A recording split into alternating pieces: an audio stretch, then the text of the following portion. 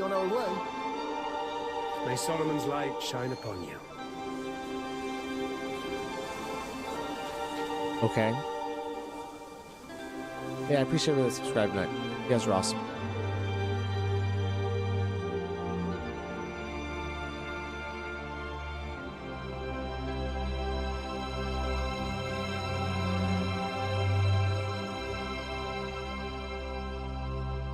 That just came out today, like 30 minutes ago. And so we've been playing for 5 hours, so we don't have that patch yet. This is not the 1.9, this is 1.8.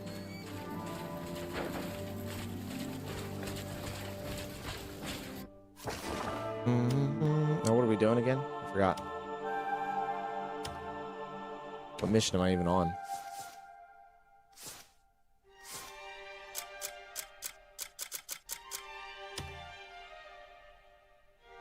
Listen to the conversation in front of the church of Hernan. Okay.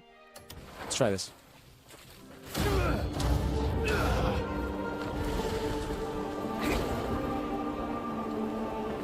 I thought the next update we would for sure get a Wyvern update.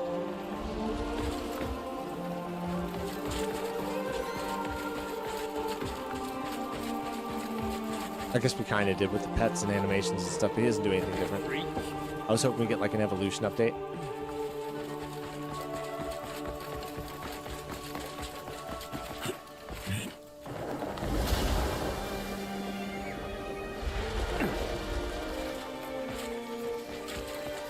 I'd love to see the ocean from the sky.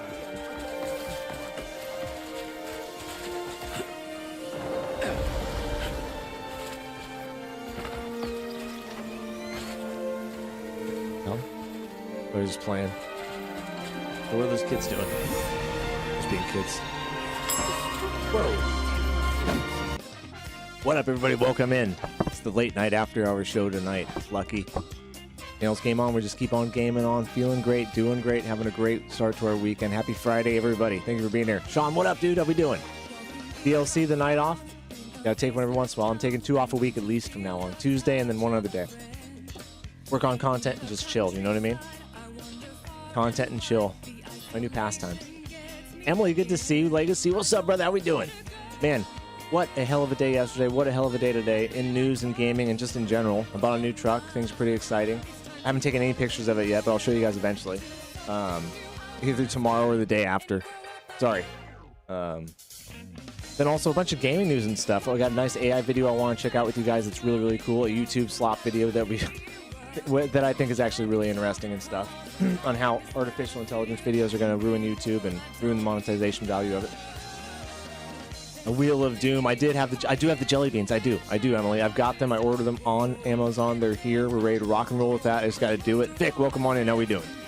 Big night tonight. We're going to play Crimson Desert, talk about 4 or 5 different things, check out all the stuff everybody's been posting for the last couple days in Discord because we missed yesterday, and talk about a few different things.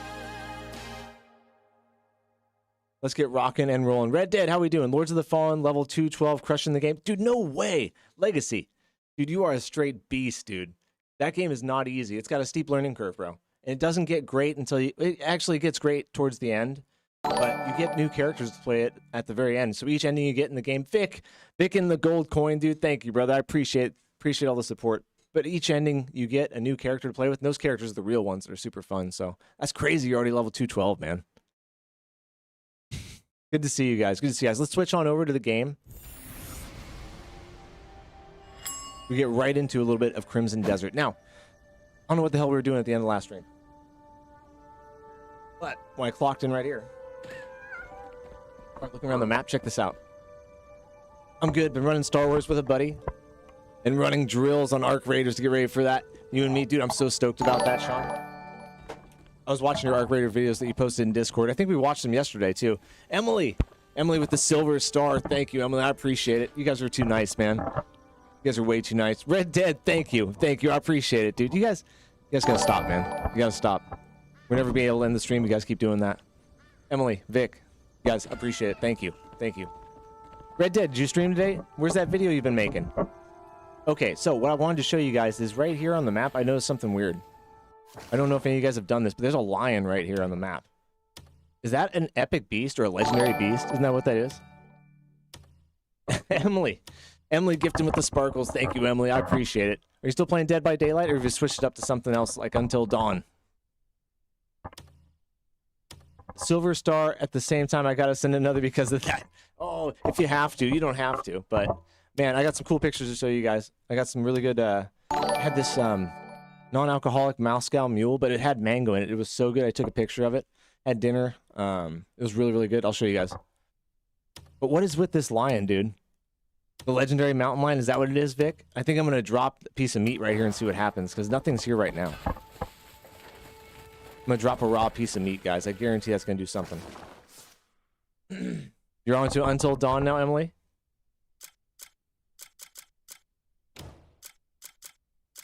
Where's my meat at? The meat's right here. Hold on. Drop one of those, drop another one. See what happens. My cat just going to eat the tender meat? Hold on. Let me walk in here. In about 1 hour, guys, we're going to check some videos out. I got some really good ones for you tonight, especially the YouTube monetization one. You guys are all going to want to watch that. Halloween, Emily. Halloween. We'll let you pick one scary game for us to play. How about that? We'll do one of your choice, since you're the horror person here. And then do I go slink off in the corner so he doesn't see us? Hide right here and I'll wait. Maybe it's a nighttime deal. Starting the night strong, guys. That's right. Doesn't really say. It has a little grid underneath it. I don't know if you have to stay inside of this grid. Oh, what's this? Also, one thing I've been doing now is picking up everything that's got a question mark on it. That way I get that trophy for every animal or whatever it is. Drop these guys. I can pick this guy up. Give me a moth or a slug or something silly. It's a strawberry. Oh, nice. It's a strawberry, dude.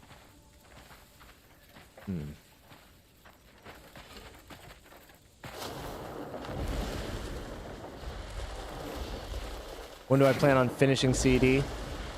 I'm going to play it this week. Unbreakable Grass, what's up, dude? How you doing, man? Hey, I hope you're doing good, brother. Good to see you. I think we're going to finish Crimson Desert this week, guys. But the problem is I love this game. I don't want to stop playing it. Like, at the end of the day, it's so fun and there's a lot to do, but we've got to do some other things coming up here. You know, we're already halfway through the month, right? We got to get to Arc Raiders. We got to get our Souls stuff on. Dark Souls 2, Silk Songs. That stuff's happening right now. And I told Algorithm we would do an Oblivion playthrough at sometime this month. I don't want to be a liar. Especially Algorithm. Grass, how was your day, man? I'm hanging in a tree looking for a legendary mountain lion. Ooh, it looks like I just sat on that tree in the wrong kind of way. Oh! Just hopped off speed running. A bunch of nothing, but Kyo stopped in, so pretty cool. Pretty chill. Oh, you were streaming speed running. Badass, dude. Oh, it didn't come up in my feed or anything. I'm sure I'm subscribed to you. Let me just make sure. I don't get notifications from mostly anybody now. Yeah, I'm subscribed to you. Oh, yeah, you streamed it an hour ago, brother. I'm sorry I missed it, man. I've been running around like crazy, dude. I'm starting to stream at 10 o'clock. That should tell you guys everything about how crazy my day's been. Didn't even get to it yesterday. Didn't even get to it. And there was so much shit going on I wanted to talk about. I'd be happy to see Oblivion playthrough, not Skyrim, but hey. Oh, really? More than a Skyrim, you'd like to see Oblivion? Well, we're going to do an Oblivion because I promised him I would do it. Alright, we're going to move on for now. Nothing's happening. It might be a nighttime quest, might be a quest quest, might be a time-sensitive thing. I know, Vic, it's the same thing. It's like, I don't want to give this one up. You know, very rarely do you find something that just is so fun and entertaining and has such depth and amount of play. Like, I'm at 220 hours and we're still three chapters away from finishing the game. I could easily put 300 hours in this game. I could easily put 500 hours in this game. I mean, some crazy fools will probably put 1,200, but... What up, Side-Eye Guy? How you doing, man? Good evening. Good evening. He's the top Dark Souls speedrunner in the world. Oh, he stopped by your stream when you were speedrunning it? No way, dude. Dude, that is cool. Grass. Cheers, man. Cheers. That's a little feather in your cap, huh? What do you think? Was he nervous about your skill? Does he feel you creeping up on his shadow of greatness? You gotta kick his ass now. He's watching you. I meant rather Skyrim, but would love to see Oblivion also. Well, I've never beaten Oblivion. the one I played originally as a kid was bugged, and I couldn't get rid of the vampire disease, so I couldn't beat the main quest. So I never beat it, and then when I played the remastered one that came out, it was bugged on the Templar quest, which was my favorite quest. So I was like, fuck this, I can't do this. I want my quests. So I'm going to go back and just play it one time through, bugs and all. It is what it is.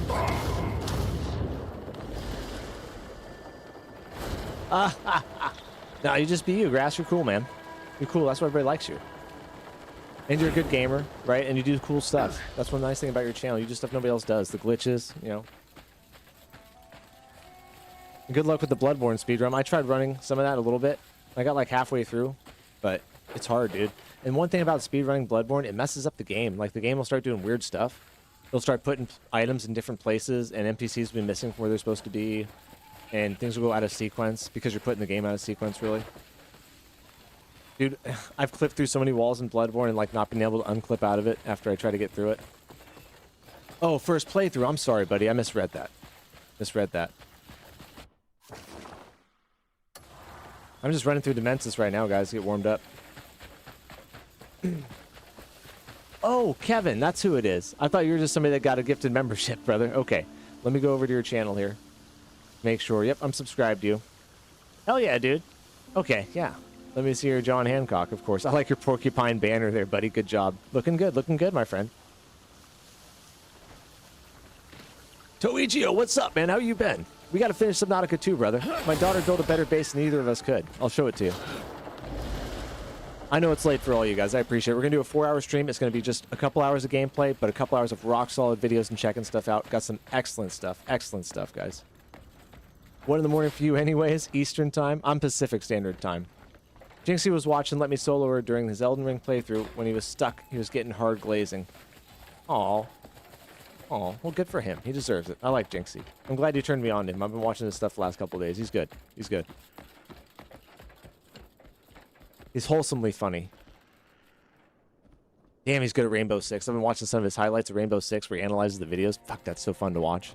It's so fun to watch a pro. I'll say this. That's why I watch NFL still, and I'll watch some NBA. It's fun to watch people that are really, really good at what they do, or the best in the world at what they do what they do. And Jinxie is really, really good at Rainbow Six. And watching him, like, analyze those videos is just really fun. And this is such a cool spot. He's washed, right as I'm saying how cool. Washed? I don't know. Is he? I don't know. I didn't watch him play. Sure knows the game, though. Kevin, congratulations on getting your channel set up. When are you going to do your first... Are you doing streaming, or what are you doing? I'm sure you're going to stream, right? I think that's what we talked about. Just moseying along, guys. See what we can see. Getting warmed up. Getting oriented. Going through some kind of desert area. This reminds me of Fallout New Vegas and the Joshua Graham story, right? In Yellowstone or whatever. Grass, you're awesome, man. I appreciate you, brother. Thank you for even stopping by for a minute. All of you guys, I appreciate it.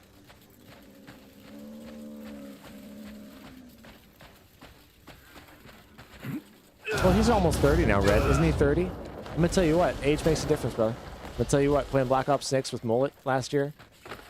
Dude, I don't know if I killed him one time, dude. I'm going to be honest with you. I don't know if I killed him one time.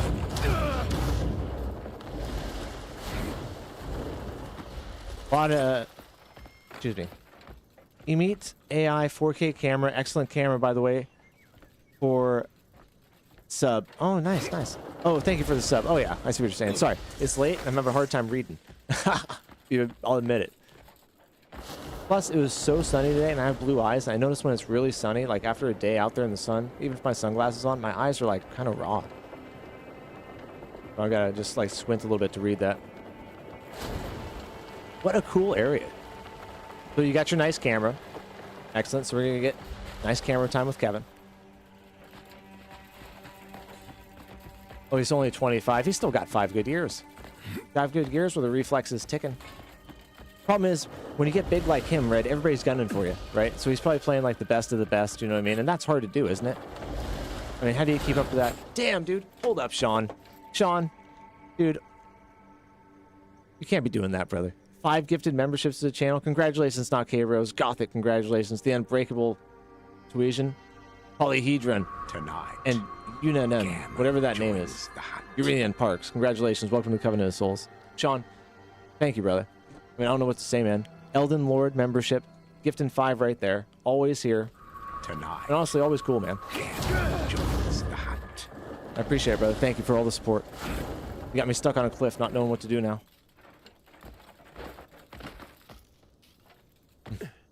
Tonight. Is the alert going? Okay. Joins the hunt. Doegio, I appreciate it, man. Excuse me. You guys are honestly way too nice, dude. Gammon joins the Like, that's why I feel bad taking a night off. It's just like, you know, I love entertaining you guys. The memberships, the gifts, all that stuff aside, it's fun doing this. And there was so much stuff I wanted to talk about and go over. And I just feel bad about not doing it. Gammon joins the hunt. Yeah, I'm going to do a video because algorithm asked me for one on all my OBS settings. I'll do a video on that. But I think that's like as far as I'll go with my setup stuff, because the rest of it's like my editing and my artistic choices and stuff. And I don't really like going over that stuff because that's like really personal and kind of like your signature that you kind of like develop over time. But I'll show all my OBS settings for you guys. How I do my mic and all the filters for it and stuff like that. That's just basic stuff, you know. It's all the same for everybody.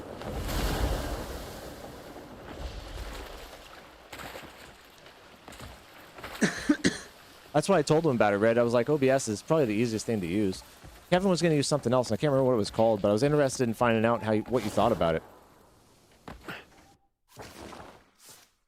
Main quest. Let's go. Feel good.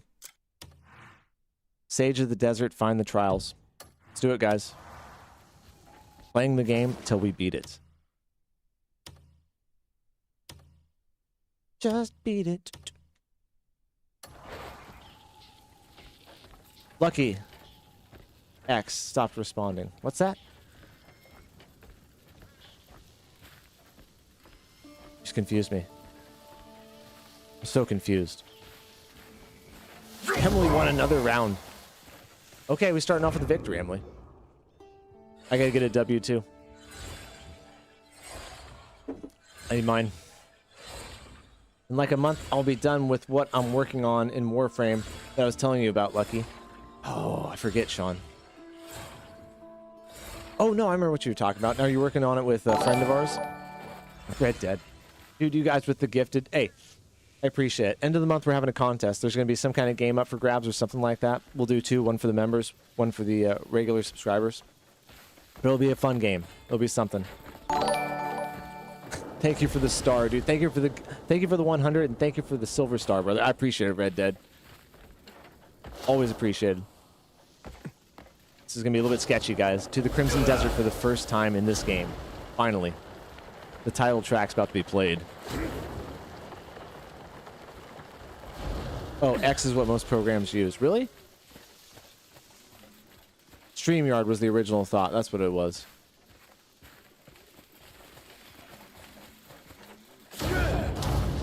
Oh, I was thinking of something different we talked about, Sean. I was thinking about something different.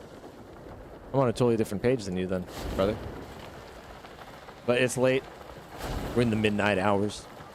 Lost in the Crimson Desert. Trying to avoid whatever the hell that is up in the sky because it doesn't look good. We're going to move towards the X here, which is the main quest.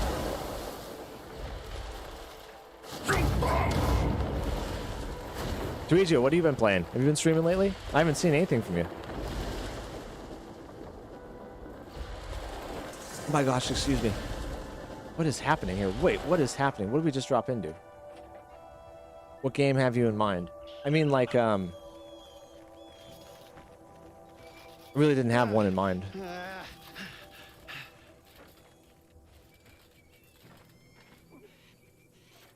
But I was going to see, you know, our community is made up of basically a couple types of groups. There's the Deltarune Undertale fan base, and there's also the Souls fan base, and some Crimson Desert fans lately, right? But that's mostly what we have. So I would do like something in that vein, a game in one of those veins. But also a new game would be cool too, like maybe Grand Theft Auto 6, you know? If enough people want Grand Theft Auto 6 around here, we'll give that up. We'll do 2 copies of that. Like, it's not a price thing or anything like that, you know what I mean? It's like, what does the community want that'll get them excited to want to win, you know? Alright, let's beat the shit out of these guys. They look kind of tough. They got shields. Can't stand up to me. Oh, man. Ice them down. You know what? Napo Eric was trying to get me to do this more. I'll do it more. But this thing is set up so well with the claws and all the stuff going on with it. I mean, dude, just deleting people. Straight up, he's gone. He's gone, brother. About 40 minutes, guys. We're gonna check out our first video and talk for a little bit here. Got some good stuff on the line. Boom. Bounty Hunter's leather armor just sounds cool. There's a Abyss artifact right here that I saw. How's the volume? I didn't even see. I'll check it in a second. I tried to adjust my mic a little bit too because I felt like it was a little bit messed up. Also, Lucky, you got some good luck. Arc Raiders is on sale this month. Oh, there we go. There we go. I used to wait like a year until after a game came out to buy it because it would usually go on sale then. Apex of the food chain. Okay, well. Unlocked a bunch of Abyss artifacts right there. And then I'd always get a deal almost. Now I've been on meh gaming mentality right now. And you have all-rounders who doesn't care what you play. Yeah. Yeah, exactly. Then you have the all-rounders that just like to be enjoy all types of the game, which is actually me, you know, which is why I'm pretty good as a variety gamer, because I do enjoy, you know, everything from Subnautica to Undertale to Crimson Desert to Dark Souls, you know what I mean? There's something for it all.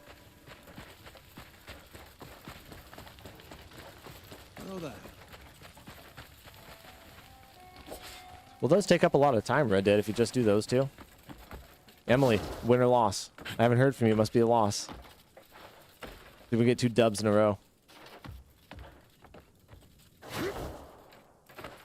The required XP goes negative at some point? What? If you gain too many levels in Lords of the Fallen? What do you think of the combat legacy? I got a Lords of the Fallen 2 trailer lined up for tonight, too. We're going to watch. The gameplay trailer came out the day before, or yesterday, or maybe at the Nintendo Switch, or the Nintendo Live. But I saw it yesterday. Looks so dope. We'll be there day 1, I promise. Steven Martin, what up, brother? How you doing? I appreciate you guys all making the late night show. It's the late night with Lucky. We burn the midnight oil till there ain't no oil left to burn. Steve, got a good show lined up. I got a great YouTube video. I saw some of your stuff posted in there. I saw the Elder Scrolls 6 news. We're going to check that out, even though it wasn't a whole lot of news. We'll talk about it. Lords of the Fallen 2, gameplay trailer, a whole bunch of other stuff. What even is this place, man?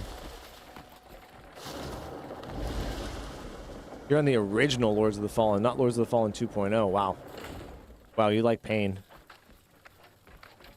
Lords of the Fallen 2.0 is so much better, dude. You don't even have jump in the original one. It's come such a long ways, Steve. Legacy is playing the original one that came out in 2014 before any of the updates. You don't even have a jump in that game. It's ridiculous. There's too many enemies on too many ledges that push you off all over the place. What do we do when Ronaldo wins the World Cup? Don't worry. USA's coming for his ass.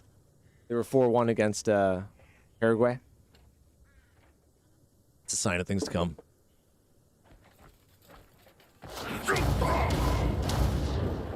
Hey, I'll tell you what. If Ronaldo wins, I will sit here and I will say he's the GOAT, all right?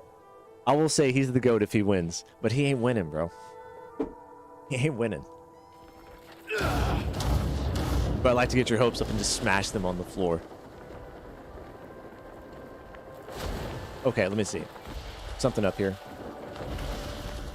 3 different versions of Lords of the Fallen, if you didn't know. I knew about the 2.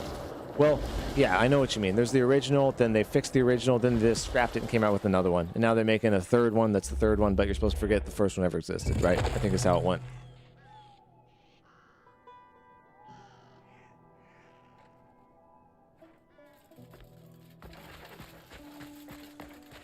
About Dustblood, what happened? Oh, the fact that it's a closed beta test? Is that what you mean?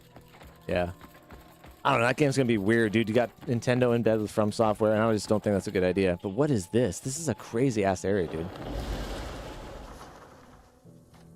I don't think it lets us in here, though.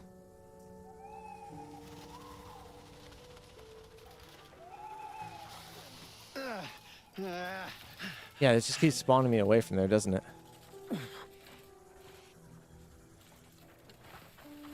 Means nothing. Means nothing unless there's blood on the line. Red Dead. till it's for the gold. Then it means everything. Then you get to see who the championship mentality is. Doesn't make any sense. Then you get to see who has the championship mentality, and that's what wins at the end. We'll see. These games in the beginning, they don't mean anything.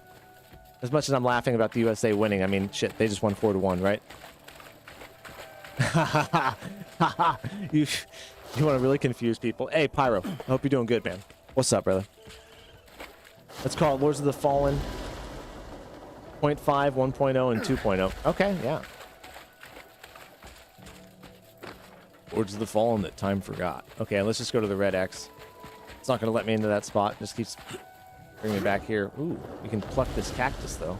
I'm sure I don't have this in my inventory yet. What's a tumbleweed? Man, I saw a tumbleweed one time driving on the road, and it was like half the size of my car. And I realized then that they're no joke. Like, if that thing hits your car, it's going to jack it up. That one's a tiny one. But it was half the size of the car. Messi and Ronaldo win. Their groups keep advancing. They will meet eventually. Oh, Red Dead. Red Dead. What are we going to do when that happens?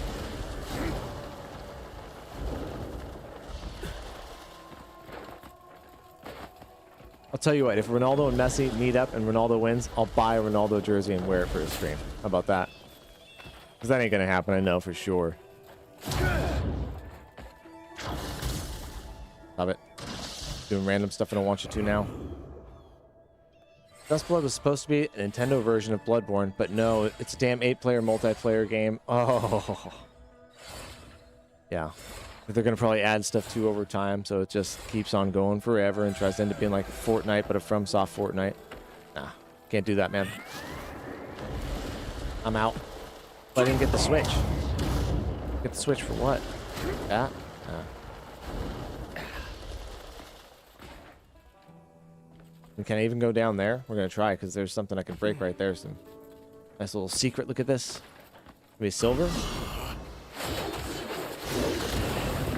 Oh. Right, everything hurts me.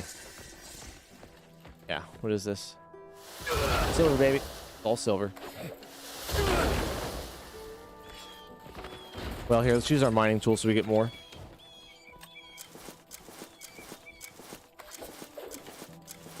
I have so much stuff. Where's it at? There it is. I've upgraded a few times, too, so I should get like 2 of everything.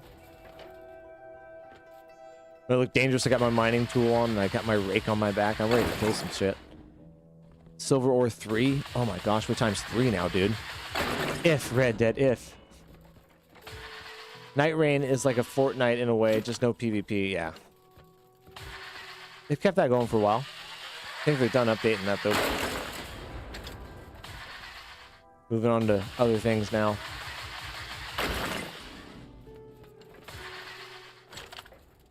How? Fortnite is easy? We mean, how are they kind of the same? I just mean how they want people to join that multiplayer online battle royale style game and just get like stuck in that ecosystem.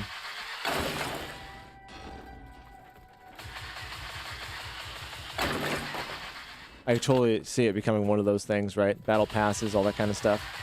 Do you see the Pearl Disc video challenge I posted? No. What is that, Steve? Video challenge? That sounds like something great to tag a contest onto for a couple of game prizes. How much is Subnautica 2? You know what, Sean? It's... Good question. How much did I pay for it? I just bought it and I can't even remember. See.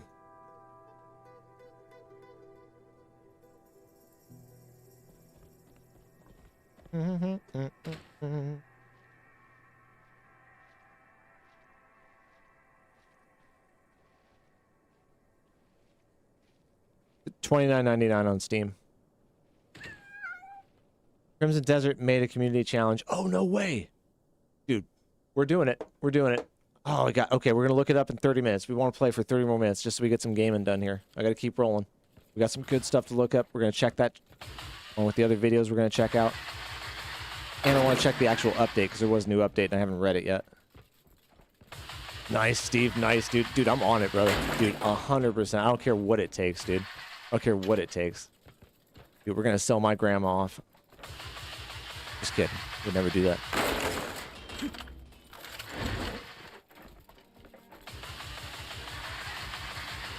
Oh, dude, I just got like 30 ore there. I don't even know how many that was. More than enough to feel satisfied, though. It's worth it, Sean. It's worth it. I actually think Subnautica 1's better. I went back and played it with my daughter, and I actually think it's a little bit better, personally. Just because the story, I think, is more interesting. That replicant stuff is weird.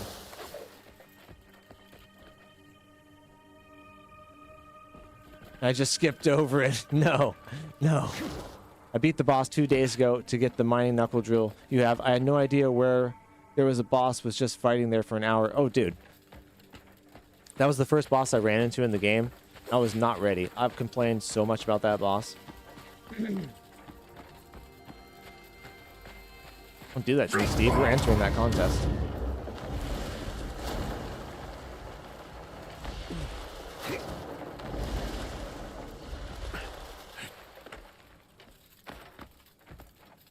So beautiful. I like these boots too, just for doing random climbing like this. Oh, except... Heads up, if you stream this weekend, I will not be there. My kid's birthday. Taking off for work Monday for extra time. Dude, congratulations. Congratulations, man. Hey, love to hear it. Love to hear it. Go do your thing. How old is he turning? What is going on here? Oh, it wants me to go into there, not through the top, but down through here. I see. I see. I'm missing wherever the entrance is. Gotta follow the righteous path here. Where's it at? By the road there. Just a quick hi. What's up, John? How you doing? What's up, brother? By the way, CD had a new update. I don't know if you saw that. No, we're going to check that out and the contest Steve's talking about first in about 30 minutes. 30 minutes, we're stopping for our first checkup. He's turning 6. Congratulations, man. That's cool. He still thinks you're cool. Wait till they're 11.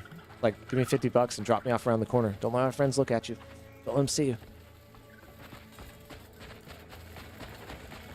Okay, so we're supposed to come up here like this. What is with this? These raccoons are... That was weird. What the hell are they? Let me grab them. I haven't grabbed them yet. Give me that rodent. That rodent. Oh, they're fast as hell. There's no way. You gotta catch them unaware. Like that one. Oh, it's a porcupine. Don't pick that up. Oh my god, I can't believe he did that. Alright, you're badass, Cliff. Oh! Step Oh! forward if you are prepared to face the truth. Look at that, it stuck me. Really? To restore the natural order, great strength is required. That's the audio. Dude, Red Dead with the silver star again, dude? What is that? That's... Dude, come on now. Hey. Thank you, Red Dead. I appreciate the silver star, brother. Thank you. By the way... Okay, I saw that already. Yep. My bad. You guys hear that?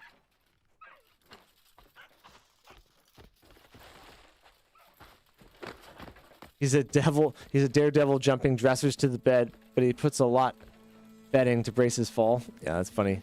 That's one thing I remember about being a little boy and little boys in general. At that age, they like to climb up on stuff and just jump off. So excited to see what this contest is. Is Steve full of shit? I hope Steve's not full of shit. I'm drooling.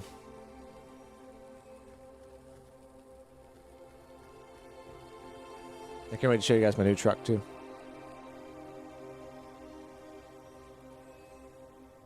Okay, we've got a Buddha with some sunglasses. No, visor. What the hell that is on his face. What the hell that's supposed to be. Looks like a bunch of bismuth, doesn't it? The bismuth Buddha? Focus the mind to purify. Yeah, look at that. Purify within using focus palm. Okay. Focus. Then we're going to focus palm, right? And whack. No, that's not it. Just the... Yeah, it's just that one I'm in focus. Hold on.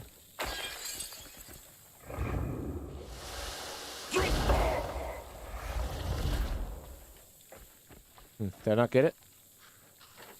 That poison is just gnarly looking in this game.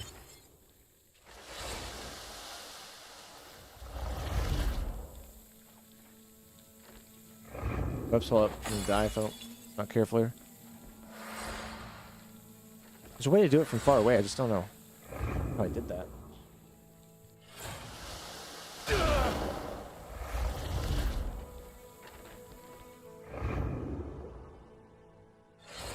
It says purify the taint.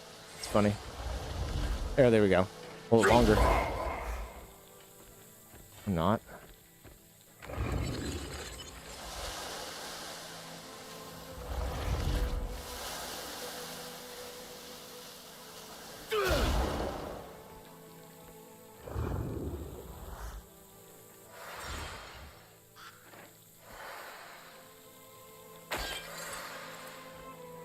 Among the Sleep or Fears or Fathom.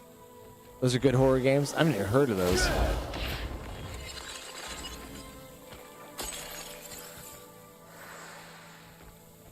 Wait for the golden orb to light up. Okay.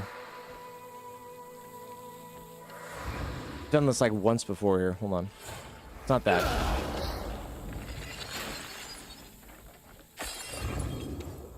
Not very good heals either.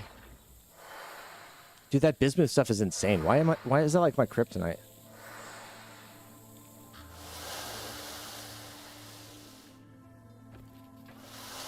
No, not like that. Stop.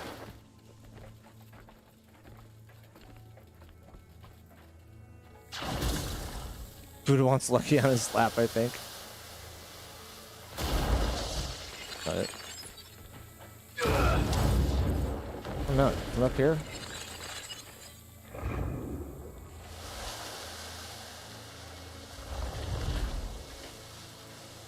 There we go, and just hold it longer.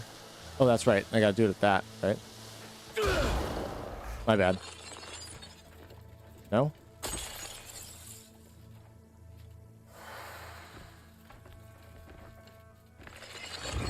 We'll get it eventually here. Eventually remember how the hell this goes. All the way up there.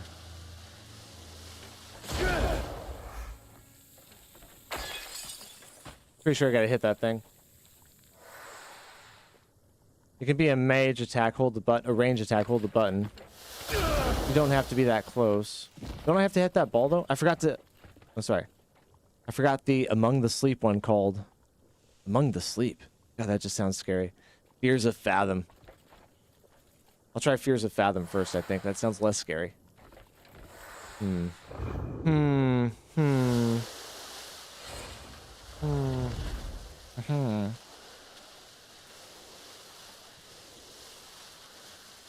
Oh, I see. No, I don't see. Like Red Dragon, do you see? I don't see nothing, man. I don't see nothing. Yeah, I gotta get up here and I gotta hit this thing in the green. Oh my gosh, go.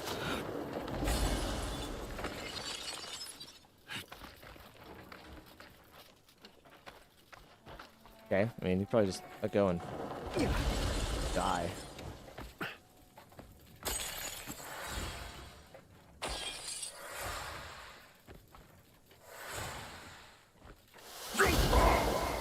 Corey is such a good one because you have a random selection of tarot cards you can't see, can't change the story. Brutal horror game, amazing story. Everyone can die or live. Oh, I did see somebody play that. I'll go with this. Did see somebody play that. There it is. There it is. I think I gotta hit this guy. That.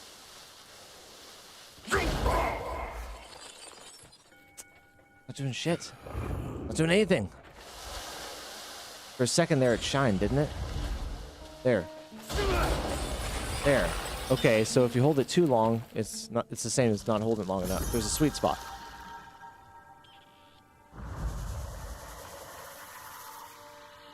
One of the hardest things we've done tonight, right there. Among the Sleep. The Quarry. Bathroom of Fears. They all sound like deep tracks. I have no idea. Unravel the secrets carved into ancient stone, and let their power flow through you. Ah, riddle me this. Finally got it, dude. There's a sweet spot there. I thought it was like just keep holding it, right? Yeah, I saw that just flash for a second, Steve, right? It was gold, and I was like, that's different. My gamer instincts turned on. It was like, grab it. Do it. Okay, examine the stone tablet. Now, see what this is all about. First of all, can't deny myself some coinage. Feel like we earned a few after that.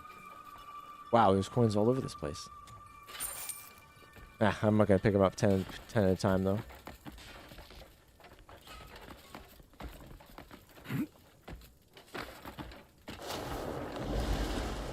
Where's that tablet at? I think it's up there, isn't it? No, it's not there.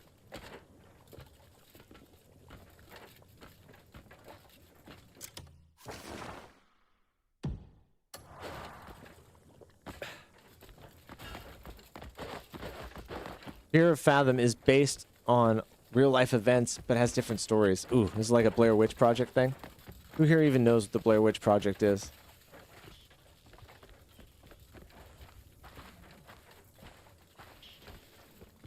Speak to me, tablet.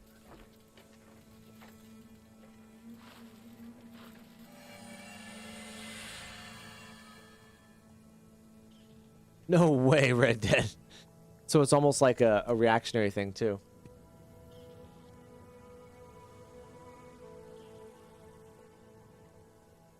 You guys know? Nice.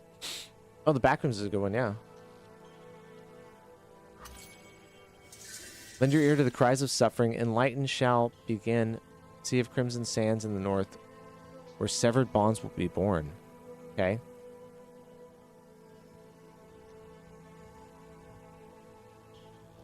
Lend your ears to the cries of suffering. Enlightenment shall begin beyond the sea of crimson sands in the north, where severed bonds will be born.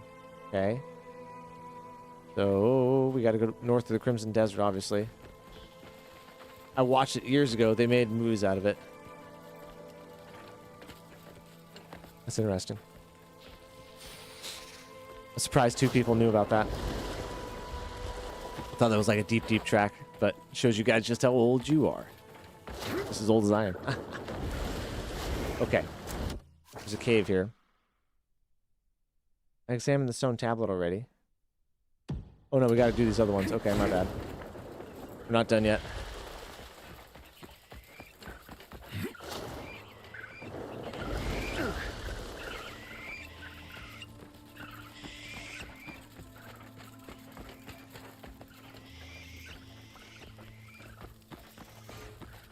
What's up on this dais?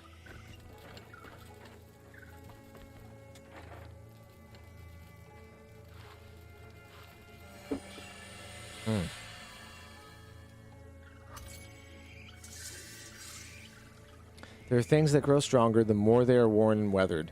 Enlightenment shall begin when the swords of past and present cross. An item that gets better the more they are worn and weathered. So more experience it gains, the stronger it gets. Okay, obvious. Swords of the past and present cross. Oh, we did that already with that one dude in that time warp area, remember? Scary Movie also did a parody of it. Which Scary Movie? The first one? I remember that parody. Yeah, let's read these two. They're gonna have us read all these in a row. Huh. Where's the past and present?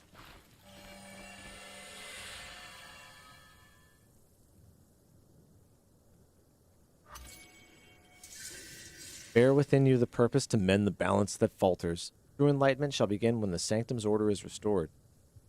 Restore the Sanctum's order. Roger that. The Crimson Desert North. Or the Order of the Sanctum.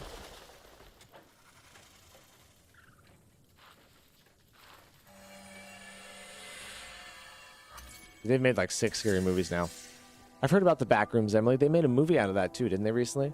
Learn the way of looking within. Enlightenment shall begin upon the southern peak where the morning mist rises. Southern peak where the morning mist rises. Okay.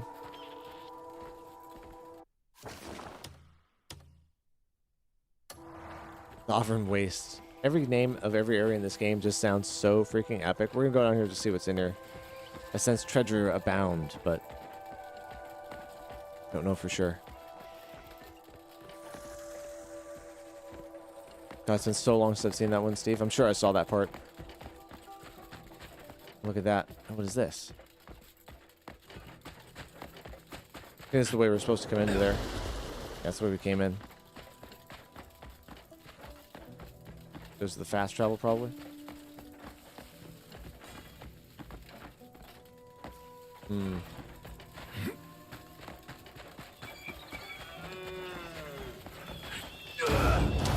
Yeah, you realize how big the game is when you go to places like the excavation site. These other places in the game. Ooh, what is this? This looks interesting.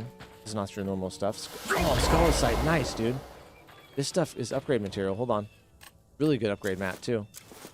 Need it for my high-end upgrades and to max out my staff.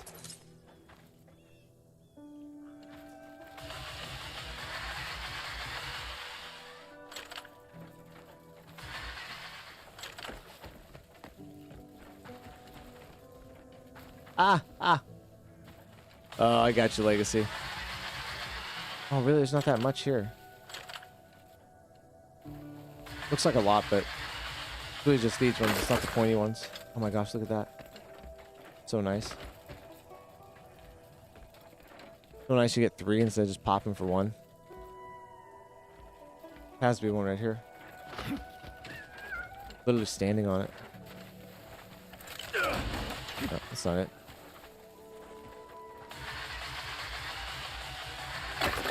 Got it. Nice, dude.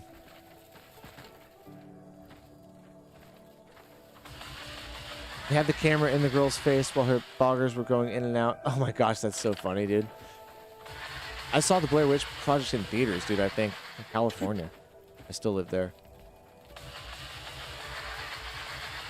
I don't remember that scene. Yeah, I don't remember that, dude. Probably right. Probably because that was the first one of those movies that was like that, right? That was shot with a camera and it looked like real footage. And we all were like, I was in 5th or 6th grade and we would all tell each other like, dude, that was real. Where's the map? You lost the map. Oh, sorry. We're going deep tracks now. Go figure out what the hell's going on here. What is this? Oh, the ancients. All right, we're going to go fight this guy. Let's go see if we can't get our ass kicked by him.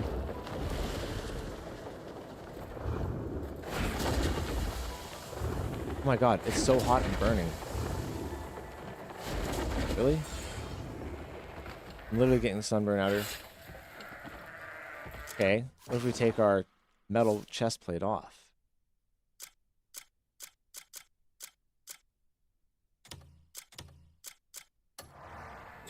Still too hot. No, I'm not as hot. See, look at that. God, this game is... Oh no, I am too hot now, still. Damn it.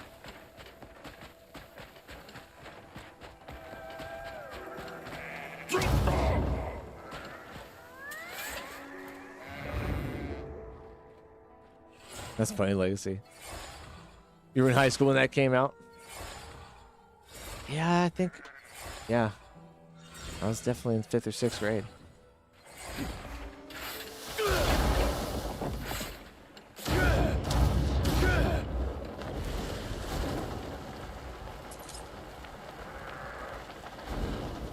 The shade. The shade. Oh, it doesn't work like that in the game. I'm just on fire no matter what I do. Oh, no, no, no. Okay, let's go. Come on. Bighorn sheep up here.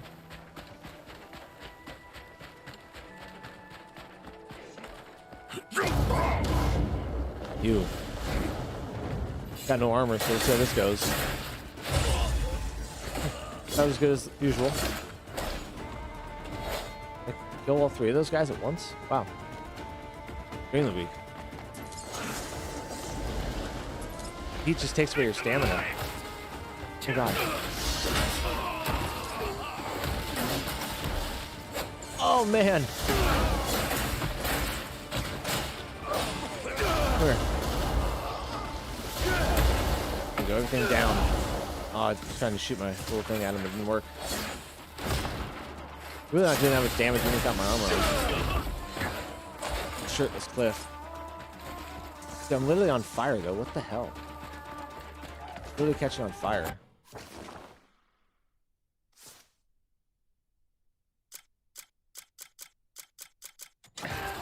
Some water.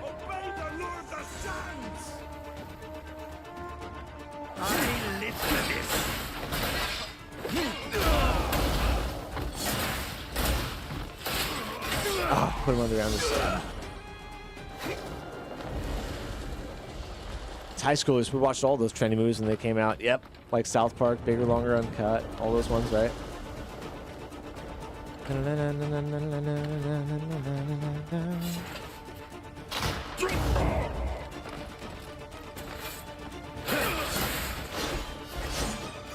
Oh my gosh.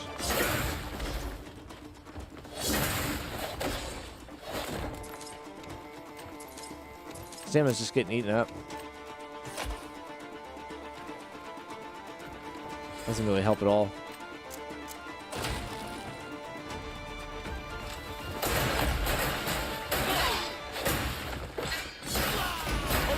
Oh. Obey the Lord of the Sands. That's a cool name.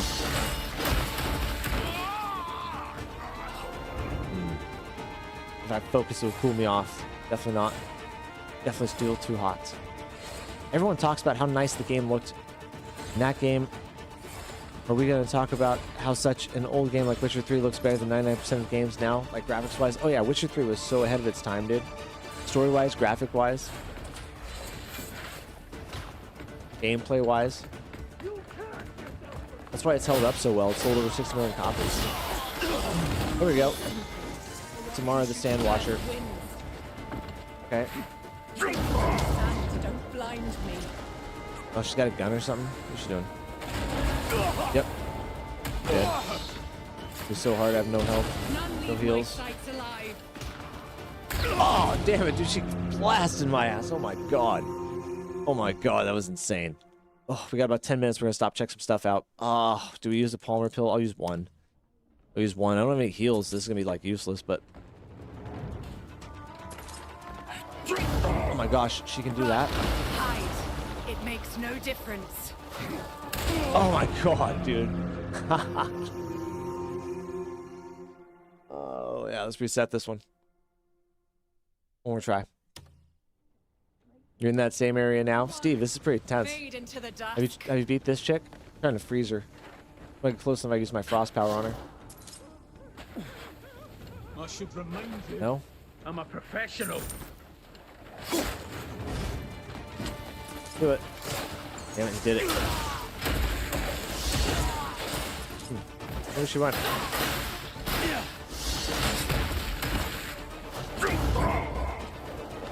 Yeah, up there. Here he is. I thought about playing Dead by Daylight for Halloween. Definitely throw a Resident Evil game in there. Hopefully we get Resident Evil Code Veronica by then, but probably not. It's gonna be a tough fight, Steve. It's gonna be a tough fight. Yo, I want to have a talk with whoever made some of these puzzles in CD. Which one's got you stumped, brother? There's some of them that are really obtuse. Like some of them that once you figure them out, you're just like, man, I don't know. But at the same time, it's nice, you know what I mean? I guess I don't like ever finding the edge of any kind of thing, right? It's like I would rather them be a lot harder puzzles that I couldn't figure out than like have them be too easy and I'd figure them all out.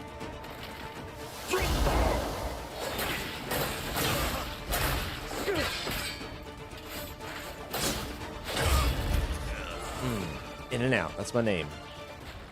Come here.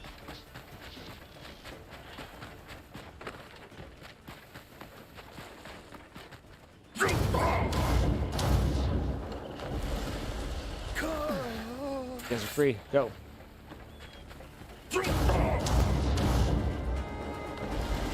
Go all the way up here.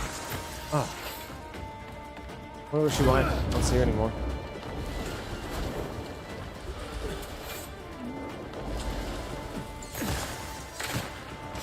I'm right here, man. I don't even know what he's aiming at.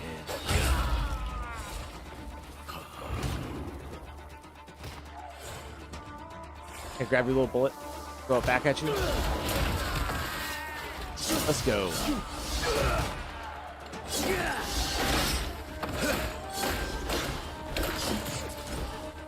Steve.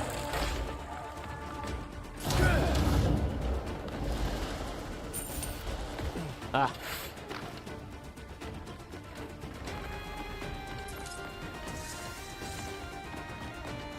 I want to fight that chick again. I gotta get some heals first, I think. I don't think I know. Is there fast travel around there? There's gotta be. Mark her right here, because we know where Primus is.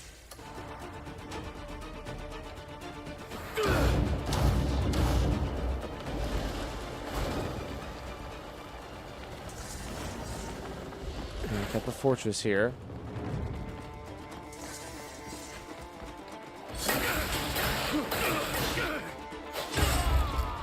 It's just boss fight here.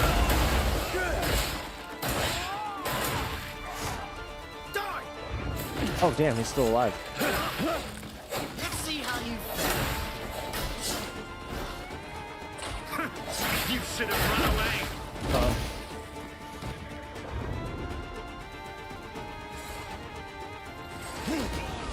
I love that move. Oh no! Great. Flamethrower in the Crimson Desert.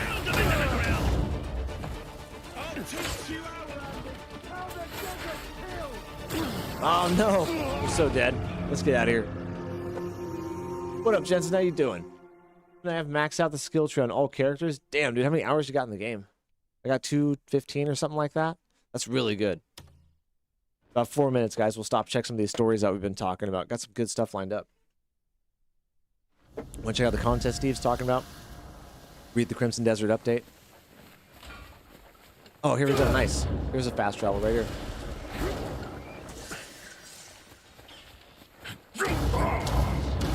Yeah, playing on. Oh, you're talking to Jen. Sorry, buddy.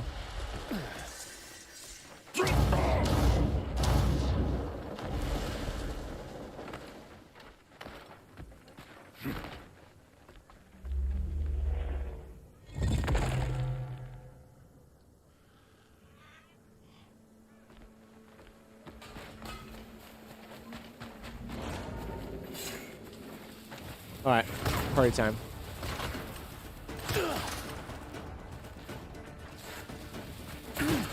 Hey. Oh, this thing stunned me. That's weird. Oh, I don't want my drill. Gotta get this out.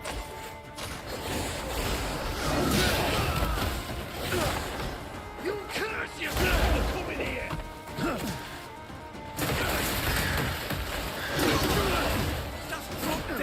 Oh, wow.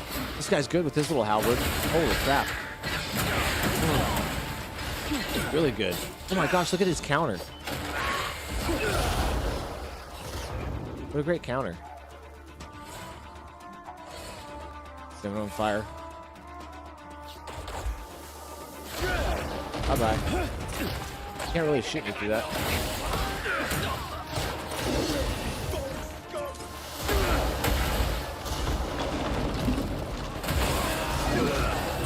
How is he? Oh, I knew that guy was right there. Oh, I got no spirit. Of course. Get our spirit back always. Don't do it. Get here.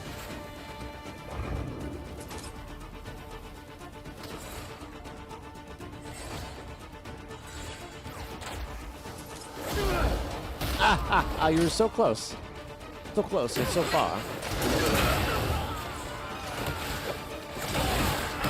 I wonder what the biggest thing in the update was, because I haven't looked at any of it. Oh my god, who is that? What the hell? That's not a normal big guy, is it? Let's look at this real quick. A lot of hours, and there are many good ways to get abyss artifacts. Okay. Yeah, there are. That's just a regular ogre. Just look really big for a second. Let's put some ice on it. There you go. It wasn't tough then, was it? Freeze them all. Here we go. Oh, didn't over my head here for sure. Oh. Alright, let's get out of here. Messed around enough. Get back to the path.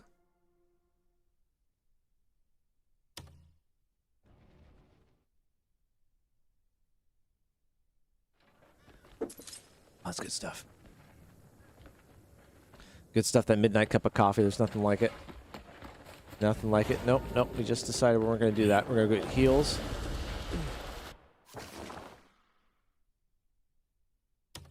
Then we're going to stop, check some stuff out, come back, and battle it out. So there's 2 main quests, too. This one in the... There's what? There's 3? How? Feel the stone tablet. Okay, so I didn't finish that yet.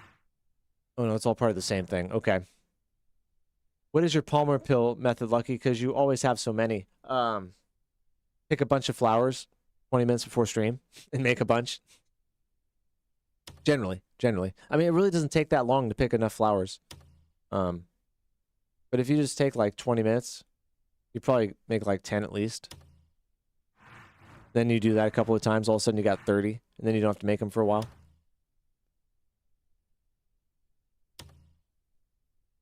Mostly, I'll show you my route, actually. We'll do one right now. I gotta come here to get food anyways. I come right outside of Hernan and pick all these ones in a row. Because on the road outside of here, it just keeps going forever. You just keep finding different patches. Now, there's a scythe in the game, I guess, that's better for harvesting. So you can just hit it with the scythe and it harvests it, but I haven't found the scythe yet. If you can get that, I think that's even quicker. Another spot's outside your Grey Mane camp, right? That's a great spot.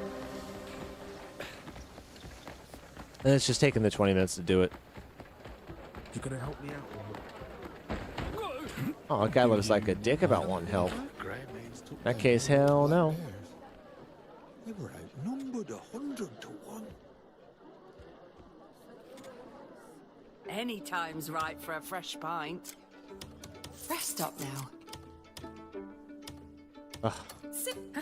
Always a matter of space. Let's sell some stuff here. Always a matter of space, eh?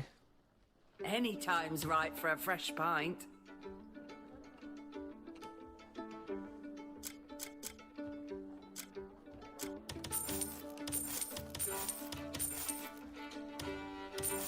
Keep the Abyss artifacts. Gilded Mirror, I'm putting that in my house because that's really cool. Dude, I have so much cloth. Okay, I want to keep my upgrade mats. I don't want to sell those. Trying to make a little bit of space is all. Orange, tomatoes, strawberries. God, I got a lot of good stuff. Oranges.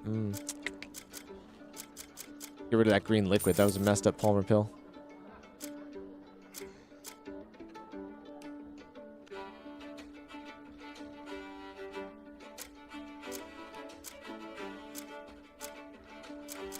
Yeah, my Solaris place was worth 60. Really good. Miner's helm's worth 15. I gotta drop some of this stuff off in storage. I forgot about that.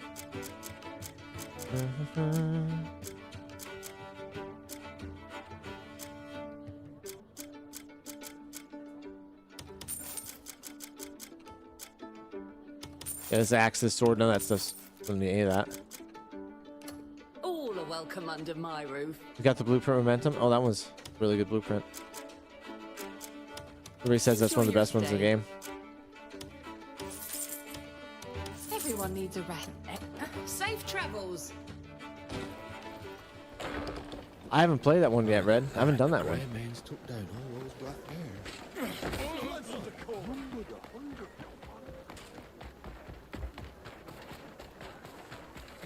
Of all the rotten.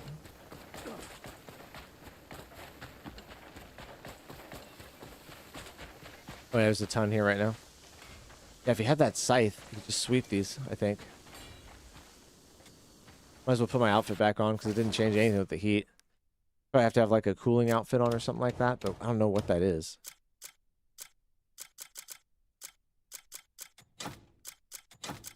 Oh, I love my plated boots of the curse. They're so good. Anyways.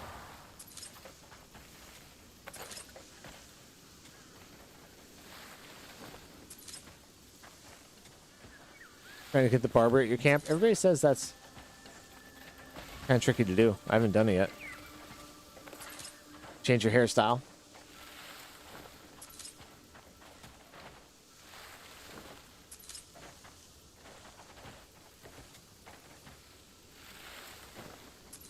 Okay, let's see here. The other eye. What's up, Kevin? How we doing? Good evening, sir. Picking wildflowers. We're gonna go fight a boss. Working on the main quest. Do Grey Mane quest. Oh, to get the barber. Okay. I think I've done about half the Grey Mane quest right now. Oh, it's time to stop and look at some stuff, guys.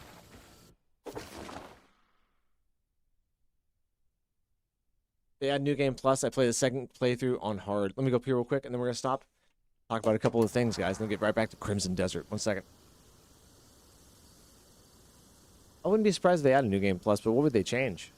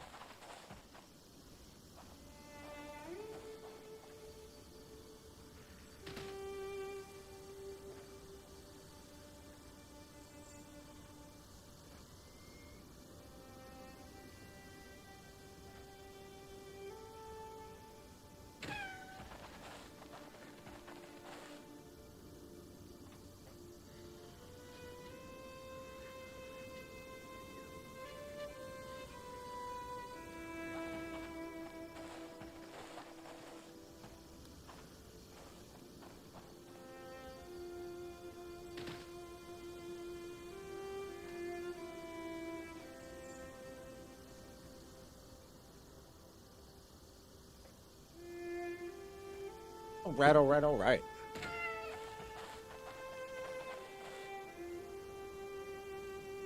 Yeah, it's been a little bit hard on some spots for sure, Steve, on hard. First time through. But I'm glad I did it.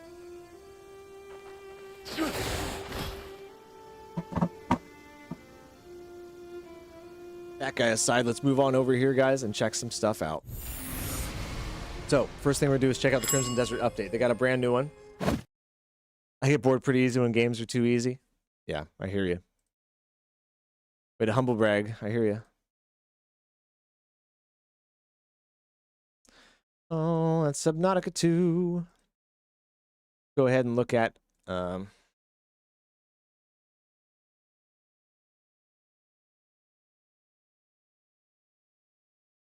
Desert update. I haven't even looked at this, like I said. We're on 1.11. Okay, here are the improvements. Major updates. This patch adds new challenge that let you register more pets, along with various bug fixes and stability improvements. Okay. So register more pets mainly. Interesting. New additions. Added new challenges that allow you to register more pets. You can now register up to 100 pets. What? This is turning into Pokemon now. They just slow-rolled Nintendo. They didn't want Nintendo to know they were making Pokemon 3. Or whatever the fuck. They're on 30.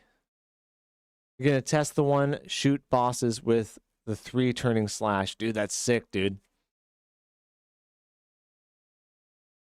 I know what you mean, Steve. If there's no challenge, it's not that fun, right? Yeah, that's how I felt after having earnings in Fortnite.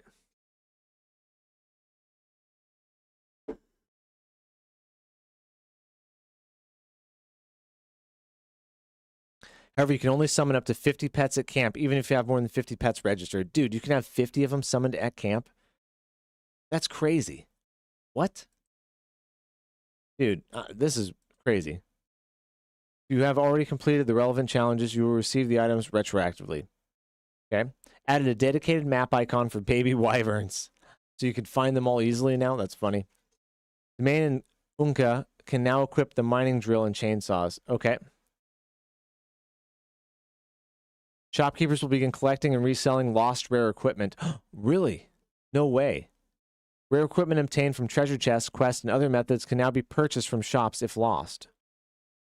Huh. How would you lose it? If you dropped it or like sold it or something?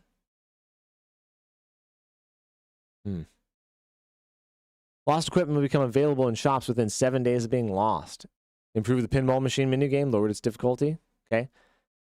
Adjusted the ball to move slightly heavier feel. Reduce the occurrence of an issue where the ball would pass through walls. Anyways. A bunch of game fixes. Fix an issue where the sigil of solidarity could not be used in certain situations. Improve pets so their names are kept when they grow. Fix an issue where the wyvern would be summoned in unmountable area or in an unmountable state. That's weird. Cuckoo bird eggs and wyvern eggs are no longer stackable. Improve mounts so that they are no longer summoned in dangerous zones. Improved foul detection in the duel minigame. Some controller improvements and stuff like that. Improve dismounting and mounting Wyvern. Improve Wyvern mounts so that players can use Axiom Force to mount them without learning backhang. Okay. Improved explosive evasive shot and multi-shot so that additional effects trigger when using them with special arrows equipped. Ooh, that sounds interesting.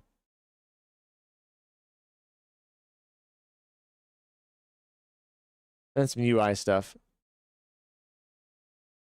Flower baskets have been added to the Hernan Prospector's shop.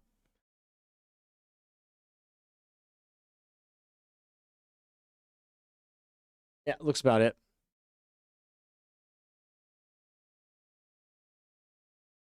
So cool. Basically a big pet update and some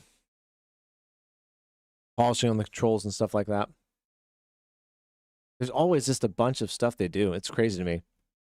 So let's look at the Discord right now. Sorry, I'm just opening up a bunch of random stuff here.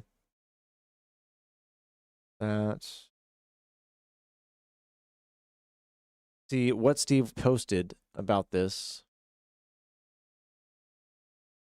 Stranger Than Heaven. Beyond Community. Here we go. Beyond the Abyss. Crimson Community Challenge. What the hell is this? Nessie enjoys easy difficulty. Everything's just easy for him.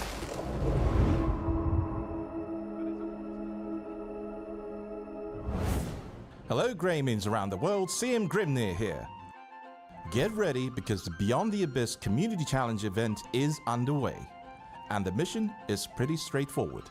Capture your own video in Crimson Desert on any theme you like. Simple as that. Want to keep it short and snappy? Go for a short form video under 1 minute. Feeling a little more cinematic? Then submit a long form video between 1 and 3 minutes. Your video, your style, your story. Once your masterpiece is ready, upload it publicly to your YouTube channel or social media account, and don't forget to include the required hashtags. Then send us your video link along with the original download link through the survey form shared on our official website and social media channels. Submissions are open from June 12th to July 12th, and 10 winners will receive some awesome rewards. For full details and important notes, check out the official website. Now, fellow Greymans, show us what Crimson Desert looks like through your eyes. Create it, post it, submit it. And most importantly, have fun in Pywel.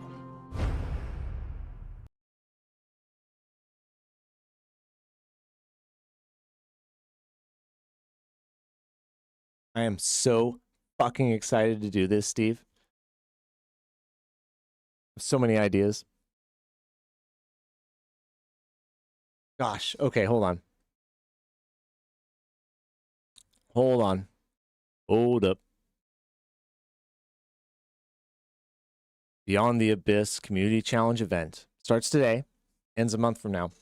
Hey there, Greymane. Since Crimson Desert launched, we love seeing that so many fun and incredible videos you've shared across the community and social channels, capturing your adventures and unforgettable moments in Pywel. Your creativity and remarkable gameplay continue to impress us, and we want to thank you once again for all your support. To celebrate those moments and to give you a chance to showcase them, we're excited to announce the Beyond the Abyss Community Challenge, a video contest for all Greymanes. Whether you want to focus on exploration, combat, non-combat life activities, the Abyss, character customization, or something completely unexpected, the theme is up to you. Show us your best moments in Pywel through your own video creation. Crimson Desert Studio will review submissions and select the winners. Winners will receive various rewards, including a trip to Pearl Abyss, Korea, headquarters office with airfare and accommodations covered. Please see the details below for more information. Okay, so submission guidelines. Create a video showcasing the world of Crimson Desert in a visually stunning way. You may choose one of the two categories, short form, like he said, under 1 minute, long form, 1 to 3 minutes. You may submit entries to both categories. However, each participant may only win in one category. Okay, so you can't win in both even if you submit a video in both, right? Moto! How are we doing? You're probably just tan as hell from the Philippines, my friend. What's up, brother? What's up? Dude, I'm so excited for this, dude. We have to win this. We have to win something on this, dude. There's no way. Yeah. I gotta have a day to think about what to do. Moto, it's great to see you, brother. What's up? We're talking about a Crimson Desert video contest. They just put out a challenge to everybody to make an awesome video showing your love and passion for the game and something cool about it. What can we do that adds a little bit of comedy and a great emotion to it, right? That's what I'm thinking. Check that Arthur vid I sent in chat a while back in Discord called The Greatest Fictional Character. We'll check it out, Red Dead. Barely got a tan, weirdly, but I'm back in the UK. Probably sweated like a crazy man, though, when you're down there, I bet. Robert, what's up? How we doing, brother? Deltarune this weekend, son. Deltarune Chapter 5, June 4th. Can you believe it? So let's read the rest of this right here. So you can enter a video in each category, the 1 minute or the 3 minute long form. That's funny. 3 minutes is long form in 2026. Bananas. Publish your video below following these steps. Upload the video to your personal social media channels, Instagram, Facebook, TikTok, yada, yada, yada, or YouTube channel. Please ensure the video is set to be publicly visible. When posting, make sure to include the hashtag Crimson Desert Beyond the Abyss. Then submit your information, social media video link, original video file through the survey link below. Oh, nice. So they want to see if it's the original video file. I wonder if that's to check, make sure it's not just a bunch of AI shit. That's smart.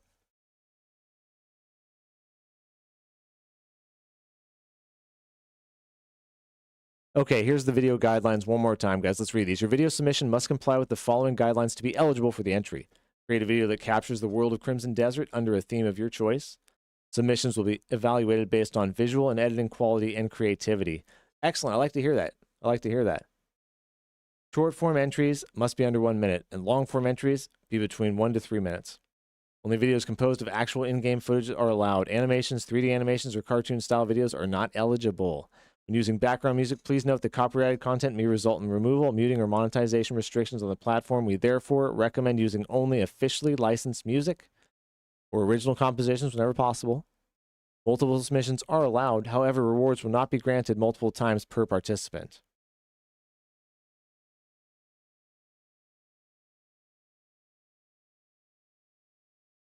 Oh yeah, I thank the Lord for the invention of air conditioning. Dude, I know it's humid as hell down there. That's so cool, though, man. I bet your girlfriend was happy to see you. Dude, we got this, Steve. We got this in the bag, man. Rewards. A total of 10 winning entries will be selected through the internal review by the Crimson Desert Studio. 6 long-form entries and 4 short-form entries. Okay. Winners will be announced on the official Crimson Desert website on August 3rd. All 10 winners will receive the following rewards. 1. A fully sponsored invitation to visit the Pearl Abyss Korea headquarters, including round-trip airfare, 3 days, 2 nights of accommodations. Dude. Crimson Desert commemorative gold coin. Special Crimson Desert merch. Wow. Okay. Read the terms and conditions later. It doesn't really matter too much. So, we've got it figured out. I need a day to figure out an idea. Hey, how about this? What am I doing? I'm so confused now. You just got me so excited. I don't know what I'm doing. I'm going to put out a post later, guys, at the end of the stream, asking for your guys' help on some ideas for video ideas. I've got some of my own, but I'd like to hear what you guys think too. Also, I implore you guys, if you have a channel, you love Crimson Desert, you have any kind of ability at editing or making videos, you should try this. It sounds like they're not going to accept any kind of old video. You might have to make something pretty special, but it's worth trying. In Sweden, it's boring weather now, rain. Summer here, man, it's 87 degrees. Best 2 weeks ever. Getting to spend it with my girlfriend. We had such an amazing time. Turning summer. Apparently it was really hot in the UK when I left, but right now it's not too warm. Well, good, because you need to cool off then, man. Probably lost a ton of weight just sweating, I bet, dude. I'm happy for you, Moto. I'm really happy for you, man. Only I'd love to go to the Philippines. I'd love to go to the Philippines to see a girlfriend too. Wish I even had one.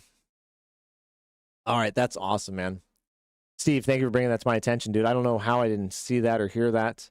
I must not be on their newsletter. I'm going to sign up for that. Crimson Desert patch. There's a new one right there. I love that little skirt she's got on. New Souls like. We'll definitely check some of that stuff out. Now, first thing I wanted to check out was this video that I found called AI Slop Could Bankrupt YouTube. So interesting. It's about 7 minutes long from Scylla Conversations. I just found this guy. Seems really intelligent, really smart, well put together video. Let's watch this. Tell me what you guys think. There is now an AI slop generator built into the YouTube Create app, allowing YouTubers to generate AI slop for YouTube on YouTube. This is despite the fact that AI-generated media is almost universally despised by viewers and creators alike. A lot of viewers dislike it. A lot of people dislike it. I dislike it. But there's a lot of people that use it that don't admit it. I gave the app 2 of my characters and asked it to make a video of them arguing about whether AI is good for humanity. AI is dangerous and will be the end of us. Nonsense. It is the evolution of humanity. But the risks, the benefits are limitless. Maybe you're right. Okay, cool. That was absolutely terrible, and my job is safe for another few months. Still, YouTube is overflowing with AI features that nobody asked for. The Inspiration tab, for example, automatically generates new video ideas and thumbnails based on your previous content. It seems inevitable that YouTube will eventually cut out the middleman and just generate these videos themselves. Yeah, it's such a dangerous thing to even use. Because if your content isn't like that good in the first place, I'm just saying it like honestly, like it's just going to give you a bunch of regurgitated ideas of the same stuff that hasn't been working for you in the first place. You're going to be stuck in no man's land of never getting anywhere. I don't know. That's definitely just like something that'll trap you if you're not careful. I wouldn't use that. Without having a human creator write the prompts. YouTube currently gives 55% of the ad revenue earned by long-form videos back to creators, which encourages and funds the production You're in of Sweden, new content. Jens? That's cool, man. Replacing human creators with an internal AI slop generator would allow YouTube to keep 100% of that revenue. Man, any company that can get that would do that in a heartbeat, man. YouTube, any of these organizations, in a heartbeat. I mean, the creators make the money, but they're also the biggest problem for them, right? Just like your employees are the things that actually make you money. Not your product, not your customers, but the employees that are delivering the product to the customers or the service to the customers. The content creators are the employees delivering the service to the customer, the videos, the entertainment. Yeah. They'd love to get rid of them for sure and just have it all in-house like that. 100%. Every company would. Minus the cost of running the slop generator in a data center. If they can get viewers comfortable consuming AI slop, they can eventually make the jump to generating it themselves and keep... Oh, that's so interesting. A little bit of subversion right there, right? Have content creators start using the AI slop programs they've invented or they've created on YouTube and stuff. Get them used to it. Get people used to viewing slop from the creators and take the creators away and keep the slop coming. Yeah. Yeah. The old switcheroo. 100% of the platform's ad revenue. On the surface, this seems to make rational business sense. However, I believe that not only is YouTube's decision to embrace AI dystopian and morally wrong, it could completely destroy them as a business. Not because people will get sick of watching AI slop. In fact, I think YouTube will probably have the opposite problem. Right now, YouTube is the undisputed king of user-generated long-form video. Absolutely. It's one of the biggest problems in social media nowadays. One of the biggest problems on the platforms in general is that there's no real big competitor for YouTube. Kick, Twitch, all these other organizations, X, they all do something a little bit different. It's not quite the same thing. YouTube's special. It sure is. But it does need competition. Otherwise, it's just going to do stuff like this, and it's going to turn into a bunch of crap. You know, lack of competition makes you lazy, for sure. Now, one thing with AI slop that's been the theme, and I've been kind of sticking to this lately, is that companies are using AI to generate short-term profit gains over long-term sustainability. And this is another exact example of that if YouTube were to do this, right? Getting rid of the content creators and keeping all the money in-house might make them more profits in the short run, but long-term sustainability, you'd lose the humanity, the art, everything that people actually come here for in the first place, the connection. And so I consider it to be hanging yourself in the long run by doing these things. Despite the best efforts of TikTok, X, and Facebook to dethrone them. YouTube has over 2 billion logged-in monthly users. Think about that. Think about that. This video is from a month ago, so that's a real accurate, up-to-date number. 2 billion logged-in users. I don't know if that's people that have 3 channels, 5 channels, 7 channels, you know? Even if it's people that have 2 channels, that's 1 billion people. That's 1/7 of the population, 1/8 of the population of the entire world, right? There's a lot of people out there that don't have access to YouTube, so that's out of the people that have access to it, which is who knows what percentage of the actual population. It's incredible how big this thing is. All of my ads are in YouTube is slop now. Dude, me too, man. And I don't use anything really. It still sends me ads for like 11 works. What is that, 11 labs? I can't remember which one comes up all the time. It's ridiculous. I do think YouTube is pushing it in a lot of different ways. And over 20 million videos are uploaded to the platform every day. If you're a creator, Think about that. 20 million videos every single day. And most of them you watch and forget, or don't even get 30 seconds through, right? making long-form videos, you put them on YouTube because that's where all the viewers are.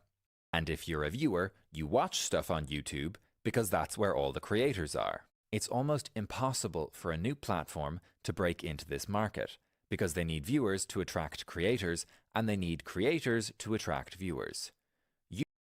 At the end of the day, you need to have sponsors and you need to have people investing, right? More than just viewers and creators. You got to have something, sell them at the end of the day. Like YouTube has ad revenue, right? And it has ads and stuff like that and advertises products and things like that that people might want to buy and that people do buy. And that's why it's sustainable at the end of the day. If it didn't have ads and if it didn't have people buying products off there and it didn't have stuff like that, it wouldn't be able to sustain itself because they would see that it was just money down the drain, all these companies, and they would stop investing in it, right?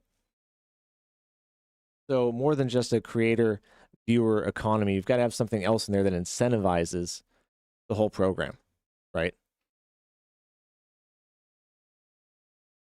YouTube already has both, allowing them to starve out any new competition.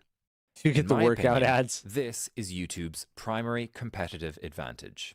Now imagine a future where 90% of the content you watch on YouTube is AI slop, generated by the platform itself or by low-effort grifters. Nowadays, supposedly it's 20% from the video we watched the other day. Was it yesterday? No, it was the day before yesterday. Supposedly 20% is what that guy said, but that doesn't seem high enough to me. It seems like a lot more than that, you know? And I try to watch real people and real streamers and real content creators specifically, and it still pops up a lot in my feed too, Steve. Emily, I lost because a teammate was teaming up with the killer. You can get in trouble if you do that. Oh, you got to report him. Report him so he gets his ass banned. Well, the zero tolerance law. I block him and new ones keep popping up. Makes you want to get you-know-what blocker. If another app came along offering the same slop but with fewer ads or better social features, why not make the switch? What keeps users on YouTube in the age of slop? And like I've always said, YouTube doesn't care if you're watching my channel, somebody else's channel, Asmongold's channel. It just cares that you're on YouTube, the platform in general, right? So it'll do whatever it has to do to keep you there. And any of these platforms feel the same way. Kick, Twitch, all of them. It's the same. If human creators can be replaced, YouTube can be replaced. Yeah, sometimes you got to, Emily. Has You got already to. shown their willingness to take on YouTube and TikTok with their app Sora, which lets users generate AI slop and scroll through the slop that other people have generated. What is this, dude? Wait, no, scratch that. While I was editing this video, OpenAI announced that they're actually shutting down Sora, presumably because it was a massively unprofitable waste of computing power. Hopefully, other AI companies will learn a lesson from that. But it won't just be AI giants coming for YouTube's throne. Oreo's parent company, Mondelez International, has already spent over $40 million developing their own AI video generator, which they plan to use to pump out slop TV advertisements. Right, so they cut out all the directors, producers, actors, and everything else that goes with that, editors and stuff. Wow, and keep all the money in-house like we're talking about, right? That's kind of what they want to do. Earlier, I checked out an AI chat app on Play Store. Guess what ads are in the majority on YouTube? Oh, it's going to be AI generative slop, right? Video editing, audio editing. It's got to be 11 Labs or something. I'm going to say 11 Labs. That's the only one I really know of. Even candy companies can now build their own AI slop generators. As video generation models get cheaper and more efficient, smaller and smaller startups will be able to make a play for YouTube's market share, competing to offer the best features, the best recommendations, and the best slop. By teaching their viewers that watching slop is okay and creators don't need to be human, YouTube is destroying their own competitive advantage. Oh, that's so well put, right? Like we're talking about, long-term sustainability is the goal overall, right? You know, for me, I want to create a place where people feel comfortable coming and hanging out, talking about these things, having a good time. The community is great, right? And with that, we'll be rewarded for that, right? YouTube kind of losing track of that, man. Without the protective factor of their massive pool of human creators, YouTube is going to face meaningful competition for the first time in decades. Right, if they want to play the AI slop game and generate that, like he's talking about, Sora can do that, and that's what Sora does before it got shut down. But there's other people that do that specific thing, and probably better than YouTube does. And YouTube needs to go back to being a content creators platform. What up, man at Bagel? How we doing? We're watching a video now on how AI could bankrupt YouTube. Talking about a couple of things and playing some Crimson Desert. Keep losing more than winning because the same killer keeps getting played and horrible teammates, or they keep camping. I got the same OP killers 3 times in a row. Well, you're at the point in the game where everybody knows the meta, right? Everybody knows the meta. Everybody knows the lay of the land. It's going to be the same thing over and over again. You got no new players coming in, too, so you got the same pool to pick from. Good luck with that. And sure, in a slop-based future, they will get to keep 100% of their ad revenue. But if slop acceptance allows new video sharing platforms to steal YouTube's market share, they'll make less ad revenue and less profit overall. AI content generation is obviously terrible for human YouTubers, who will have to compete for views with an ocean of slop. But in the long term, it's also potentially catastrophic for YouTube, the company. See, the only way you can really compete with that is by not competing with it at the end of the day. You're not going to make more videos than they can crank out. You're not going to make them more polished than they can do. You're going to have to do something that fits your personality, your style, your taste, has a big part of you in it, versus trying to get these programs, these AI, ChatGPT, Sora, to create the video, script, and all that stuff for you. You've got to do it yourself, I think, and it doesn't have to be as polished as all this, but it's got to be human at least. It has to be, right? It's got to be real. That's what's missing from these. As polished and as cool as they can look, without that interaction, that human feel that makes you feel something, you know, it's worthless. One obvious solution to all this would be for YouTube to viciously suppress AI content on their platform, inflame the existing I know there's that hatred many, among Emily. viewers, and encourage them to celebrate human-made art instead. Ha ha ha. Yeah, they're not going to do that. Nothing I've said in this video is new information to the higher-ups at YouTube. The reason that they will continue to force AI slop down our throats, even though it could eventually destroy their business, is that they have no choice. YouTube is owned by Google, and Google is one of the leading developers of generative AI. That's interesting. It's interesting. AI slop may one day kill YouTube, but it's also propping up Google's stock price and forms a key part of their overall growth strategy. But AI right now in general, I think, is a lot of fool's gold. We've come to find out for the cost of using it. People didn't really know, right? At the time, I'd say a year or 2 years ago, even longer than that, when it first started being used, people didn't know how expensive it was going to be, how long it was going to take to get really good at anything. It's a novelty more than anything else, I think, still in a lot of ways. I mean, granted, they've found a lot of avenues for it to really help out, make a difference, save people a lot of money, make companies a lot of money, replace certain jobs and stuff, but hasn't been the overarching cure-all that it was supposed to be, right, when it was heralded. Google is heavily reliant on AI, so they can't have one of their own subsidiaries rejecting it and fighting for a future where human culture stays human.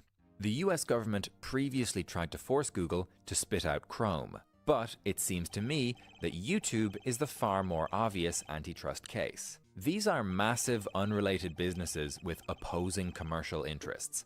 Why does the search monopoly own the video sharing monopoly? Oh, man. Who knows? Maybe YouTube will start... Dude, how well said, man. How well said, because he's right. Right? Two monopolies in bed with each other like that? Damn. suppressing slop once the AI bubble pops. Or maybe they'll be eaten alive by smaller startups once slop becomes widely accepted. Maybe we'll see a repeat of the podcast and streamer bidding wars, with top human talent being poached away from YouTube. Or maybe AI Mr. Beast will be so compelling that these platforms will drop human creators altogether. Maybe Nebula will... See, here's the thing. A lot of things are in play here, but the number one thing that really is going to affect this is the younger generation growing up with this stuff as a reality.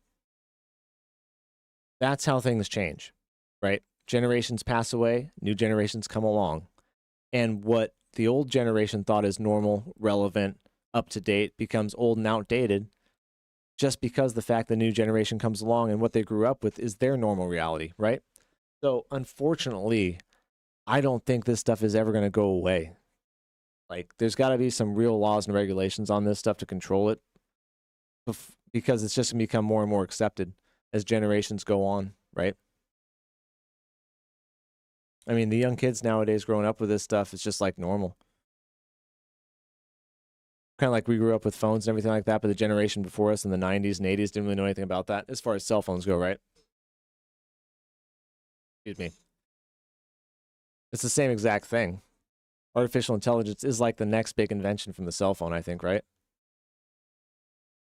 And this generation is going to grow up with it as a normal thing and use it all the time.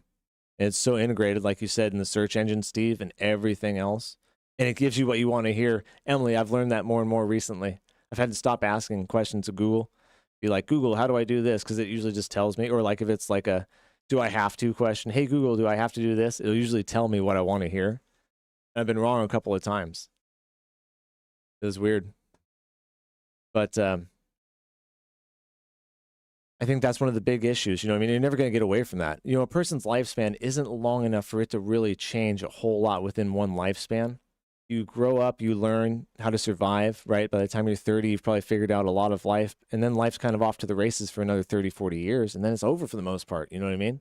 And so in that time span, what do you actually accomplish as a human being, right? It takes a while to make progress. It takes a while to connect generations of ideas together. And it's really hard to make that happen and flow together. And so I can see the younger generation growing up with this, and now we're the old folks on the hill saying, oh, that AI is bad stuff, kids, you don't want that. But then being like, whatever, it's cool. This is what we do. I think that's where we're going with this at the end of the day. Will ban AI content from their platform, launch an ad-supported free tier, and overthrow the tyrant. She got a 10 out of 15. Or maybe I'm entirely She used it wrong. And AI will help YouTubers bring big ideas to life and fuel imagination, as YouTube seems to believe. If you're watching this video in 5 years, comment below whether it aged like milk or wine. And if you're a YouTuber making real human content, good luck. You're going to need it. Thank you to... I'd way rather be the lighthouse in the storm than any part of the ocean out there, man. I'll be on my little rock making my badass content by myself. We'll be here doing our thing no matter what. Not going to roll us over. The tide's not going to sweep us away, man. Real content and real content creators are what this thing's all about and what people really want to see at the end of the day. The AI slop may be entertaining for a second. Sure, I click on some of it every once in a while, but something about it just makes me feel sick inside at the end of the day. And I just can't stand a lot of it. That's how I know we're on the right path with what we do here. And the other content creators that are in the same vein, right? A star for guest illustrating this video. And thank you to my backers on Patreon, especially those in the Big Sentient Hat tier, for supporting the channel. I'm Silly Conversations. Thanks for watching. See you all next time. Bye for now. Great name, Silly Conversations too. Yep. I like this video. I subscribed to him. What was this? Now we're watching. Oh, this was Dark Star stream from earlier. I liked that from a while ago, I think. Yesterday. I like that. But anyways, back to Silly Conversations here. AI...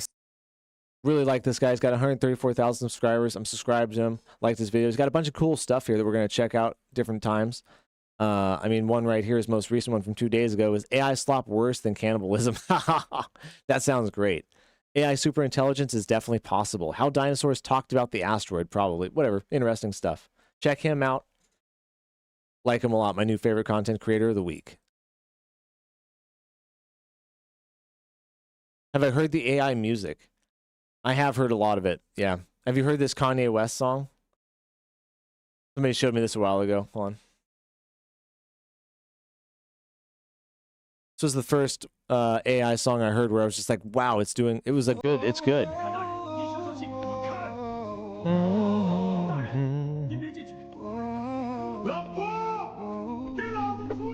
All AI, right? Flash show speed. I forgot about this, dude. I totally forgot about the video.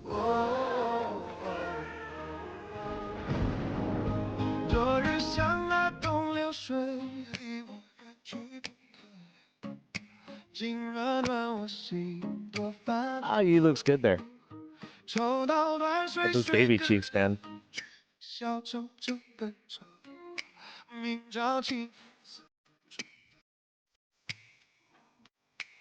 know what's crazy, Steve? I've never seen that ad once. There's got to be so many different ads out there specialized to you and your algorithm and your YouTube search history and stuff like that. Each one of us has that, I'm sure. Anyways, I'm not going to play any more of this because I can't get stuck listening to this shit again. But, God, it's just, it's a well-written song. I'm going to be honest with you. Well-written. It sounds great. You know what I mean? The video is funny as hell.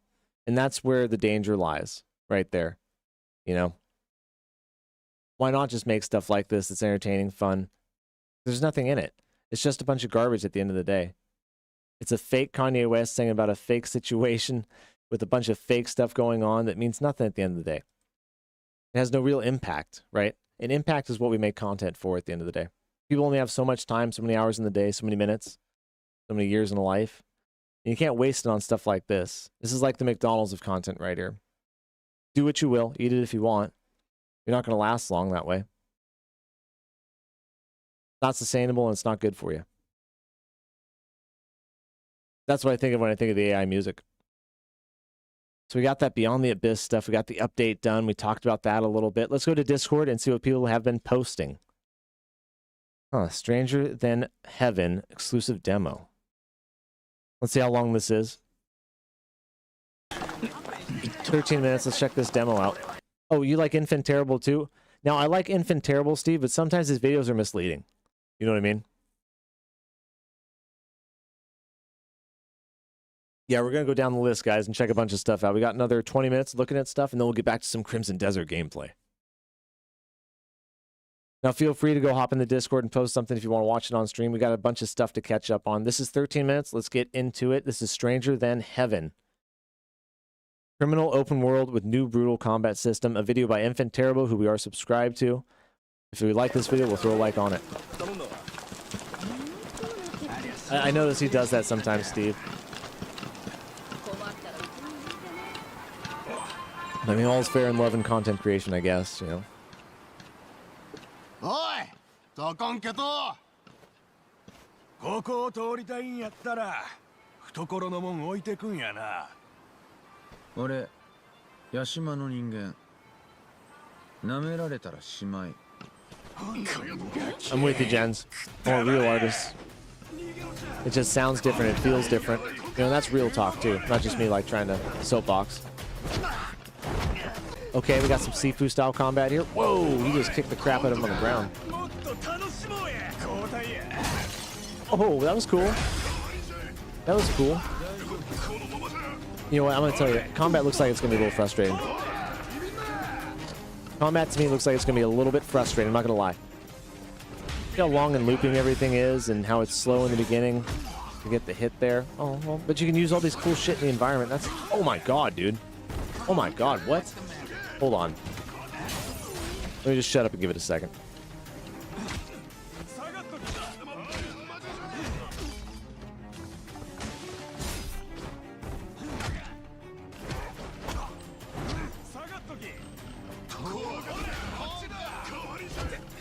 Some cool stuff, some bad stuff. I think some cool stuff, you can grab stuff from the environment, interact with it. Knives, bottles, and all that kind of stuff. And you're kind of like your classic arcade fighting games. Find something on the ground, you could bash them with a bottle or whatnot.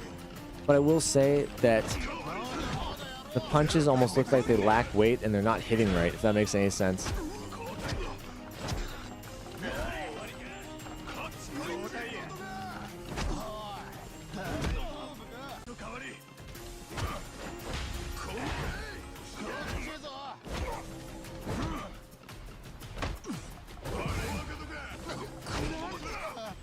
Definitely more rhythmic than reactive. That left hook was funny.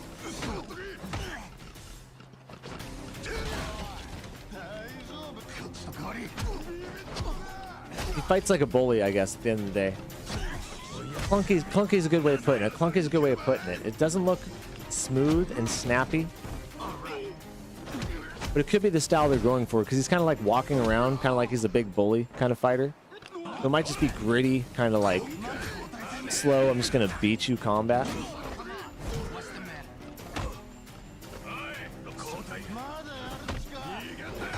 I do like using the weapons in the environment. It reminds me of another game like this. It was an arcade game. I can't remember the name of it.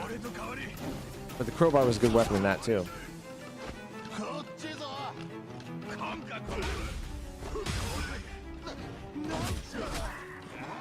I think the timing on those might be a little bit tricky. This should be a cool challenge, but sometimes timing being tricky can also be frustrating. It's a fine line. Oh, we got a... Oh, I thought it was a sword. No, he's got a crowbar with something taped on the handle. That guy's a monster, though.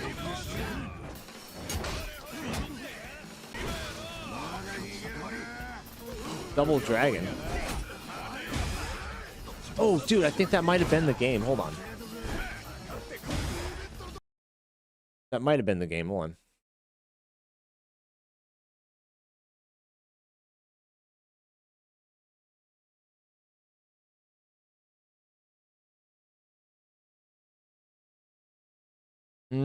No, it wasn't that one. Was it? Ah, it looks familiar, man. I don't think it was that one. I don't think it was that one, Steve.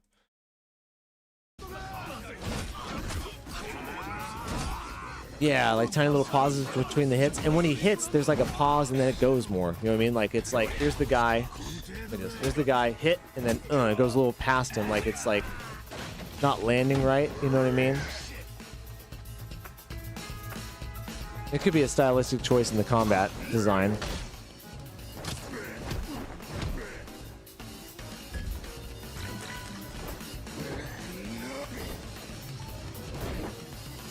Nice dodge.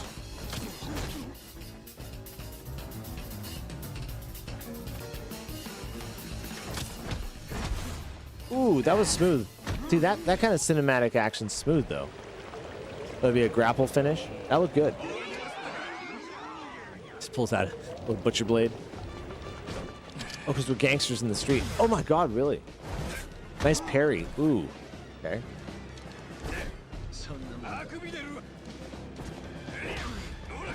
Oh, it did, Steve? I'll look again. Woo!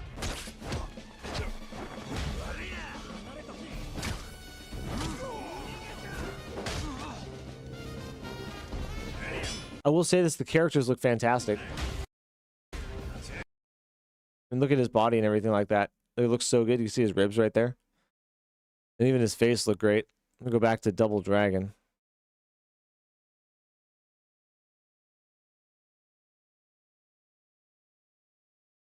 This is Street Fighter Double Dragon, right?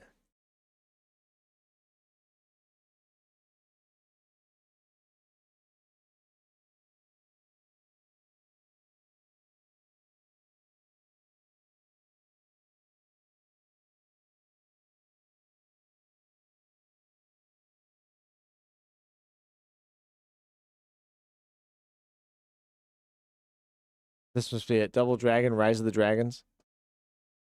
I think that was it. Okay, I will in a second. Let me finish watching this. Or at least we'll watch a little bit more of this. We don't have to watch the whole thing, but... Obviously a boss fight here. God, dude, the combat is brutal. I like the combat, I will say, overall. Like the grabs and finishes and stuff like that.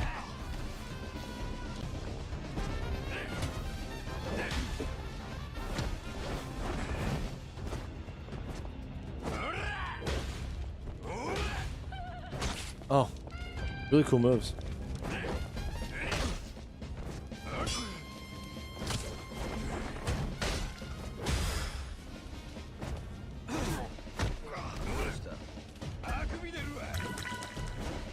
Okay, got heals. Must have 4 of them left. It's gonna be a long fight, dude. It's a beat 'em up from back in the day. Played in an arcade. Maybe that is the one I'm thinking of then.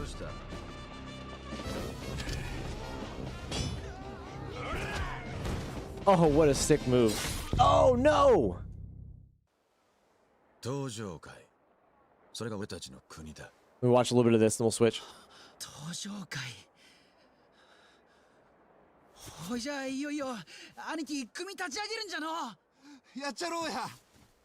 兄貴なら絶対にてっぺん取れますけ。ありがとうな。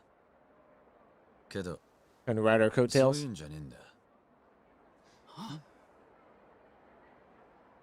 俺たちみてえなヤクザもん、帰る場所のない連中が生きていける。そんな場所があったらいいって思わねえか。 Oh, I got you, Steve. Okay. ねえだろそんなの。だから作るんだよ。俺たち。 No, you cannot, K-Nolly. All right, so let's leave it off at that. DLC, happy Friday, my friend. Happy Friday. Hell, it's Saturday some places. One more hour, it's going to be Saturday here. So let's look up Double Dragon, a video of it on YouTube.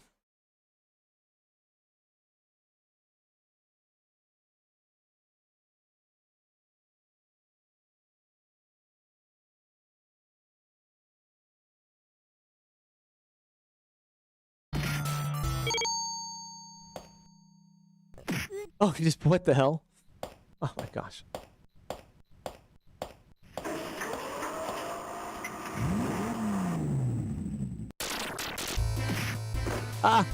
First thing he does is get kicked in the face by that guy.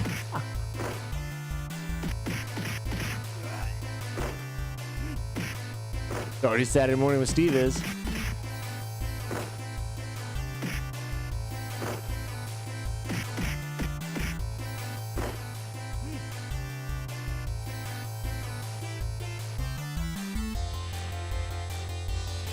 That drop is crazy.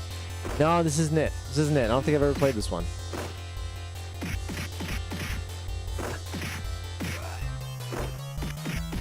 I love that one. 3 knees to the face.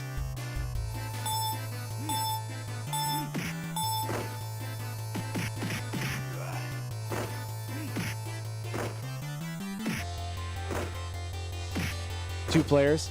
The one I had a bunch of green in it. I remember that. It's like, what is it?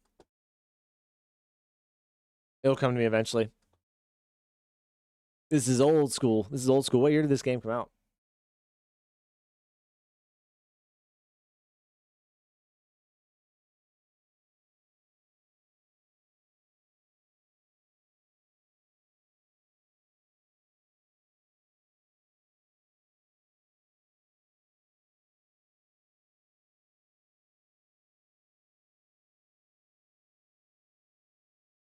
$1987, dude. It's 1 year older than I am.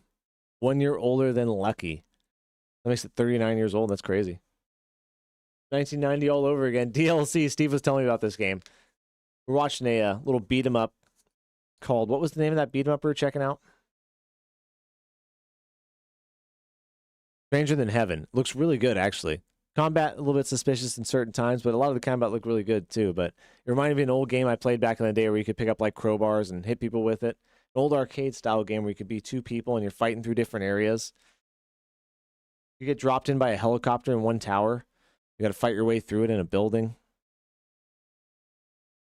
Can't remember. Okay, what did Pork Chop do here? Hans Solution. Scientists create indestructible medicine. Uh-oh. One of the science startups I support just killed refrigerators, meaning that rather Oh, never shipping mind, it's a good medicines video. in -80-degree freezers, you can simply put them straight in the post. Many of the medicines we use today rely on proteins, which only work if they maintain their very specific shapes. But outside of the fridge, as the molecules heat up, they start to vibrate faster until the proteins begin to unfold and break, in a process called denaturing. But for medicines, just room temperature is warm enough to cause this, and unfolded proteins can no longer bind to receptor sites and lose their therapeutic effect. That is a problem if medicines encounter broken fridges or delays, and can mean that entire shipments go to waste, particularly in remote areas where the last leg of the journey is often in an icebox on the back of a donkey. To solve this, the team developed a process called ensilication. They use a solution of nanosilica, the same material that makes up glass or sand, and use it to form a tiny silica shell around each individual protein, like a tiny medicinal Han Solo locked in carbonite. That shell does 2 things. It prevents medicine unfolding even in desert heat, and it stops the proteins from clumping together. When injected, refrigerated, your body can remove the silica shell and pass it out as waste and gain access to the medicine inside. To test the power of their process, they submerged a trial medicine in boiling water for over 48 hours, then sent it across the world for testing, not in a standard cold chain fridge, but in an envelope. When it arrived, they tested its response in a mouse model and found it had 99.7% efficacy. That's crazy. Compared to the 0% efficacy of a similarly boiled but not insilicated control medicine. That's crazy, dude. Now, back in the day when they used to transport stained glass, they would do something with molasses, where they would pour molasses around it and encase it in it because it would harden a little bit, but then they would be able to melt it off later with boiling water. It's the same theory, right? Because molasses is like hard sugar crystals. They're basically just taking silica, wrapping it around, they're creating a hardened shell. Brilliant. Brilliant, but technique used as old as time. It is already a well-established inorganic excipient used in tablets, and it is FDA approved even for oral delivery. This actually unlocks really interesting potential as the shell survives the acidic environment of the stomach and only breaks down in the alkaline environment of the gut, meaning that some medicines that are usually injection only can be administered in a pill form. And the team is even working on a gummy bear version to help get vaccines into remote villages. This has been one of my favorite companies to build because with this technology, life-saving medicines can reach rainforests, deserts, war zones, and anywhere a fridge can't follow, and it can reduce the manufacturing cost of a vaccine by up to 50%. The team at Insilitech are now working with researchers around the world to test their first real products, with one of the first vaccine candidates being for the hantavirus. Yeah, I mean, if you can take something and get the refrigeration and shipping out of it, because refrigeration goes with shipping, right? Because you have to have refrigerated shipping containers, right? That's a ton of money. You know, in the seafood industry, because I fished commercially for 13 years, that's the people that made all the money were the processors. We'd sell it for a very small amount per pound, and the market would be like, I don't know, 2,000% from those guys. And a lot of justification was refrigeration and transportation. So if you can get rid of that, you're saving so much money, which is what incentivizes us to do things like this, not just to help us out along the way, right? Let's be real with ourselves. And allowing us to finally see if we can give the cold chain the cold shoulder. If you're a scientist similarly interested in saving the world, I'd like to talk to you. I will leave a link down in the description, and if you like science that solidifies your faith in humanity, follow for more. One of the science startups I support just killed refrigerators, meaning that rather... Good video, Pork Chop. I like that one. Very good video.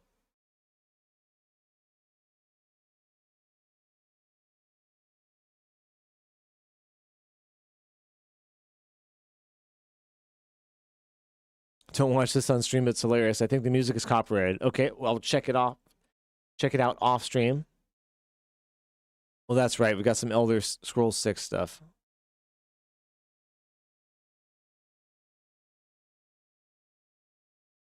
All right, check that out last time. So let's look at the Elder Scrolls news. So Elder Scrolls 6, we had just a little bit of news. Nothing exciting. Everybody just sit down and relax. But old Toddy Howard had a little interview with somebody and said a little something. Let's read it. Microsoft has given our first update on the Elder Scrolls 6 before the first time in over 8 years. In a recent interview about the Elder Scrolls 6, Xbox executive Matt Beauty revealed development details about the much-anticipated Bethesda RPG. Here's the latest information about the Elder Scrolls 6 from Microsoft.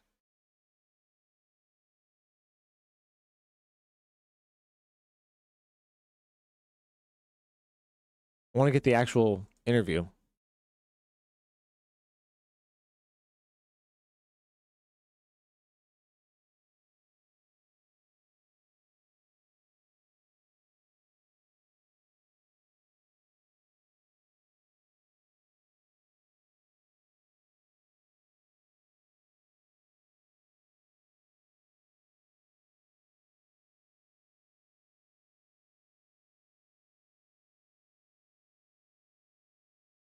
Okay, so here's the interview. Let me see if he talks about Elder Scrolls 6 in this one. He talks about Blade, PlayStation State of Play, Grand Theft Auto 6, Showcase, partnerships, film, TV, Paramount. Okay. Okay.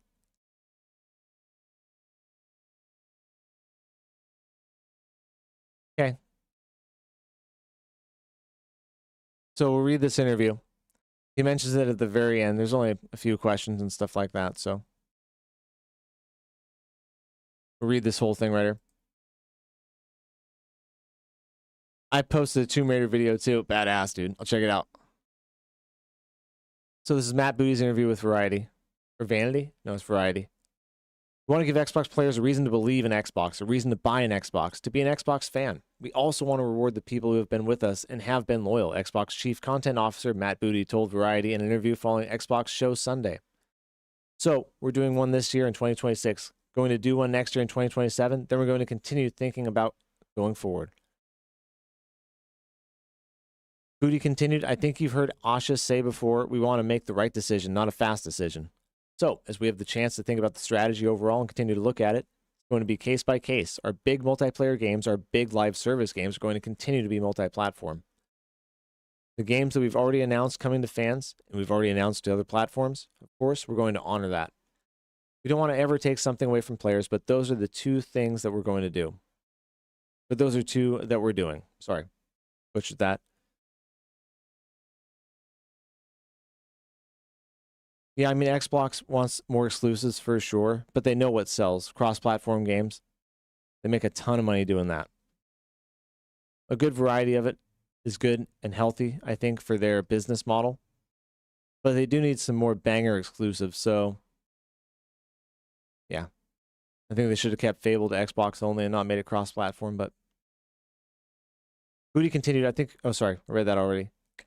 You've said one exclusive game this year with Gears of War E-Day, one next year with Clockwork Revolution. Is it concrete that there will be only one exclusive next year, or is there room for that to change? In my life, I think ahead about 12 months.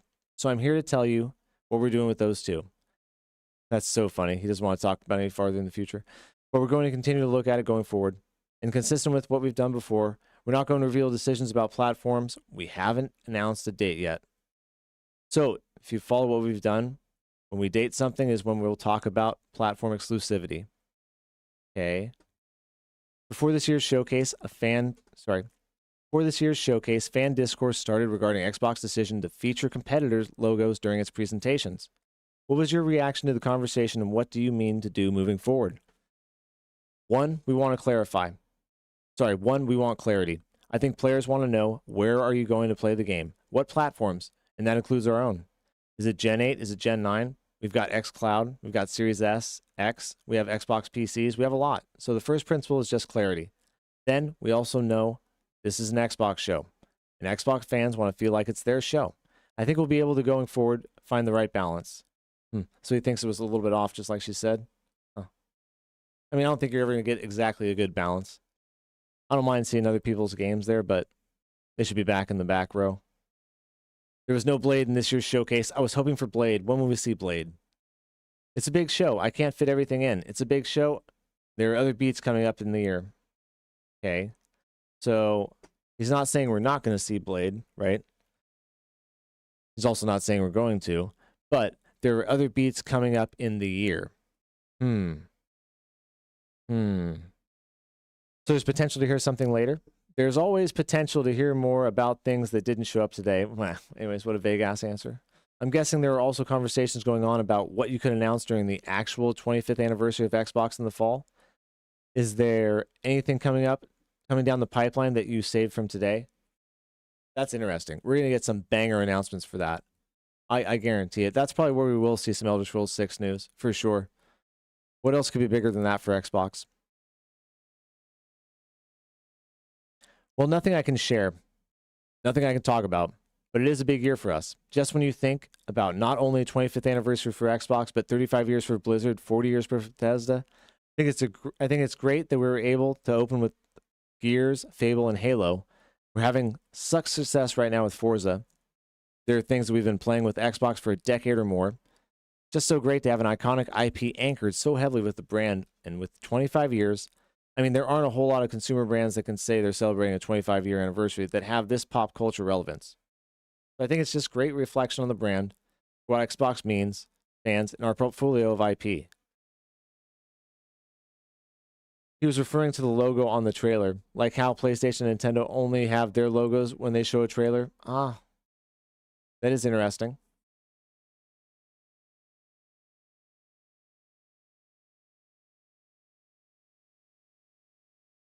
Yeah. I mean, is that a sign of weakness, you wonder? It's different. It's not what the other guys are doing.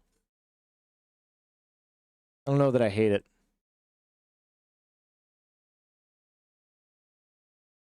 We all saw this coming, but it was actually set this week with PlayStation State of Play and announcements out at the Summer Games Fest and now Showcase. It's going to be a very crowded September for video game releases based on date decisions impacted by Grand Theft Auto 6 coming out in November. What are your thoughts on that? And that it's spring 2027 is also shaping up to be crowded as the other main alternative here. I just will take that as a reflection of good for the industry and good for the players, right? There's a lot of play. There's a lot of excitement. I think all these games, it just shows that we've got an industry with a lot of active development. At the end of the day, it's great for players. Yeah. I think for us, we've got a lot of confidence in Gears, and we really want to get behind the teams.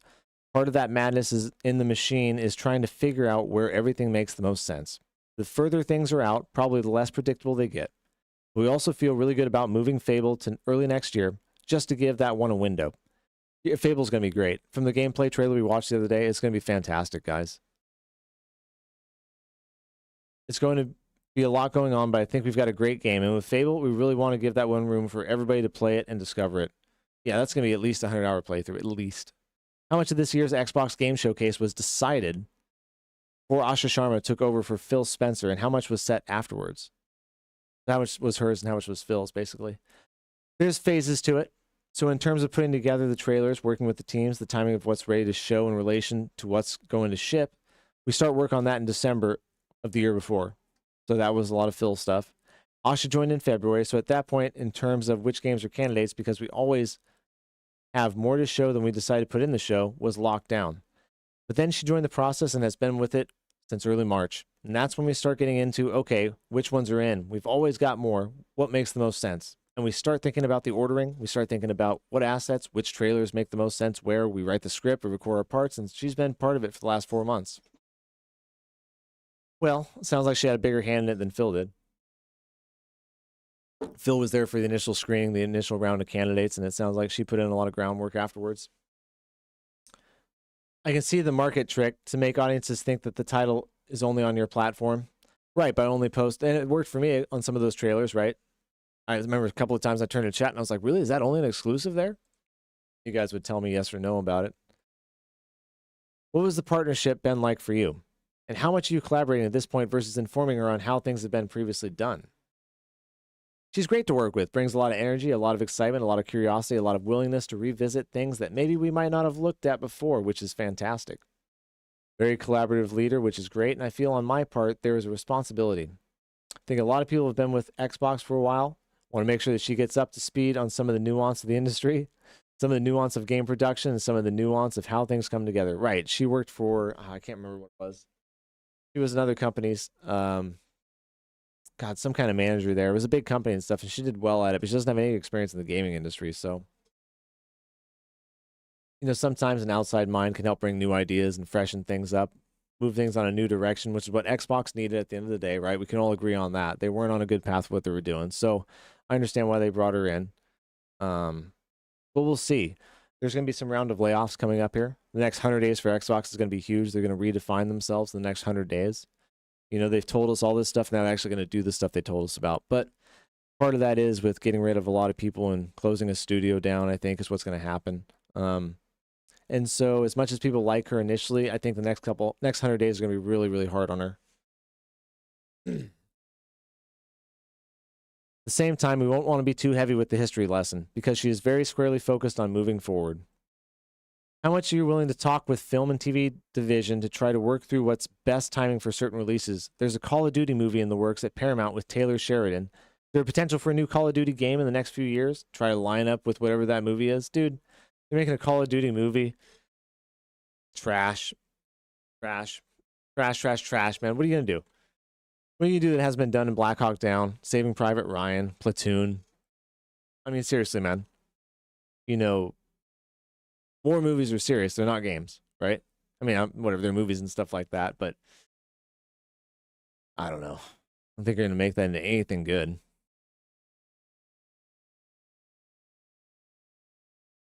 If there's any game that has the best chance of doing the impossible, it would be Call of Duty because they ship every year. So at most, they'll be 11 months off. It's hard. Game production has always got an amount of variability to it, and film production has always got an amount of variability to it. in terms of when it gets started and when it kicks off. They tend to be in incubation for quite a while. So our goal is more than linear and game complementary. We've heard a lot about Fallout. There are people who enjoyed the show, never played the game, had no idea what it was, and they want to make sure that there's a place for them to go if they like this world and want to keep going. Right, so they understand the mistake they made with the Fallout TV show. They could have had a brand new audience that didn't play video games at all, basically, or didn't know anything about Fallout, get into Fallout if they'd released a game around that time with the show. I agree with that. You would have had a nice place for them to come and hang out and be part of the experience even more, because people want to experience what they enjoy, right? So when they start enjoying the show, they want to know about the lore behind it, the different games that were with it, the characters, the writers, and all that kind of stuff. I think that's actually a smart take and a good adjustment. I agree. Xbox lost their way for a little bit there, Steve, for a bunch of different reasons. You know what I mean? One thing about having success is you start thinking you're right all the time, right? And that definitely happened to Xbox with success after Halo, Destiny, some of these other games and stuff like that, right?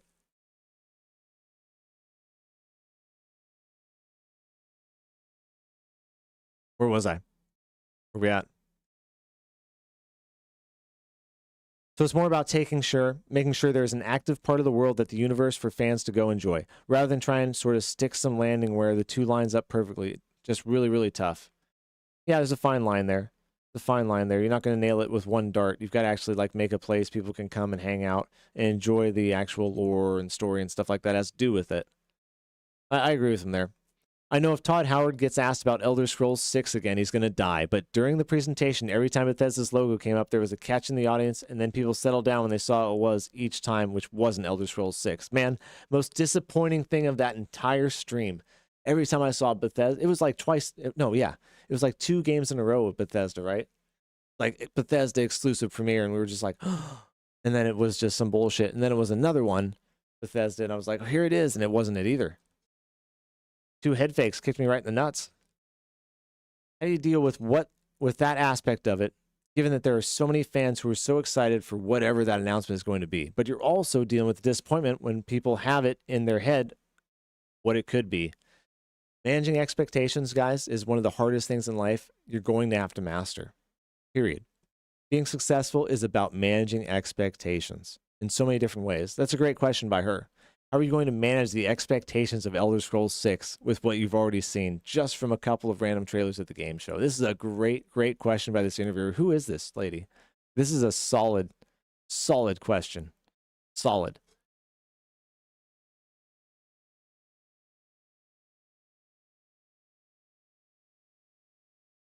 I don't see her name. It's probably on the top of the article. Hold on.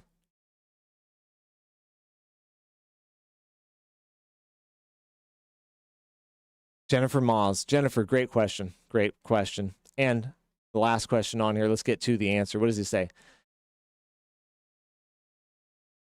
I would say one of the more challenging balancing acts of someone in a job like mine is balancing that you want to go show the world all the cool stuff you're working on.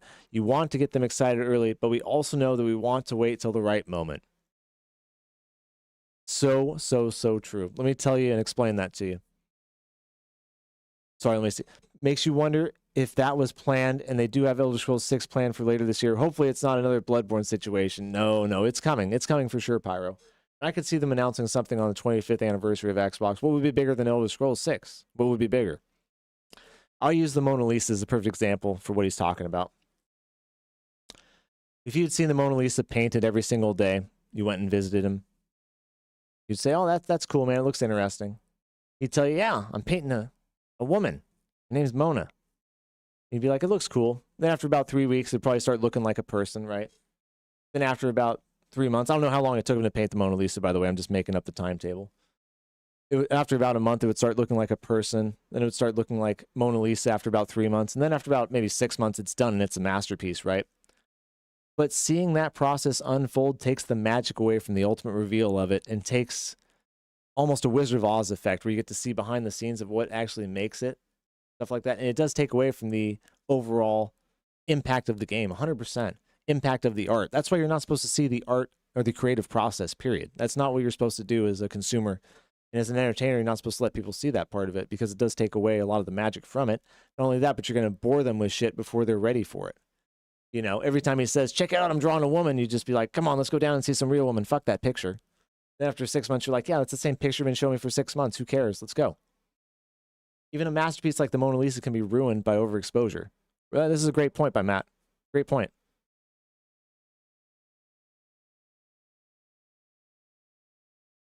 When you decide to show it, you want it to be the best you've got. And also, that when you show the game, you also give them a promise of, hey, it's coming soon. Great. Another great thing. When you have people over to dinner, you never make them wait more than 30 minutes for hors d'oeuvres or food, period. If you're having a party, you never make people wait more than 30 minutes for anything, right? Let's get the show on the road. So when you have something to show them, you want to make sure you can get it to them in a reasonable amount of time. I like what he's saying. I like all this. This sounds great. It's right on track. So I can tell you, having visited Bethesda and sat with Todd and seen Elder Scrolls playing, it looks amazing. And it's coming along well. And we'll make sure to announce it and really reveal it at the right time. So they do have a playable version of the game. That is the big news from today. To get out of that interview and everything else. Aside from all the... Hold on. Fix my camera again. Aside from all the corporate speak and everything like that, you know, which I agree with a lot of what he was saying. They do have a fully playable version of Elder Scrolls 6. They are playing it. So we are well into development. Don't know how many years out we are, but man, I'd love to see it in 2028. Would love to see it in 2028. Might be a little bit early, though. Might be a little bit early. I guess comparison between Elder Scrolls 6 and Bloodborne is laughable. Bloodborne is loved by many, but not nearly like those games are. Well, the reason with the initial... the reason for Bloodborne not being loved like that game is initially it was just released as a PlayStation exclusive. That in itself is one of the reasons it hasn't been remastered, remade, there hasn't been another one made. They feel like it didn't sell enough copies. Because at the time, I think it only sold 7-8 million copies or something like that. I think it's at 13 million now. It isn't a lot. Horizon Zero Dawn sold like 27. So Horizon Zero Dawn gets remakes and remasters all the time, same as Last of Us, because it sold so many more copies, where Bloodborne gets shoved on the shelf because of that. But you also didn't sell it cross-platform in the first place, so you cut out so many different customers just by doing that. That's my frustration with Bloodborne at the end of the day. You know what I mean? Like, it was a great game that I don't feel like really got exposed to a big enough audience. And now it's got such a huge cult following because of it, but at the same time, it's been shelved and dusted, and it's not going to be brought out, I think, for any time. Whereas Elder Scrolls and all them, they've been cross-platform and everything like that. Oh, wait, excuse me. I don't think Elder Scrolls has ever been cross-platform, has it?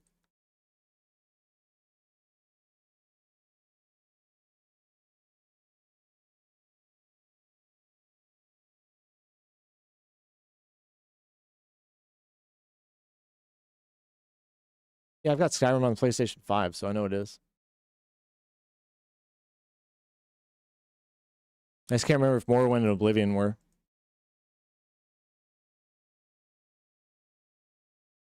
But at least Oblivion now and Skyrim are, so. But the other thing I heard that Elder Scrolls 6 might be an Xbox exclusive. That was the other big news from today. Let's see if that turns out to be true or not, but that could be a win for Xbox at the end of the day, because that would bring me to buy an Xbox. What about you guys? If it was an exclusive Xbox game only, would you buy it and get an Xbox for it? I think most people would at the end of the day. Now, in 2 years, shit's going to be way more expensive than it is now, right? I don't think people are going to be able to afford it as much. So then it's a good idea to be an exclusive. Because now you're limiting yourself in a limited market already by that time. I don't know. Getting into big bang stuff now, I just don't know the answer to. But interesting stuff. Interesting stuff. They're starting to whisper. We're starting to hear things. We got the Xbox 25th anniversary this year. That's going to be something special. I think we will see some Elder Scrolls 6 news there. That's my prediction. Fingers crossed. Fingers crossed, everybody. Sorry, no, John says. Dude, fingers crossed, man. That'd be cool. Still have two big events, Gamecom and TGA. TGA? Which one's TGA?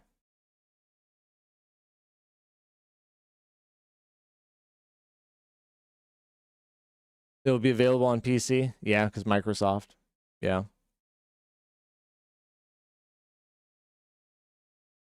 You wouldn't do it, John? I'd have to. Oh, the Game Awards. You're right. Yeah. I always forget that that's like trailer announcement stuff.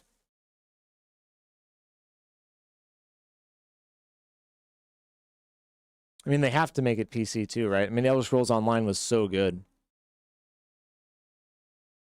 Anyways, getting lost in thought about that right now. Nothing like a little bit of Elder Scrolls 6 news to get my gears turning, man. God dang it. Okay. I start going down memory lane again. What else we got, guys? We got anything else here? Are we going back to Crimson Desert?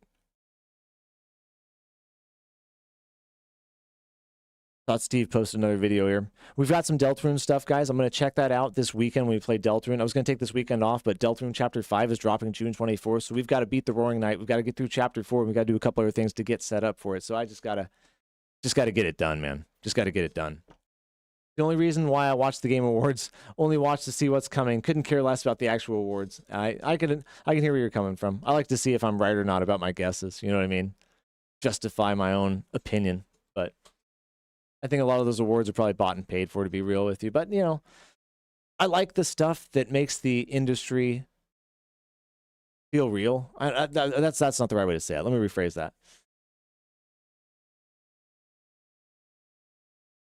You got to have landmarks. You got to have events. You got to have stuff like that to create an actual ecosystem, right? Ecosystem is the word I'm looking for. You know, out in nature, you got to have rocks, trees, everything like that. You know, you got to have mountains. You got to have landmarks in gaming. And the Game Awards is a landmark thing. You know, it's a time of the year people know it. People look forward to it for different reasons. Moto looking for games that are coming up. Me looking for opinions on games and what people think about games and stuff like that in general. But you got to have things like that, I think, to make the ecosystem work. Otherwise, you know, it's nothing really. So I don't mind them, you know, for how goofy they can be, whether true or real. You know what I mean? I enjoy them. We're going to enjoy them this year, too. Tomb Raider, that's right. Let's check that out.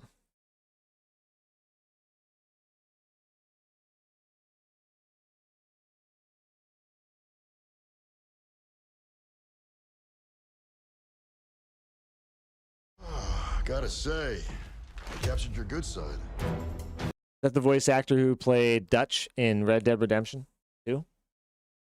Red Dead would know.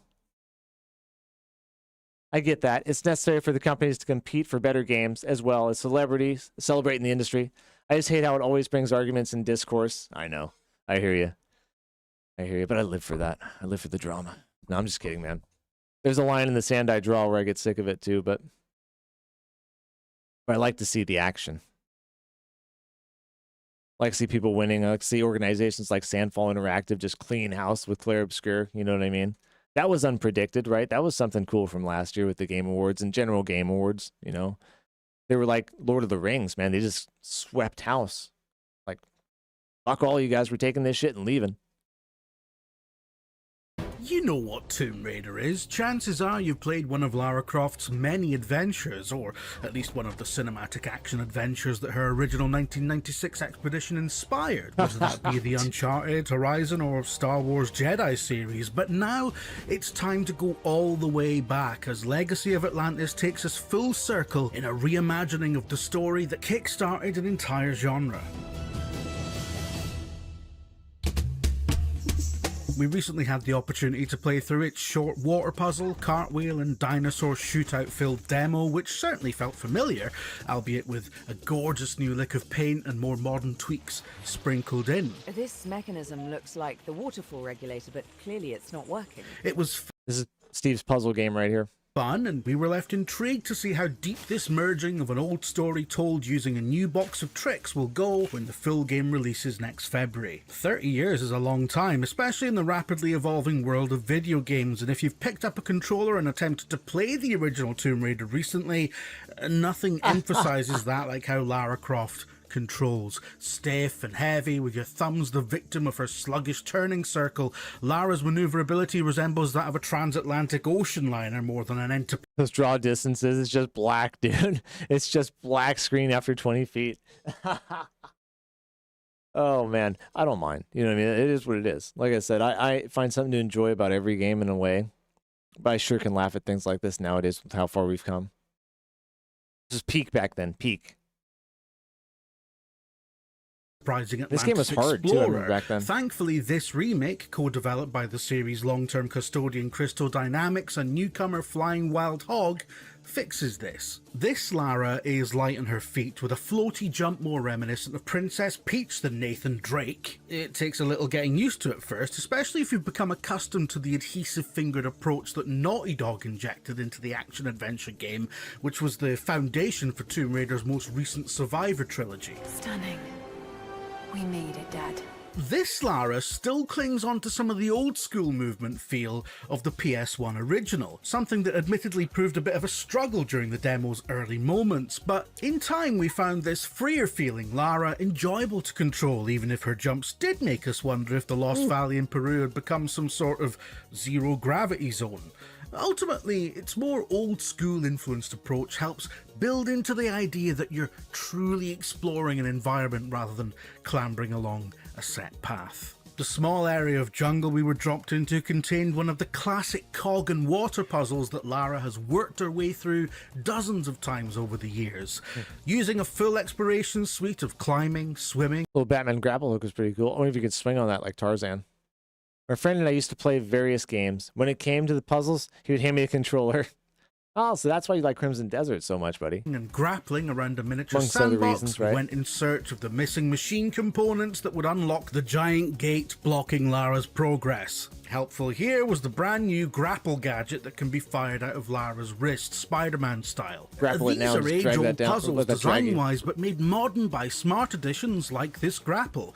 Tweaks such as these really display Legacy of Atlantis' desire to be more than just a remake, borrowing from the likes of Crystal Dynamics' more recent trilogy and how it approaches Lara's toolkit. You like the combat? I thought it was a little bit slow. A further addition is the number of collectibles littered throughout the world and the ability to survey the environment in search of the secrets using Lara's scanner. From what we can tell, Legacy of Atlantis is still a largely linear adventure, but venturing off the main path will reward you with all sorts of treasures, whether they be documents that build out the lore of an ancient civilization, or objects that grant Lara extra skill points. This is all about backstory, character development, and cool interactive environments with puzzles, right? I don't know how many like items I'm going to get that are going to really excite me. I'm sure some cool gun upgrades, maybe another outfit or something like that, but I don't know. It's not going to be like we're in Crimson Desert just finding armor and all sorts of cool stuff that we just got to have. Kevin has the Tomb Raider collection on PC. Have you played him though, Kevin? I think it looks fantastic DLC, doesn't it? Really, really good. Unfortunately, the skill tree menu was locked off to us in the demo, so we can't tell exactly how we'll be able to tweak her abilities, but its mere existence is again a sign of newfound depth. And that all makes sense because although Legacy of Atlantis is a retelling of the British adventurer's first story, it's actually part of the same universe now as the prequel trilogy that ran between 2013 and 2018. It's the only thing that makes sense to me now. This is... Oh, that's badass. Then Kevin, this will be right up your alley because it's tied in that universe, man. Isn't her first rodeo, and she boasts the skills. Every to one show of them. for That's it. fucking This awesome. This is best displayed in combat, of which we got a tiny taste after stepping through the huge doorway opened up by the aforementioned cog-finding problem solving. It was on the other side that we were welcomed by a gang of hungry velociraptors, a far more vicious resident of Peru than Paddington Bear. That's probably for the best though, because the thought of unleashing multiple rounds into one of Britain's most adorable imports would have probably led to a lot of crying. Thankfully then it was... You wish the Indiana Jones game was third person? Yeah, it's only first person, isn't it? No. The job of one I of heard that was Britain's a great most game, deadly though. exports to take on I got you, these Calvin. prehistoric menaces instead, dodging, cartwheeling and backflipping out of the way of their deadly lunges. Get enough room between them and you'll be able to fire those iconic double pistols that handily come complete with unlimited ammo. The shooting felt snappy and responsive, but really came alive once another new skill up Lara's non-existent sleeves was introduced, the focus system. Look, we don't have that much footage, so I'm just going to show you all that again, right? Performing well-timed acrobatics during combat and evading enemies at the right time builds up the focus meter, filling up charges that can be used with a quick press of the right bumper. Upon doing so, she stylishly spins into the air and enters bullet time, allowing you to unload full magazines into enemies as they practically freeze in the line of fire. It's a great addition to the action, further bringing these classic... First scene in Max Payne for me personally. God, that was so cool. We go slow motion, just would blast everybody up. Just experimenting with CD augment system. I don't know what the augment system is in Crimson Desert. I don't think I've augmented anything. Fights into the modern age while giving Lara a welcome edge in encounters. We're intrigued to see if more powerful uses of these focus changes await deeper in the game, perhaps where they could be used in a similar way to how Sucker Punch's Ghost series grants you devastating attacks and abilities at the cost of using more than one circle of energy.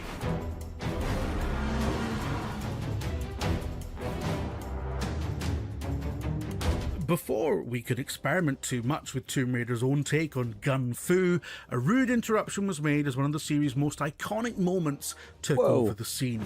Into the arena stepped a towering T-Rex, which made both Lara and her previous foes flee the scene with haste. We're having to use footage from Anniversary to illustrate this because we weren't given B-roll of the new T-Rex segment, but we can say the sequence has undergone a complete facelift, translating the primitive capabilities of the original PlayStation into something entirely more cinematic. Rather than a simple shooting affair, the scene... I just don't understand that, Steve. You're going to release them both the same year in 2027? Now, Steve says the next one's going to be an open world RPG, whereas this one's going to be linear, which is fine. I can enjoy either one. Just depends on how well it's made and whether they put some actual time into crafting something good, you know what I mean? Pretty broad brush to paint it with, but that's all it really takes. 2027, both of them coming out. God, it just seems crazy to me companies are doing this. Like, why are they trying to cram all this content down our throats all at once? Like, is that what they think competing is? I don't know. Now begins with a playable chase down a treacherous jungle pathway as Lara slides, swings, and clambers to escape its sharp-toothed maw. There's a great sense of peril in the cinematography and effective use of slow motion as Lara slides between the dinosaur's legs, mirrored by a great sense of muddled bewilderment and desperation in the voice of Alex Wilton Reagan, the latest actor to pick up the dual pistols. And partway through this attempted escape is where our time with Legacy of Atlantis ended, as Lara plunged into a river, her rope bridge escape route destroyed by the T-Rex. I did like the underwater stuff right there. By the T-Rex. Like, that looked pretty good.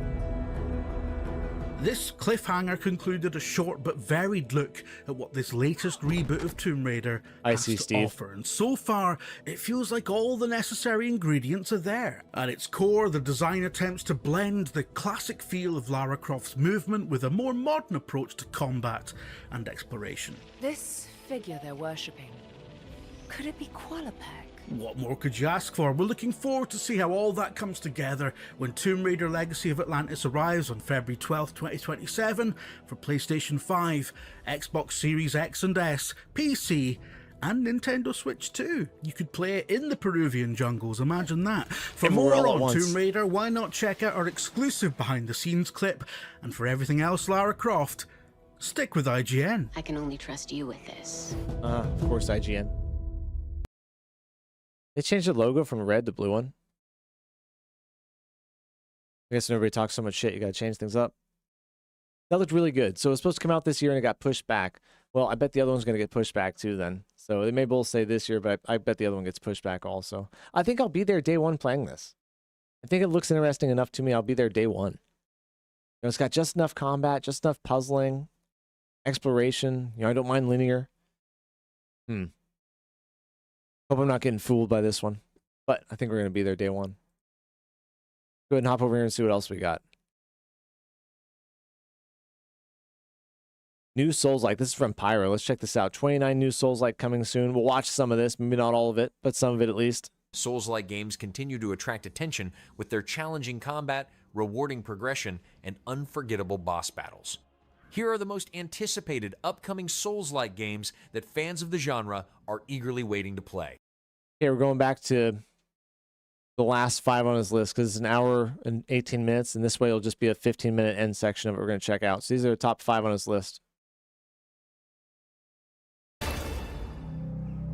Valor Mortis introduces William, a former soldier of Napoleon's army who returns from death in a Europe transformed by a mysterious...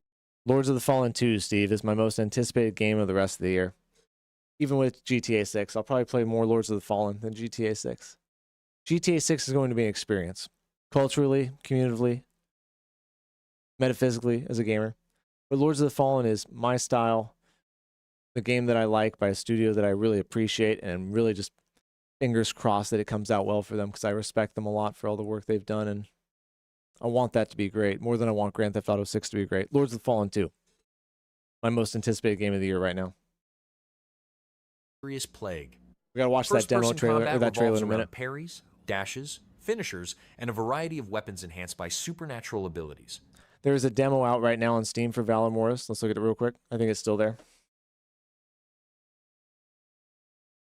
the hell does Valor Mortis mean?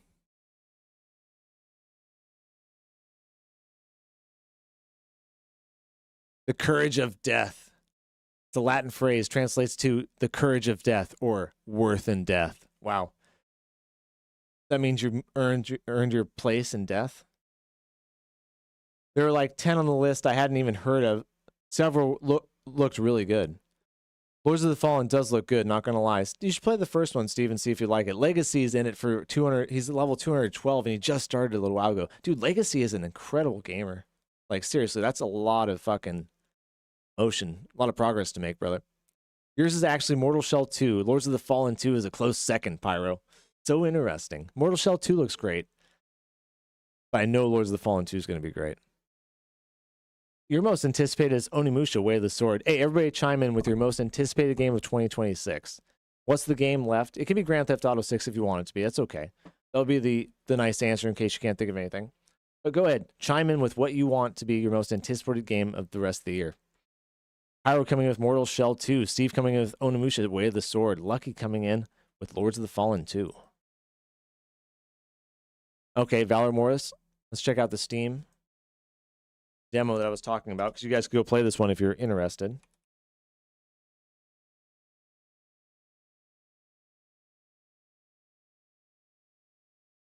Here you go. Yeah. Demo. It's already got a hotfix patch.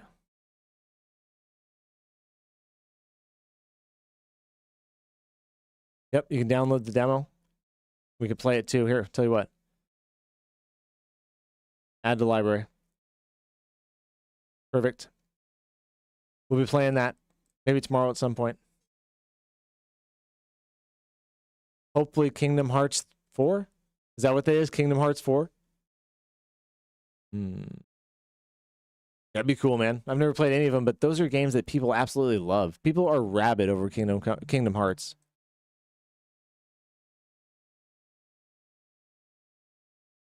Death plays a role in progression, allowing players to grow... Uh-oh, what happened?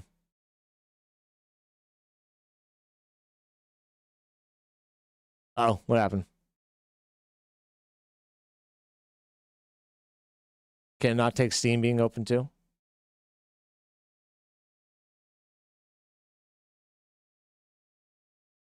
Resurrection.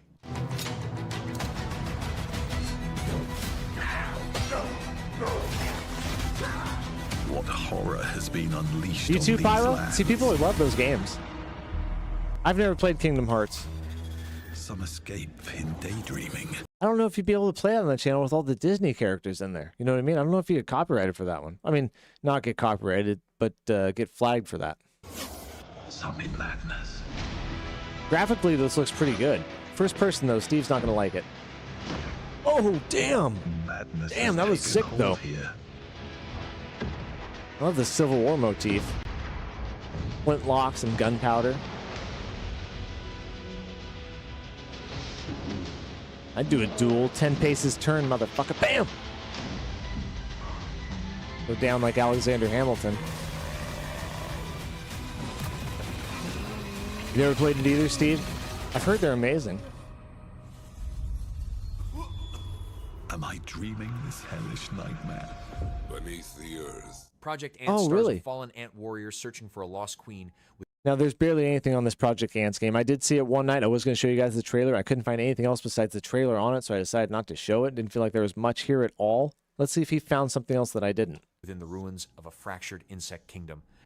Progress depends on navigating a fully interconnected world filled with vertical environments, hidden routes, shortcuts, and secrets.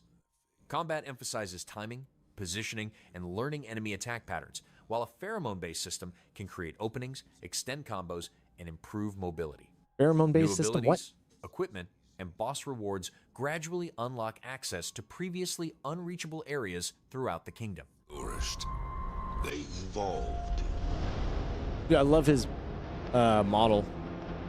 Like, I love that looking character model right there. Looks so cool. Wars, factions, and endless conflict have scarred the ages. Ooh, I really can't stand this voice actor, though. Wow. All because of an ancient power. In this era, the ants hold dominion. A warrior stands in faithful defense of their crown.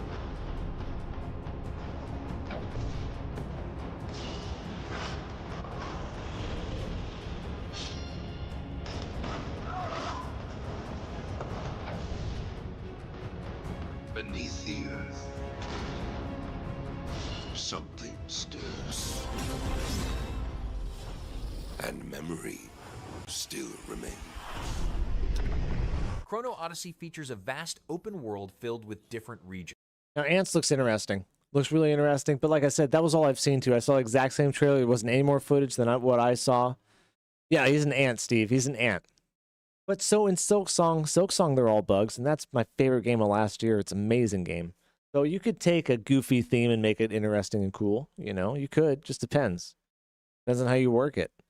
Now, moving on to Chronos Odyssey. Right away. Fantastic graphics, fantastic character model design. Her face looks great. Looks kind of like the girl from Resident Evil 9, Claire. But move on and see what this is. Including grasslands, snow-covered areas, and swamps that can be traveled without loading between zones. Combat revolves around the Chronotector, an artifact capable of manipulating time Right, by that stopping Chicken enemies Souls game. or rewinding certain actions. Good example. Players can take part in large dungeons, raids, and PvP activities while pursuing rewards and stronger equipment. Gathering resources, crafting items, and extensive character customization provide additional ways to shape progression and playstyle.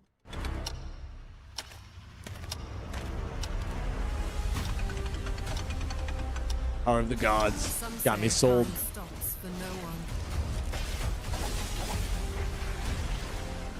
Big fan of Greek mythology. Probably my favorite mythology too.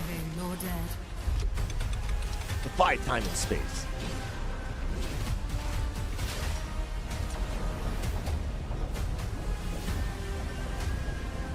Yet what then of those who deigned to turn back the hands of fate?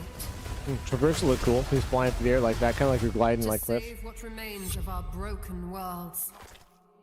You need only take my hand. Save me. Return to the past. Okay, so going pretty quick through these. Chronos Odyssey.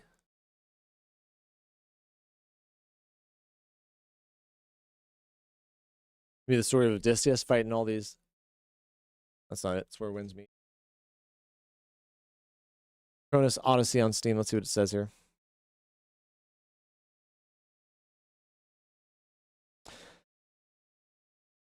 Game features include awe-inspiring visuals powered by Unreal 5, vast and intricately designed seamless open world, dynamic action-based combat mechanics based on the time manipulation and extensive customization.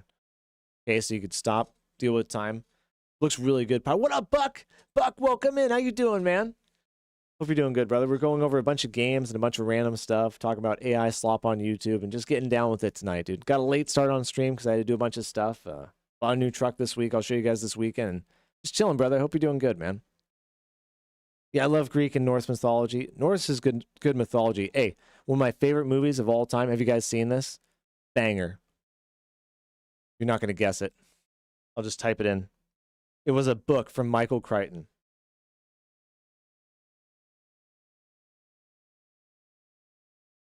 13th Warrior. Did you guys ever see that? Antonio Banderas?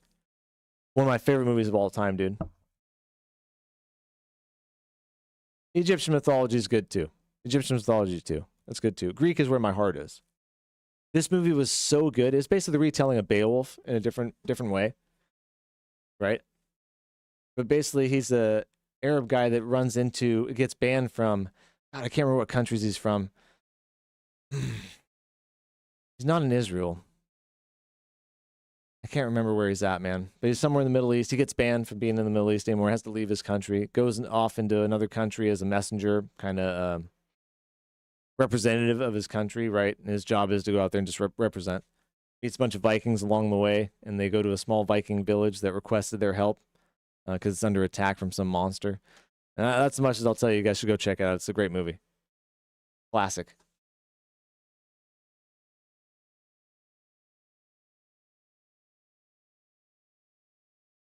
Chronos Odyssey. Seamless and unrestricted exploration of any terrain is offered by Chrono Odyssey thanks to its open world concept. It also features many different biomes, including grassland, snowland, swamps, and more. The adventure through the world of Chronos Odyssey offers much to explore. Developers describe the content like this. This game may contain content not appropriate for all ages, or may be not appropriate for viewing at work. Frequent violence or gore, general mature content. All right. Hope we see some boobies. Always like video game boobies. Maybe her boobies. I don't know. Okay, next one on the list. Let's see what he's got here. Project Windless takes place in the fantasy universe of The Bird That Drinks Tears, more than 1,000 years before the events of the novels. What? They're novels? The Bird That Drinks Tears. Where are they getting this source material?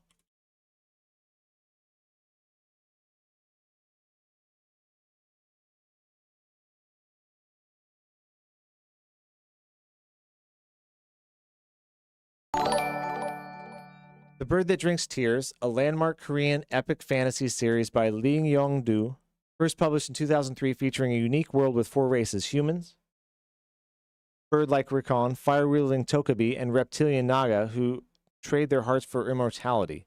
The story follows a mismatched group, a human, a Rikon, and a Tokabi, escorting a Naga with a heart, an anomaly, on a perilous journey, uncovering a plot that threatens the world. The series is known for blending Korean culture elements and is now available in English translation by Anton Her. I know Anton Her, actually. Cool. Okay, so that's where they got the source material from, a little bit about it. Players control the Hero King, a powerful warrior of the Recon race, armed with twin blades. Napo Eric, thank you for the, what is that, a rose? You sent me a rose? How sweet of you. I'm blushing, man. Hope you're doing good, brother. Be safe on the road out there, okay? It's summertime. Tourists are out there being crazy as shit. They don't know it's your big semi-truck. Can't stop as fast as their car. Good luck, dude. Pixelated boobies? Yeah, man. Where a lot of us start, Steve. Where a lot of us start. Combat emphasizes large-scale, real-time battles where dozens or even hundreds of enemies can be fought at once. Thank you, Napo. Thank you. Through exploration, alliances, and interactions with different races and factions, players influence conflicts and shape the future of the kingdom. This world was never yours to keep. How dare you stand in the way of purity, little king? This looks epic, to be honest with you. Absolutely epic. Oh, here it is.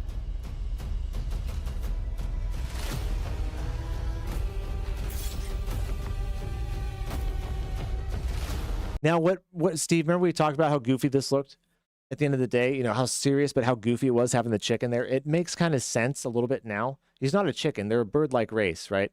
This could be amazing because of the fact that it has so much lore and story to pull from already. Because the gameplay looks good, right? Cinematics look pretty good. I mean, hopefully the story's good. Hopefully the story's good. Crazy weather yesterday. Tornado hit building where I was delivering, almost took away my truck. Dude, Napo, no way, dude. Dude, is that where those people got injured in that tornado, Napo? Because I saw that on the news. 12 people injured in a tornado. Some doctor was the hero, jumped in there and helped him out. Steve, it's the giant chicken game. This is the one we were talking about. Run, witch, run. Every time I think giant chicken, I think of the Family Guy Peter Griffin episode where he's fighting the giant chicken for like 2 minutes, punching each other. Just beating the shit out of each other. God, that was good. That was when Family Guy was peak. It's gone downhill. I'll say that. Now, I think this could be great, like I said, because of all the lore there and all the stuff they can pull from. They got to be able to pull something good and make something great out of this. I hope it's better than Crystalla. Still love it, but the last update really hurt, in my opinion. Ooh. What was so bad about it? Yeah. It's always strange to me when games go backwards with an update. You know, 2 steps forward, 1 step back, I guess, but what was so bad about it?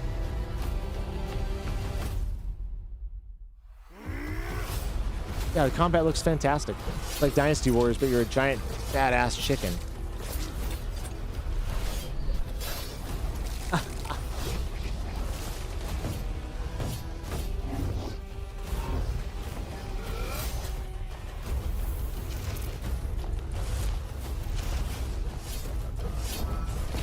Prayers out for Napo. I'm glad you're alive, man. So I didn't stream yesterday. You almost got hit with the tornado. It won't happen again.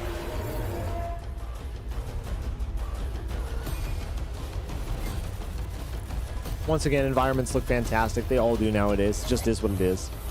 If you can't make a good-looking environment, don't bother making a game. Oh! Oh! That was ruthless. Oh, that I'm a badass and here I fucking come walk. Here we go, dude. I'd be happy with 2028, Steve. We need some room for these games to breathe, you know? Them to resonate within the space a little bit here. Not getting any room to resonate.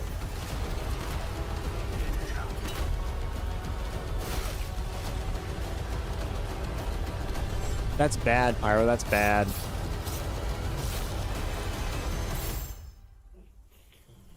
Okay, so real quick, winless. Let me look it up on Steam before we get to this last badass one that we already know is badass. We've seen this. It's Windrose or winless?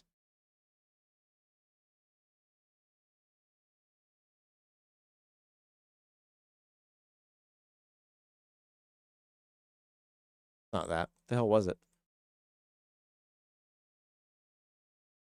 Project Windless. Sorry, my bad. Windrose was the Pirates game.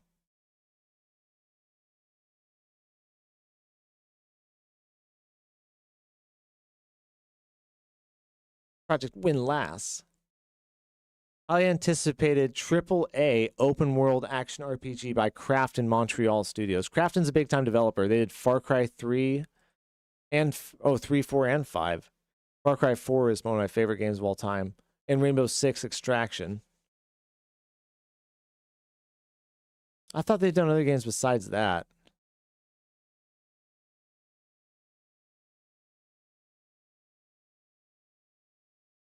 Nothing on Steam about it.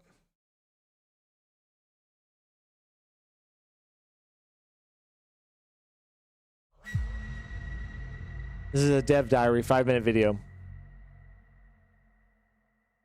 I'm here for you, Napo. Hi everyone, and welcome to Krafton Montreal. It's 5 Today minutes. We're very excited to finally share a first look at the game we've been working on, Project Windless.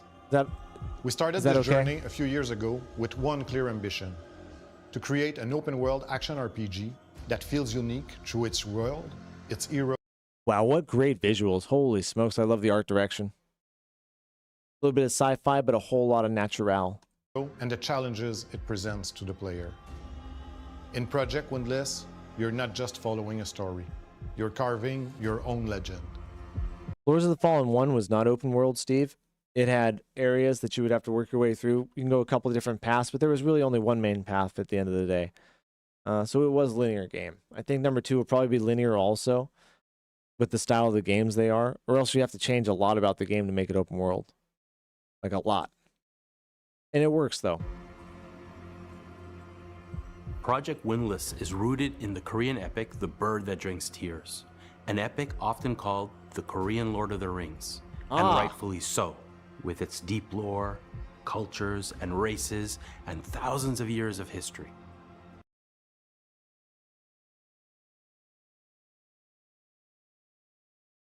I was going to go back to her face, but I can't find it. Her face looks amazing. But we're not adapting the novels directly. We're going back 1,500 years before the events of the books to tell the origin story of the Hero King, the one who founded one of the most important kingdoms in the books, the Arajit Kingdom. The Arajit. I like that. Arajit. This approach gives us the creative freedom to forge our own narrative while honoring the soul of this incredible universe with 4 distinct races with their own rich culture and strengths and tragic flaws. Like the Tokabi, tricksters with supernatural fire and magic who laugh in the face of death because they transcend it. Drinks your tears of blood, Steve. Tears of blood. He's a tough chicken. Remember the Adult Swim show Robot Chicken? Humans, strategic, social, ambitious, Remember Adult Swim? always struggling to shift the balance of power in their favor. The Naga, ruthless, brilliant, cold-blooded, with a desire to dominate over the world. And then we have the Reckon, fierce, nomadic warriors who live for a single purpose, a life wish. Warriors with incredible speed and strength and who can endure what would break lesser beings. It's the collision of these cultures, their conflicts, alliances, and betrayals that makes this world so compelling. 저희는 이 독창적인 세계관을 믿을 만하고 몰입감 있게 구현하는데 모든 열정을 쏟고 있습니다. 우리의 목표는 명확합니다. 기존 판타지의 틀을 깨고 상상 그 이상의 No, we're only going to do a short stream tonight, guys. I got started so late, you know what I mean? To answer your question, Tweejo, it's only be about another hour or something like that, probably. Go through a bunch of other stuff here and get caught up on the news and everything that's going on. This looks incredible, dude. I'm actually blown away by this. 새로운 감각을 선사하는 것입니다. 프로젝트 윈들리스는 한국적 뿌리를 둔 동아시아 판타지를 바탕으로 시작했지만 우리는 이를 글로벌 판타지 문법과 Far Cry 4, an amazing open world game. 새로운 방식으로 조합하여 익숙함 속에서도 극도의 신선함을 찾아냈습니다. 원작에 대한 고증과 창의적 해석이 담긴 독특한 생태계. 구름 위를 떠다니는 거대한 하늘지처럼 낯설고도 아름다운 풍경들은 기존 판타지와는 확실히 다른 특별한 여정이 될 거라고 생각합니다.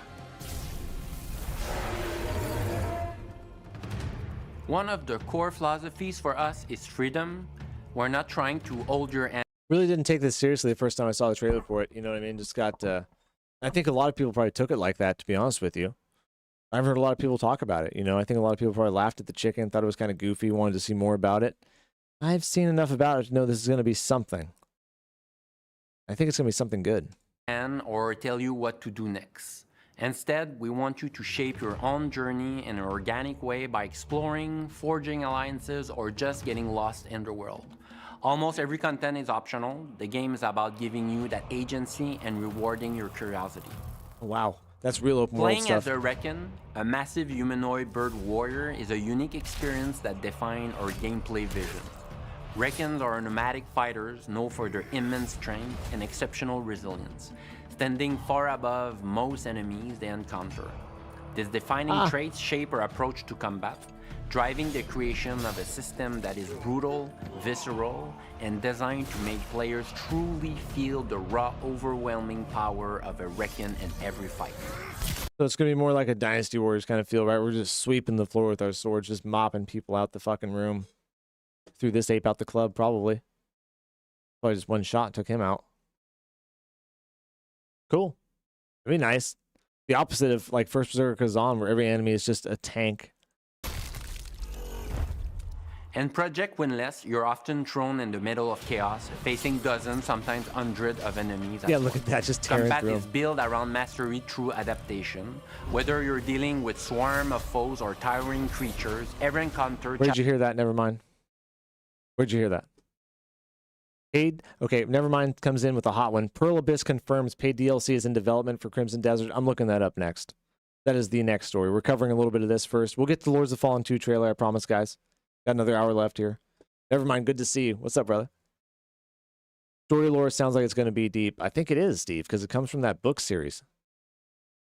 Pyro says, this is as big as it looks. It may take the title of Best Souls-like. I mean, you know what's funny? If they make this great, the novelty of playing as a giant chicken will sell the shit out of this game, right?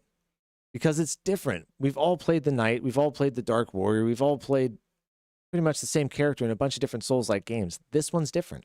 Challenge you they found a way to be read the different. battlefield, adjust your approach, and react in a real saturated field. To make that fantasy real, we had to push the tech in new ways. That's where our mass entity AI comes in. It let us simulate hundreds, even thousands of characters in real time, turning every fight into a true spectacle. These are smart, reactive crowds that make combat unpredictable, challenging, and alive. I'm gonna check it out. Project Windless is about the rise of a legend. In a world torn by war, players form alliances, lead armies, and leave a lasting mark on history. Ooh, don't do it. Building a game in such a rich and distinctive fantasy world is an incredible opportunity for our team, and we're very excited to continue sharing this journey with you. Thank you for watching. I want to say hats off to all the artists out there and designers that actually make this stuff look so fantastic. I can't believe how good every one of these games look. The environments, the characters, it's like, I don't know. How do you not play any of them? Reddit is kind of rough sometimes. I agree with you on that. You got to be careful. You got to look all that shit up you see out there because people post anything on Reddit just like they post anything on 4chan, but it is more respectable than 4chan at least. We're going to check that rumor out. We still got a couple of seconds here.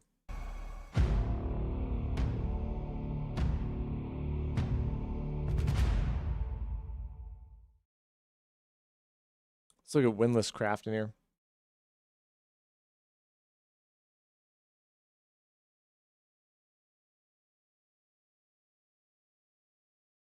There's nothing here. Nothing here. We'll subscribe on their social media. YouTube, Project Windless, subscribe. Hell yeah. They've got 9 videos and only 1,500 subscribers. You guys should go over and subscribe to them. Let's give them some support. Now, we are making a video for Crimson Desert developers, Pearl Abyss. Never mind, did you hear about that? We are the children of war. That's cool. Let me look up that rumor really quick and we'll get right back to this video.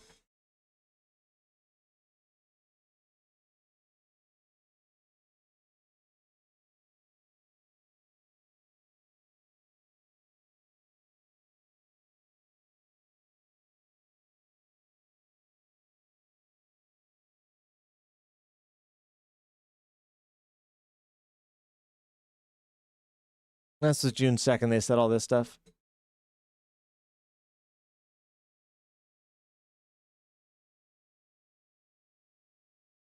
Crimson Desert update. Here we go. 3 months ago. There are currently no confirmed plans for paid DLC. Okay, so this is as of 3 months ago. So recently, that's been a change, though. Yahoo Tech. Pearl Desert, we were preparing it as a meaningful addition to your journey. Pearl Abyss confirms Crimson Desert DLC alongside a second roadmap with one vital feature other games must include. Alongside a second roadmap? What does that mean? Pearl Abyss continues to justify its ranking among the best game developers in modern gaming with more polish and content promised for its latest open world game. Crimson Desert has a second content roadmap and DLC currently in development as confirmed by Pearl Abyss in the devs update blog post. Let's click on this. Okay, this is just the one from a couple of days ago we did read.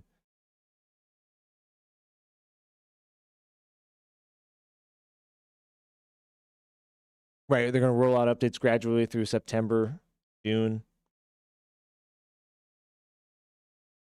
We are hard at work at a DLC for Crimson Desert, and while we cannot share the details, preparing it for a meaningful addition to your journey. Yeah, it's going to be next year. For sure. Am I looking at the right stuff here? This seems like old news.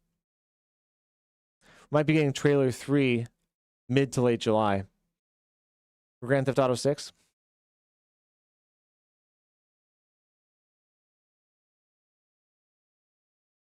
Yeah, June 2nd, this came out. So no new updates, but Nevermind is right. They are working on a paid DLC. They have said that, and that's the article right there. Get back to this video. We'll watch the last one, which is Black Myth Wukong Zhonghui, which we're all excited for. Zhonghui draws inspiration. Hey, appreciate you bringing me the video, Power. This one's been awesome. It is an hour and 20 minutes long. You guys should go look at it because we're just looking at the last 5 on the list, the top 5 of his choices. But there's, 30 other choices to look at for Souls-like coming out. From the classic tale of Zhang Kui and his battle against ghosts, while adding original storylines rooted in Chinese folklore and mythology. Gameplay revolves around strategic encounters where players must choose the right talismans, magic weapons, and tactics for different supernatural enemies. A progression system allows Zhang Kui to grow stronger through resource gathering, equipment upgrades, and new abilities. As the story advances, players uncover hidden secrets behind the ghost hunting adventure. Ghost hunting adventure, huh?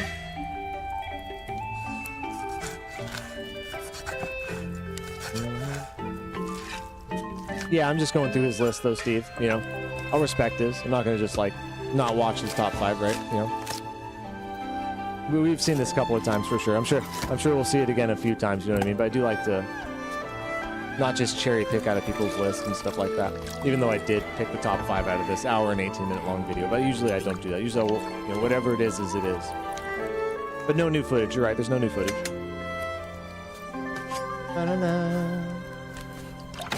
No, they couldn't give that guy a better hairdo. Damn, they did him so dirty, dude. They did him so dirty, man. Ugh. Feel bad for the brother.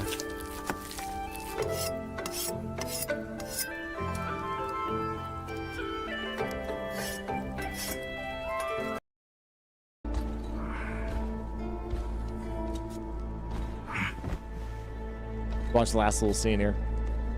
Dramatic.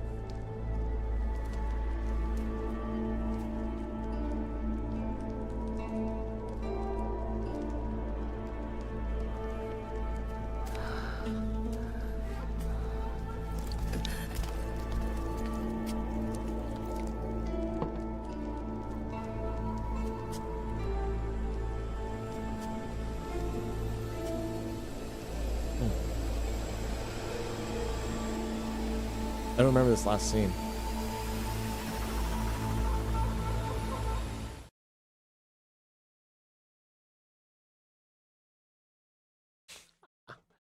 Okay, I mean, that looked fantastic, guys. That looked fantastic. Pretty good top 5 list there. I mean, Black Myth Zukong, Zhang Wei, we were all so excited for. We know everything about it at this point that there is to know, so no surprises there. But I did like Project Windless. He brought a little bit to light in my mind by checking that out and realizing it was already a book series, kind of like The Witcher and stuff like that. They're turning into a cool game. Really, really excited for that. Great video, Pyro. Great. I'm playing Path of Exile 2 with the wifey. Can't argue. It's what she wants. Oh, man. I played that when it came out. The first demo came out that you actually paid for. Oof, that hurt. I liked it, but I've never seen a game that has more store shit. You know what I mean? More purchasable items and stuff like that. I was just like, oof, can't deal with this. This is the only scene that directly connects to the game, huh? Most mysterious one. Okay, let's check out the Lords of the Fallen 2 trailer.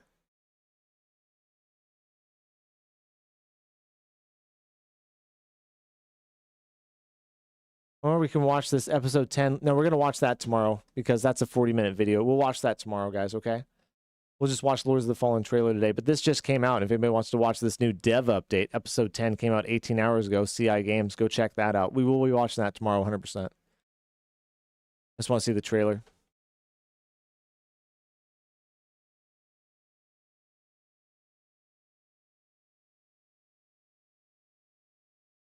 Yeah, 17 hours ago we got this guy.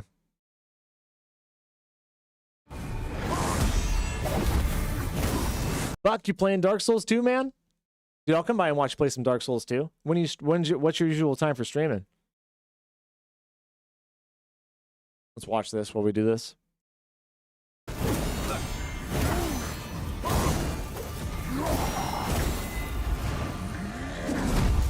Dude, first of all, anybody that's played like Legacy talked about Lords of the Fallen, the first one, Lords of the Fallen, the re-updated first one. Then Lords of the Fallen, the one that they made in place of the first one. This combat looks so much more advanced and so much different, so much faster and cleaner. Lords of the Fallen 1 had such clanky combat. It was terrible. Couldn't jump. Very, very limited. This one is flowing fluidly. Better than Dark Souls? Better than Elden Ring? Worst Souls game ever. Which one? Dark Souls 2 or Lords of the Fallen? Dark Souls 2, dude, I swear. I mean, you heard my opinion on that. I hate that game with a passion, dude. Like, seriously. I understand why people like it, and it's got a huge fan base and stuff, and good on them. You know, I'm not dissing on you.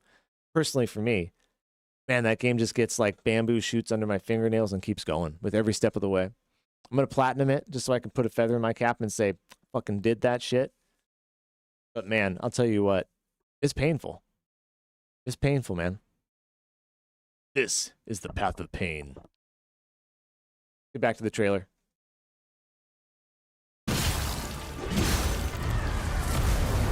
I know. I'm with you, Buck.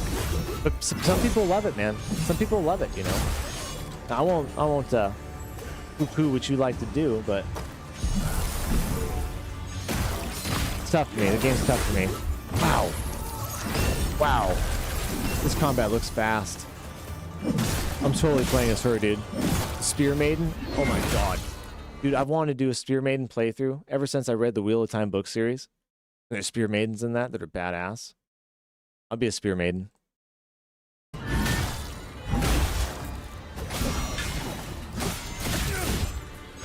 Semi-open world, huh? Now the reason that's probably semi-open world, well, I don't know why it is actually, because in the first Lords of the Fallen, the first couple ones they made there, that were basically the first game, just different versions of it. It was very linear. You could go to a couple different places. There's usually like one or two paths off of the main path, you know, branching paths that you can choose from to go through.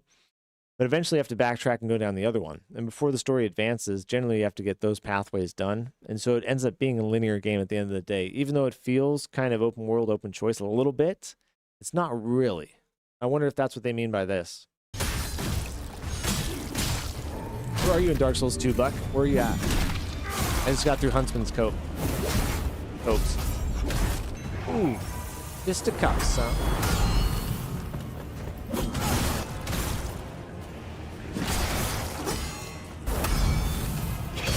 Combat looks so unbelievably good.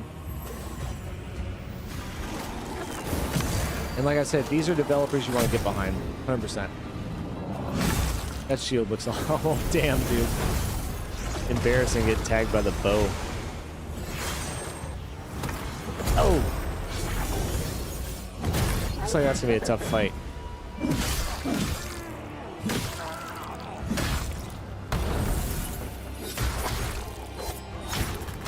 It's got just the right amount of particles and stuff on the screen for me too. Like I felt like Crimson Desert was a little bit harsh in that. Like there's a little too much stuff going on the screen.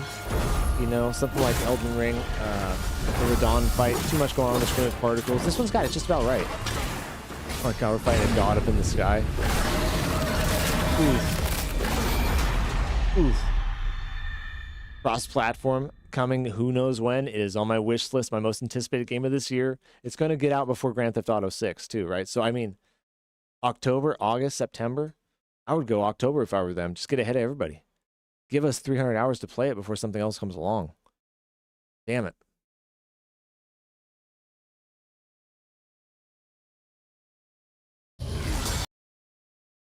I just want to mark this one for later.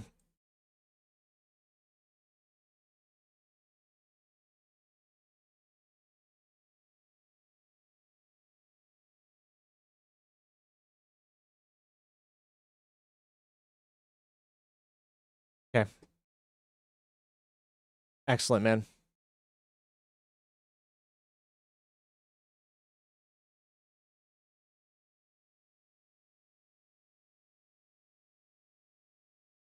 No date yet. No date yet. Let me look on Steam really quick, but no dates.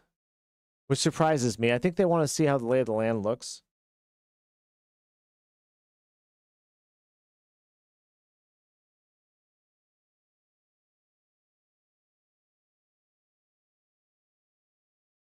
Officially slated for fall 2026. The exact day, month, release date has not been announced, though previously developers leaked studio timelines point towards launch window of August.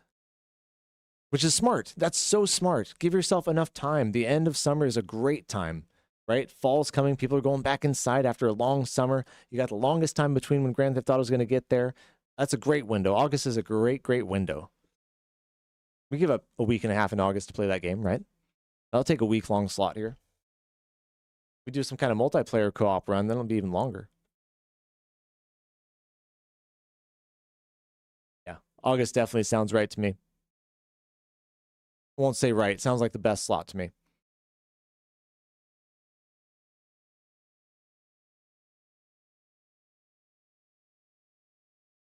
Watch that already. Let me see. Read on stream. How much there?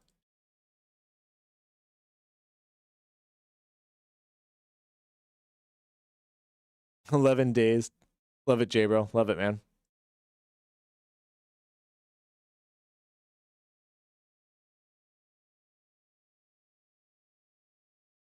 I gotta show this guy. Have you guys seen this guy stream?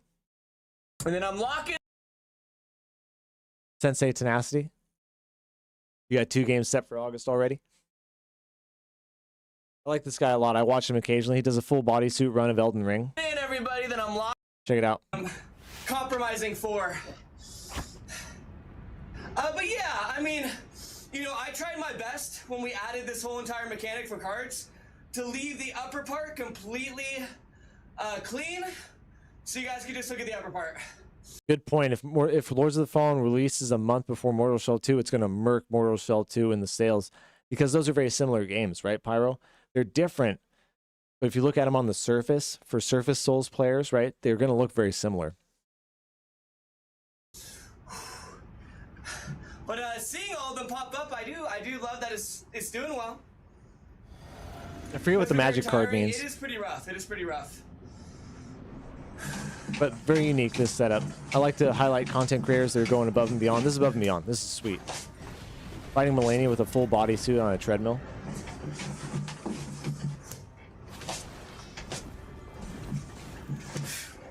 Heart rate is 160. That's not good.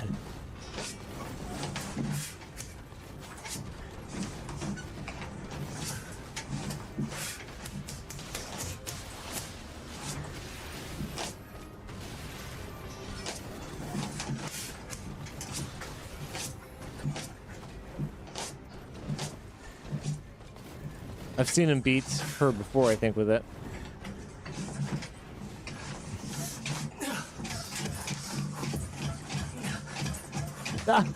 He's hustling from the waterfowl, right? All this car stuff. His name is Prof, and he has coded all this stuff for us. Gotta run away and get a break. Dude, his heart rate's almost up to 180. Oh, look at that. What moves? This is how you play Elden Ring, Dark Souls, and get a workout, Buck, right here. Imagine Dark Souls 2 like this. Couldn't do it. It's not responsive enough. Couldn't do it.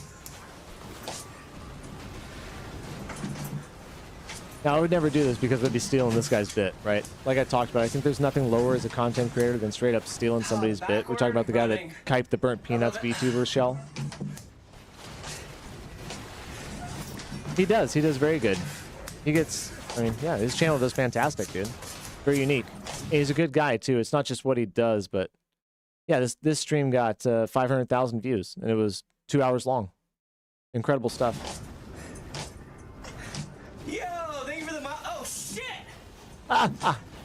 But it goes with exactly what I'm saying. I don't even need to look at the views to know he's got great viewership and stuff like that. And it doesn't even matter at the end of the day, because even if he doesn't, I still love the content he's making. And because it's coming from a real spot, put a lot of effort into it. It's unique and different. He's trying hard, and he's very consistent too. I think every day he streams, but mad props. Even if he had one viewer only, I would still be mad props, mad props. You got to kind of look behind the numbers and beyond the views and see what it actually is. And it's great stuff from this guy. And he's getting the viewership because of it, which is what I've always believed, right? If you make great stuff, great people will come and be a part of something great.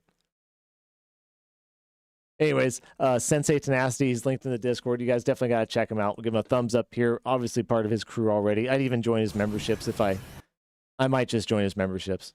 We'll see. I really respect the guy. Really respect that kind of work ethic. And what else we got in here? That was my video that I had to post to you guys a little while ago. I think he said the setup was around $2,300 too.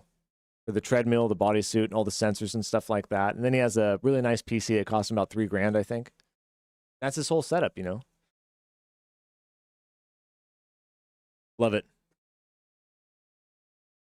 What up, Black Buddha? I'll show you my favorite streamer right now.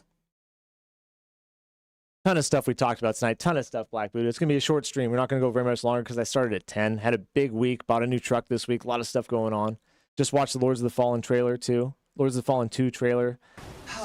Great video in the beginning of the stream about AI, YouTube monetization, where it's going, what it means versus the slop that's happening there.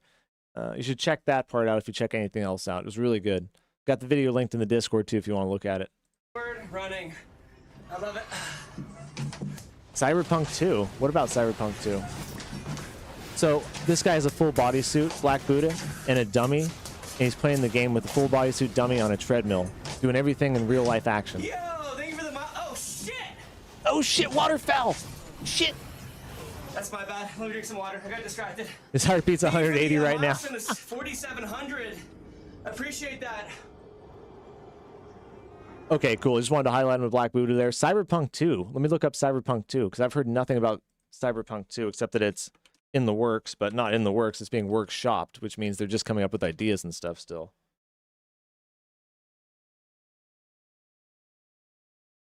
Not 2077, Cyberpunk 2.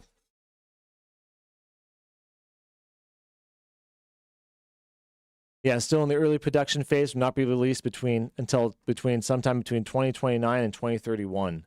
The highly anticipated sequel, codenamed Project Orion, is being developed by CD Projekt Red's North American-based studio in Boston, Massachusetts.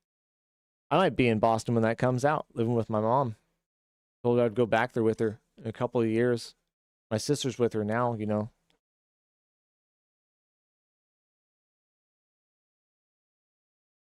I like him, Buddha. He's cool, man. You know, I like to highlight people that do stuff different, stand out, and he definitely stands out. He puts effort into his content. It was great stuff. Yeah, no legit info yet. Just rumors and speculation. There's too many big games between here and there for people to really care that much about it, I think, to get that excited. You got to kind of wait for your time in the social media and the media. You got to wait for your window, really. Windows are great. I mean, sorry, I was reading your comment. Trailer looks good. There's a trailer for Cyberpunk 2?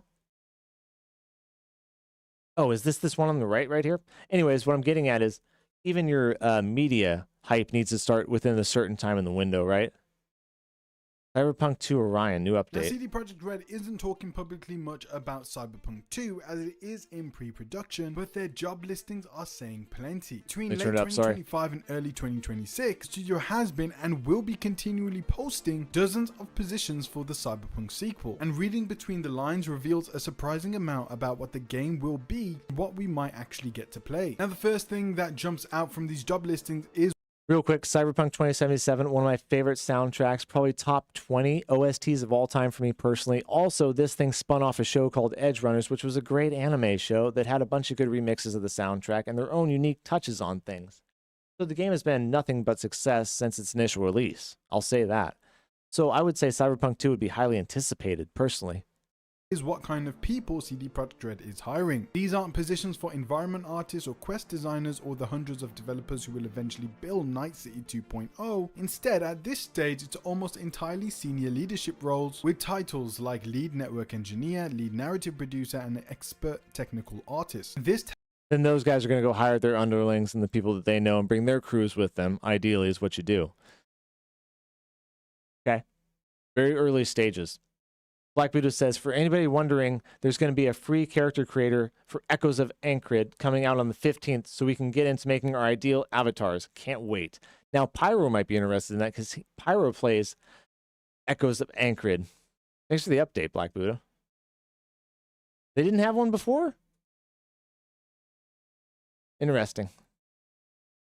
tells us something important. Cyberpunk 2 is still in what the industry calls pre-production, as they're not actually building the actual game yet, but rather building the tools, systems and pipelines that will let you build the game efficiently later. Right now, around 135 people are working on Cyberpunk 2, and they're spending their time on things like animation pipelines, graphic rendering systems and multiplayer networking architecture. Job listings extend through April and May of 2026, which means CD Projekt expects to still be hiring leadership well into next year. When you factor in interview time, relocation and the months it takes for new hires to become fully productive, these people won't hit their stride until late 2026 or early 2027, likely when full production starts. Of course, I've broken this down in my multiplayer breakdown of Cyberpunk 2, which I'll leave in the description and pin comment section below. Black Buddha says, hand to God, I actually used to work with an artist who got signed to make some songs for Cyberpunk 2077 when it came out.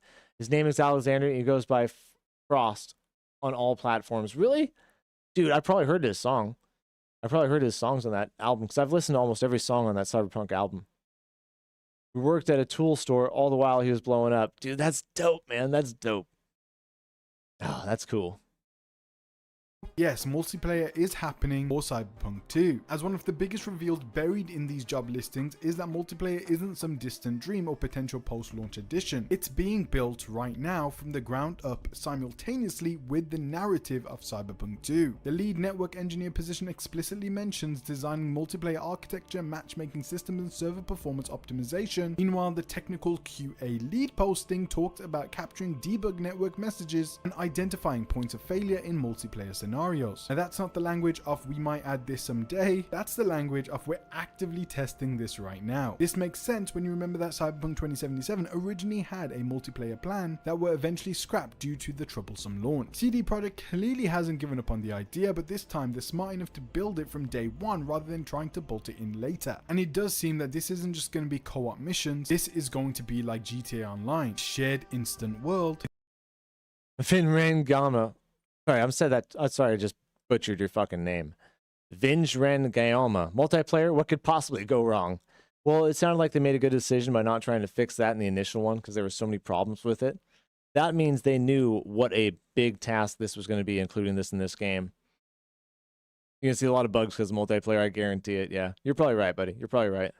However, do applaud them for trying to make it different than the first one, adding something on to it, right?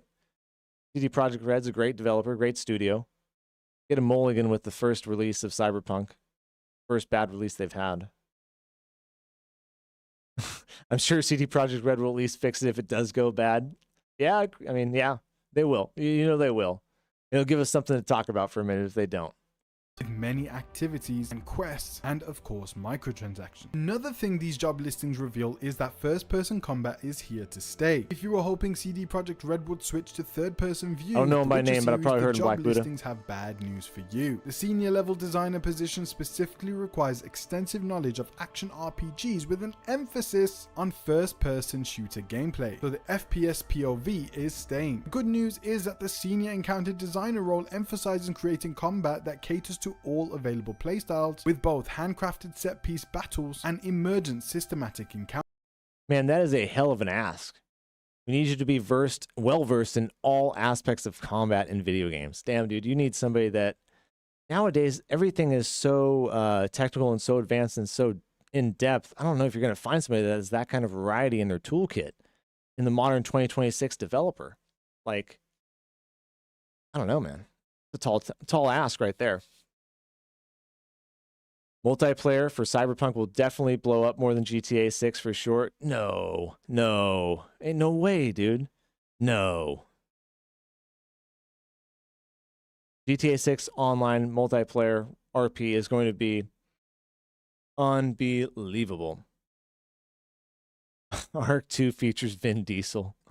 Dude, don't talk to me about Arc 2. It's been years since we heard anything about Arc 2. Translation. Whether you want to hack your way through missions, sneak past enemies, or go in guns blazing. We'll get Fast and Furious 13 to the moon before we get Arc 2. The game is being designed to support your approach once again. These job listings also show that they are mastering Unreal Engine 5, as nearly every technical position mentions Unreal Engine 5 expertise as a requirement, which makes sense since CDPR abandoned their proprietary Red engine after Cyberpunk 2077. But the level of technical detail in these listings is telling. They're not just learning. Really? Hold on. Detail in these listings also show that they are mastering Unreal Engine 5, as nearly every technical position mentions Unreal Engine 5 expertise as a requirement, which makes sense since CDPR abandoned their proprietary Red engine after Cyberpunk 2077. I didn't know that. I didn't know that. Arc 2 is scheduled for 2028? Oh, I'm gonna have to eat shit on that one. Really? Really?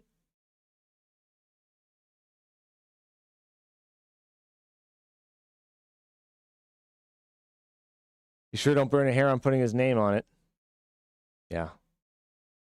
Well, he gets money that way, right? Vin Diesel, he likes his money. Interesting. Okay.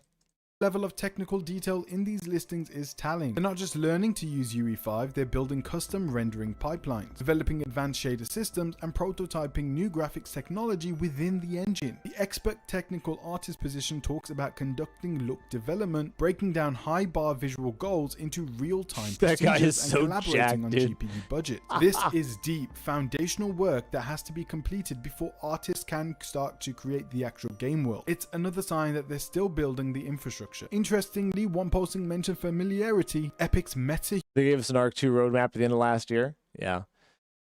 Yeah, I mean, I need to see it 6 months. When you give me an announcement 6 months is going to be here in 6 months, then I know we're serious. A year away, that could still be delayed. 2 years away, definitely going to be delayed. Yeah, there's always a time for a delay, Vinge. Yeah. I think 6 months for me means we're serious, right? Now you got the ring. Now you got the ring you're planning on asking me. I'd say yes, I don't know. Depends on how nice the fucking ring is, I guess. Human workflow as a desired skill. Now, MetaHuman is Epic Games' advanced system for creating photorealistic digital humans. CDPR successfully integrates this technology, we could see character faces and performances that will blow away Cyberpunk 2077's NPCs. There's also going to be a new motion capture studio, which is going to change everything for Cyberpunk 2. CDPR confirmed in the Q3 2025 financial results that they're building a new performance capture studio in Warsaw with 2 stages. Now, this is a big deal. Having their own facility means they can capture performances more frequently, iterate faster, and avoid the scheduling nightmares that come with renting external studios. The lead narrative producer role specifically calls for experience. This looks so good, but still so rough. Like, I'm being real with you guys, you know what I mean?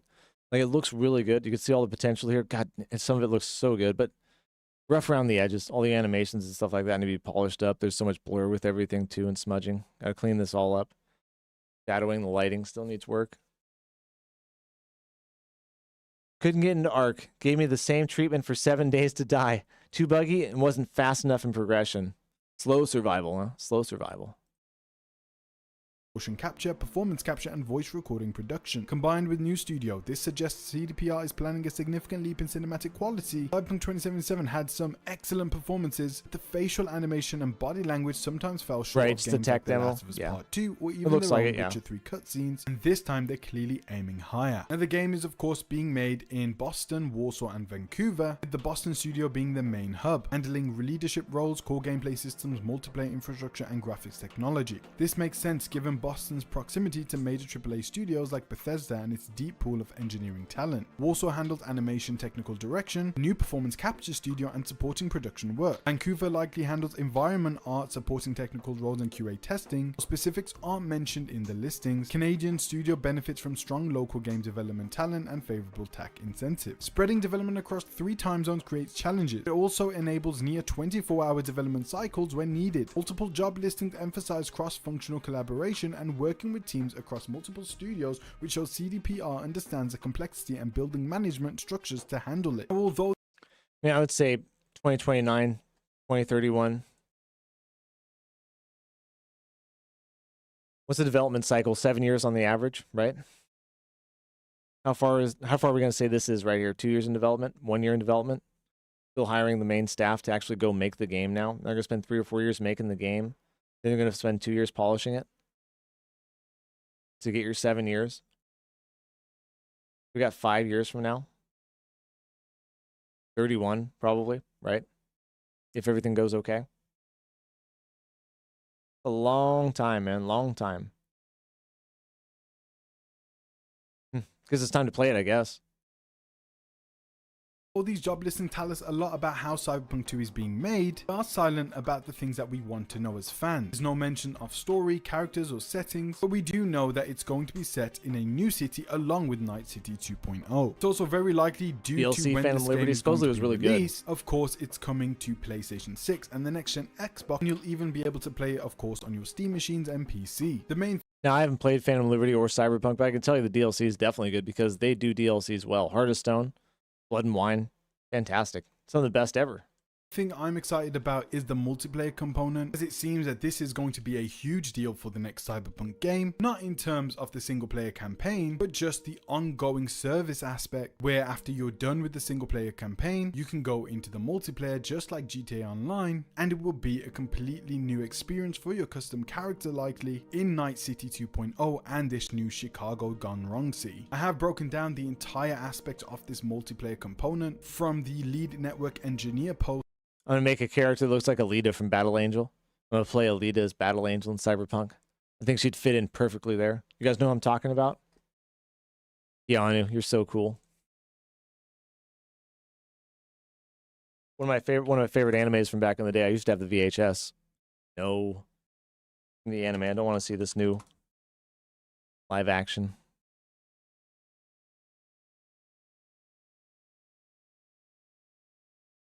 Be perfect for Cyberpunk. Perfect for a Cyberpunk playthrough. She's a cyborg. That's what she is. But a battle one. Just Rex House. Good shit. And much more details that CD Projekt Red has given us this year and over the last few ending years. you've done, I've that's broken funny. it all down in that video, which I'll leave in the description and pinned comment section below. And guys, it is finally here. The Balboa Club Witch Hunt Collection Volume 1 is now available. Interesting stuff. Interesting stuff. Lords of the Fallen, dev update, world's first full body. That was great stuff. Love that guy. Yeah, I mean, I have all faith in CD Projekt Red. I forgive them for the initial release of Cyberpunk. Everybody gets a mulligan. Everybody makes mistakes. You know, I think they've probably learned from it. And I don't think we'll see anything about that till 2031 at the end of the day, you know. We may see some news along the way and stuff like that, but I don't think we're going to see anything solid, real, or release dates till around then. 2029 seems way too early in my calculations, for sure, with where they're at right now in the hiring process and the actual development of the game. We still got our Deltarune stuff to look at. We're going to do that probably tomorrow night or the night after we play Deltarune. Red Dead's got some nice ones in here. I love this one. How's Ben? How's Ben?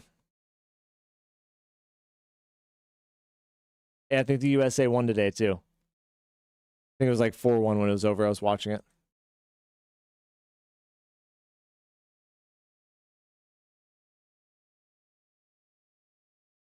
You don't think Bethesda is ever going to make the comeback CD Projekt Red made? You know what? I think you're right about that. They've already made so many mistakes, and you know, Starfield shows they didn't learn anything from it, from Fallout 76. What was the other story we were going to look at, guys? There was one other thing I wanted to talk to you about, and I can't remember what the hell it was. It wasn't posted in the Discord here. Something that just happened recently. It wasn't a Reckless Ben update. Let me go to just my homepage on YouTube. Generally, I try to save these videos for watch later, but sometimes I forget. Hey, I appreciate everybody throwing a like on the channel. Appreciate everybody subscribing, that is. If you're not, appreciate it if you would. My name's Lucky. The channel's Game On. We just keep gaming on. Oh, it was T-Money's phone. That's right. There's something about the Trump phone I wanted to look at. Not because it's political, but because it's technological. I really don't do politics or religion here, but I did want to take a look at this phone. I thought it was pretty funny.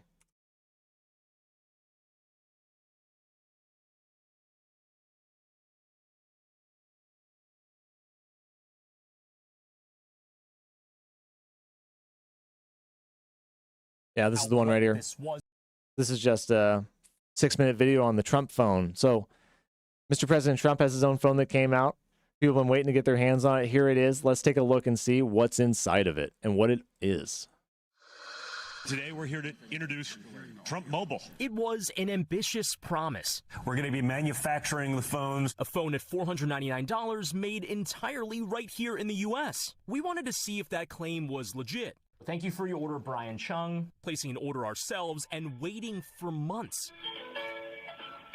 And now, Buddha, they've given some out. Now some of them are here, Buddha, after they denied the pre-orders and stuff. They've given them out, but only to certain organizations and certain people. And I like what NBC actually did with theirs. Real quick, to top off what we were talking about before, it's sad because the thing is their games excelled at community-made content. Yeah, and they understood. They were the first company to really understand modding and how they could use it to their advantage to make a bigger community, right? Rockstar later on went to use it with Grand Theft Auto and stuff like that, but they were the ones. And I'll give Bethesda credit for being ahead of the game in a lot of ways. Not always good. Horse Armor, for example, right? Fuck. But they've always tried to be innovative and do new things, but somewhere along the way, they lost that. They did. And I think the creator mod, or what is it called? Oh, I forget what they called that program that they had. But that was fantastic. That was one of the last truly unique things they did that was really inventive, I thought, and really good for the community. Since then, it has been downhill, I feel like. Okay. Is there anything else on that? Witcher 3 DLC 2027, Witcher 4 2028. I think that's a great call, Steve. Now, we know we're getting the DLC in 2027. They've said that. And that's probably already almost done, by the way, too, or they wouldn't have said that. Witcher 4, yeah, they'll be right on track because they got 2 more Witcher games coming out after that, and they want to make sure they stay on pace with those. May of 2026, and there appears to be no sign of it until last month. Tracking your every move. Sent us a device they said was going out to some members of the media. There's a Truth Social preloaded onto the phone. I don't know why his volume so low. Yellowish back, the phone appeared to resemble the U24 Pro, an Android phone made by Taiwanese company HTC. It looks very similar. It has a very distinct shape. Yeah, that does look really similar. To confirm that, we headed to iFixit's offices in San Luis Obispo, California, where lead teardown engineer Shahram Makhtari hanging out by Slow. What university is there? There's a university right there. That's a big college town, Slow. Offered to help us run some tests, including through a modified CT scanner. Let's unlatch it. Okay, cool. Okay, so there it is. Which gave us an inside look at the T1 phone's guts, which looked eerily similar to a scan that iFixit ran for the HTC phone. Without cheesing, tell me which one's which. Wow, they look so similar. That's so bad, dude. That's so bad. He can't even tell the difference between the two. Now, I don't know how you ever thought something like this wasn't going to come to light, you know, in a day where people can just dissect everything and put it on the internet for everybody else to see. I didn't think people were going to find out about this. Just shocking to me. The left image, the HTC. The T1 on the right. The battery, cameras, boards, mostly in the exact same place, with the exception of the flash. But Makhtari and I wanted to take an even closer look, with the help of an industrial-grade microscope to see the pixels in the T1 screen. This is a pentile layout, and it's in Samsung's patented diamond layout in particular. Definitely. So supposedly this was made in America was the big thing about it. An American phone for American people made in America, right? Let's start buying American products. Not made in the United States as far as I know. The same design seen in the HTC that iFixit ran under the same microscope. One more check to do, cracking it open. We're really going to test to see if this is... Vinge, what did we just say? They're going to rip it open rather than X-ray it. He did both. He did both to it. You're not going to hide anything. Truly just an HTC U24 Pro reskin for Trump Mobile. First off, I should remark that I literally see the word the Philippines. Breaking it down piece by piece, confirming that the parts are nearly identical to the HTC U24 Pro. The 3 cameras, as you point out, are in the exact same place. They're in the exact same spot. The boards are the same. Boards are going to be exactly the same, yeah. I think some people operate under the assumption that if they just take enough shots, they're going to get enough hits, and they're going to get enough wins to make up for their losses. It's not really that true in modern day time. With content creation, for example, for me, it's much more important for me to not make a bad video than it is for me to make a great video, if that makes any sense to you at all. You lose so much more credibility by making a bad video or doing something terrible than you will for making a good video. It'll take you maybe 3 or 4 good videos to make up for that one bad one. One of the things that makes content creation very hard, right, is people respond much worse to a bad video than they respond very well to a good video. It's just the way it is. And so knowing that, you put yourself out there like this for everybody to light your ass up. Gaslighting people is the new normal today. I guess so, man. But it's not going to work like it used to back in the day. There's too much information, too much access. Everybody can see what everybody's doing. You know what I mean? I can tell you exactly what I did and show you through social media exactly what happened, just like these guys are right now. So I don't understand what the overall plan was when you knew this was going to be a miss. Everything said this was going to be a miss if you did it like this. You were never going to make a phone that was that cheap in America, for sure. Instead, here you are buying a Chinese phone, rebranding it just so that you can say you did what you said you were going to do when you didn't do it in the first place at all. And you're just acting like we're fucking idiots and aren't going to find out about it. This is the kind of stuff that just drives me up the wall, man. And not a political opinion at all, just a personal opinion on technology, sales, stuff like that of that nature, the ethics behind it. I just don't like it at all.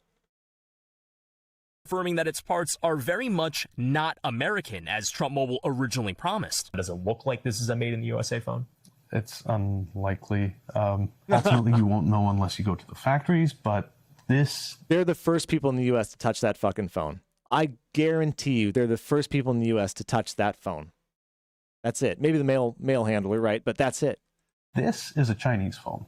Everything we've seen suggests that the T1 was manufactured in the same factory. The phone, initially marketed as made in the USA, now advertised as assembled in the USA. Following our tests, HTC did not respond to our request for comment. Trump Mobile did not respond to questions about the similarities or about what part of the T1's assembly is done here in the US.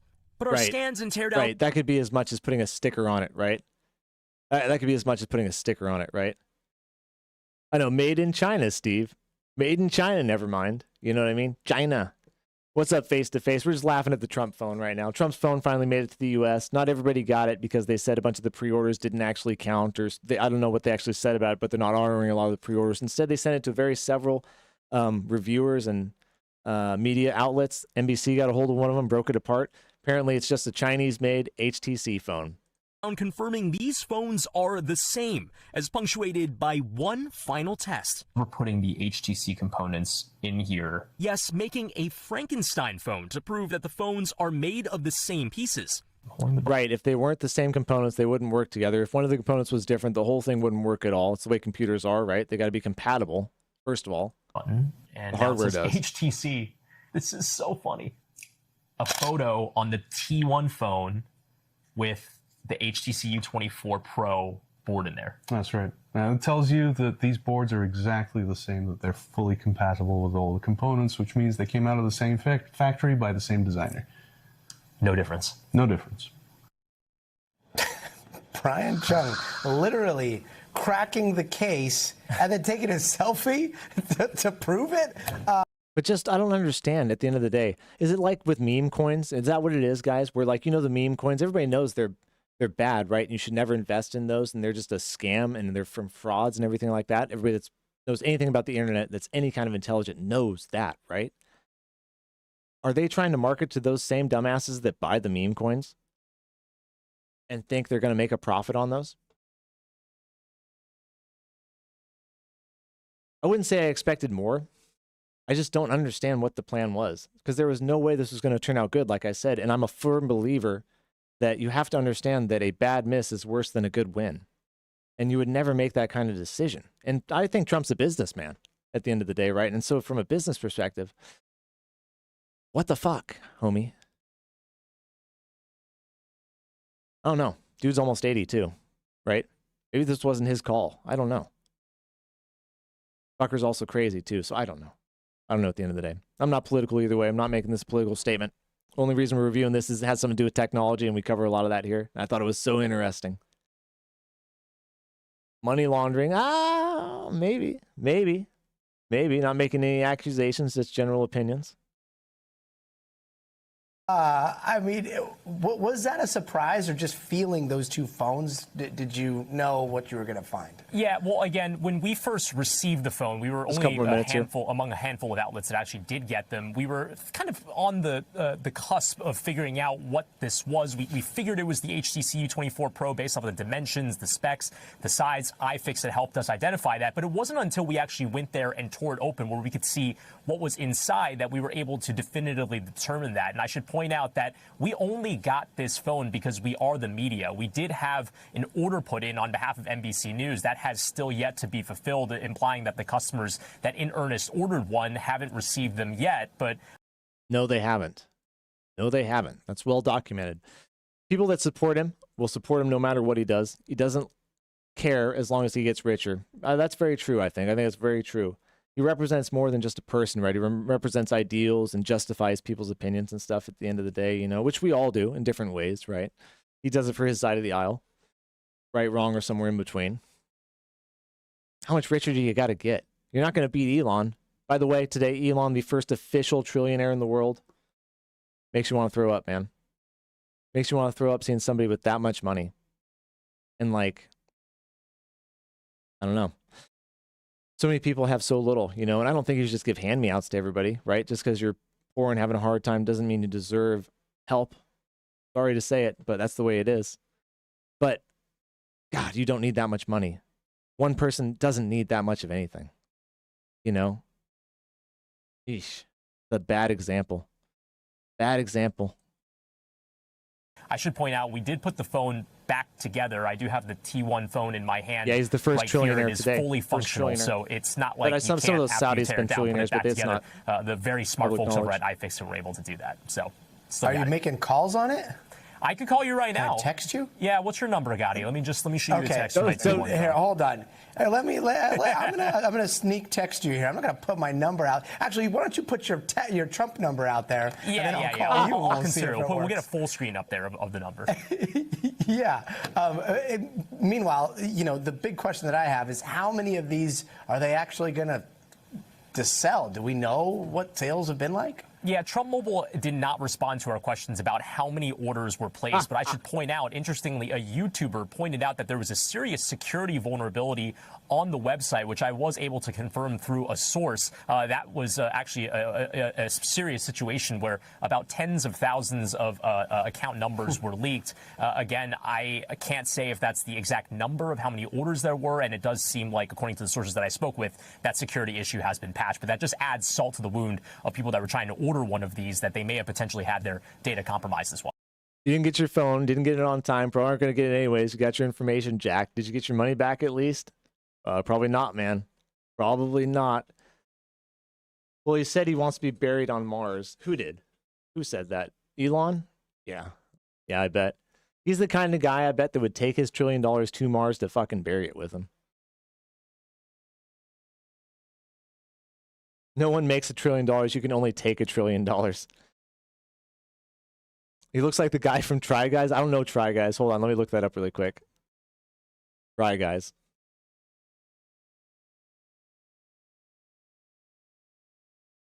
Oh, no way, dude. They do. They both do. Look at them. They both do. That's them. No fucking way. That's them, dude. Hold up. We gotta go back. Dude. Dude. Oh my God. What a call. What a call face to face. Dude, that is unbelievable. That's the best match I've seen in a long time. Okay. That's too funny, man. Let's finish this. That's a whole different story that we should check back with you on. That's them, Brian Chung. They got real big time jobs reporting now. All around the big board. Now this pretty story, good in that photo. That epic picture. Oh yeah, but, I mean the photo quality is pretty good, no matter where it's from.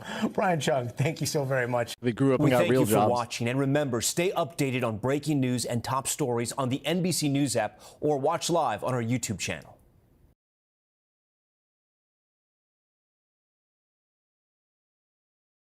Okay, so tomorrow we're going to look at the Lords of the Fallen 2, Lifting the Veil, Episode 10, trailer deep dive from the devs, the 40-minute video on Lords of the Fallen. You know, we're just going to eat that up and check that out. Maybe we'll check out some of this other stuff. SpaceX did go public, but who gives a shit?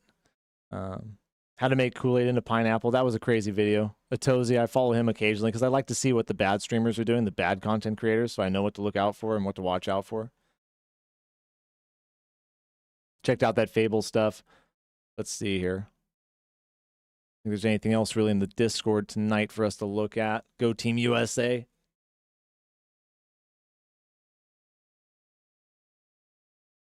yeah, man, just crazy, crazy stuff, guys. I want to talk about a lot of that. We got a lot more to go over tomorrow night, but I think we're going to wrap it up for the most part here tonight. Got on a little bit late. Well, actually really late, guys. Sorry about that. Going to try to hit 7, 8 o'clock tomorrow. I got some stuff to do with the daughter, and try to be back on about 7 or 8 o'clock. Play some more Crimson Desert than we did tonight. We only played like an hour of it, but we had a lot of stuff to talk about and go over. So I appreciate everybody being here. Thank you. Appreciate everybody contributing. You guys are awesome. I'm lucky the channel's game on. We just keep gaming on. Dragon's Dogma DLC is finally here. Let's go. Dark Arisen DLC. I didn't actually know when that's coming out, but yeah, exactly, Steve. The NBC stuff, I was a little bit, but it didn't give me any notice this time. It didn't say anything about it. So an SNL skit by NBC, I think, is different than a news report by NBC. But if you make the content transformative, it's not supposed to matter, is the thing. And so I felt like that was fairly transformative. You're supposed to comment every 10 to 15 seconds. You're supposed to do a couple other things to make it really transformative. But I thought that was good. Hey, Napo Eric, thank you for the dono, brother. Thank you for the jewel, man. You got to do none of that. Let me read your comment before we get out of here. Money equals power. Power equals control. Control equals greed. Step further in addiction of human nature. Self-destruction in future. And it just feeds the cycle, brother. It's a cycle. Dragon's Dogma 2 DLC drops in November, I think. Happy Independence Day. Is it Independence Day today? Go watch Independence Day with Will Smith. That's a great movie. We will not go quietly into the night. What a great fucking speech by Bill Paxton. Hey, appreciate it, guys. Lucky. Channel's game on. We just keep gaming on. We'll see you in the next one. Peace.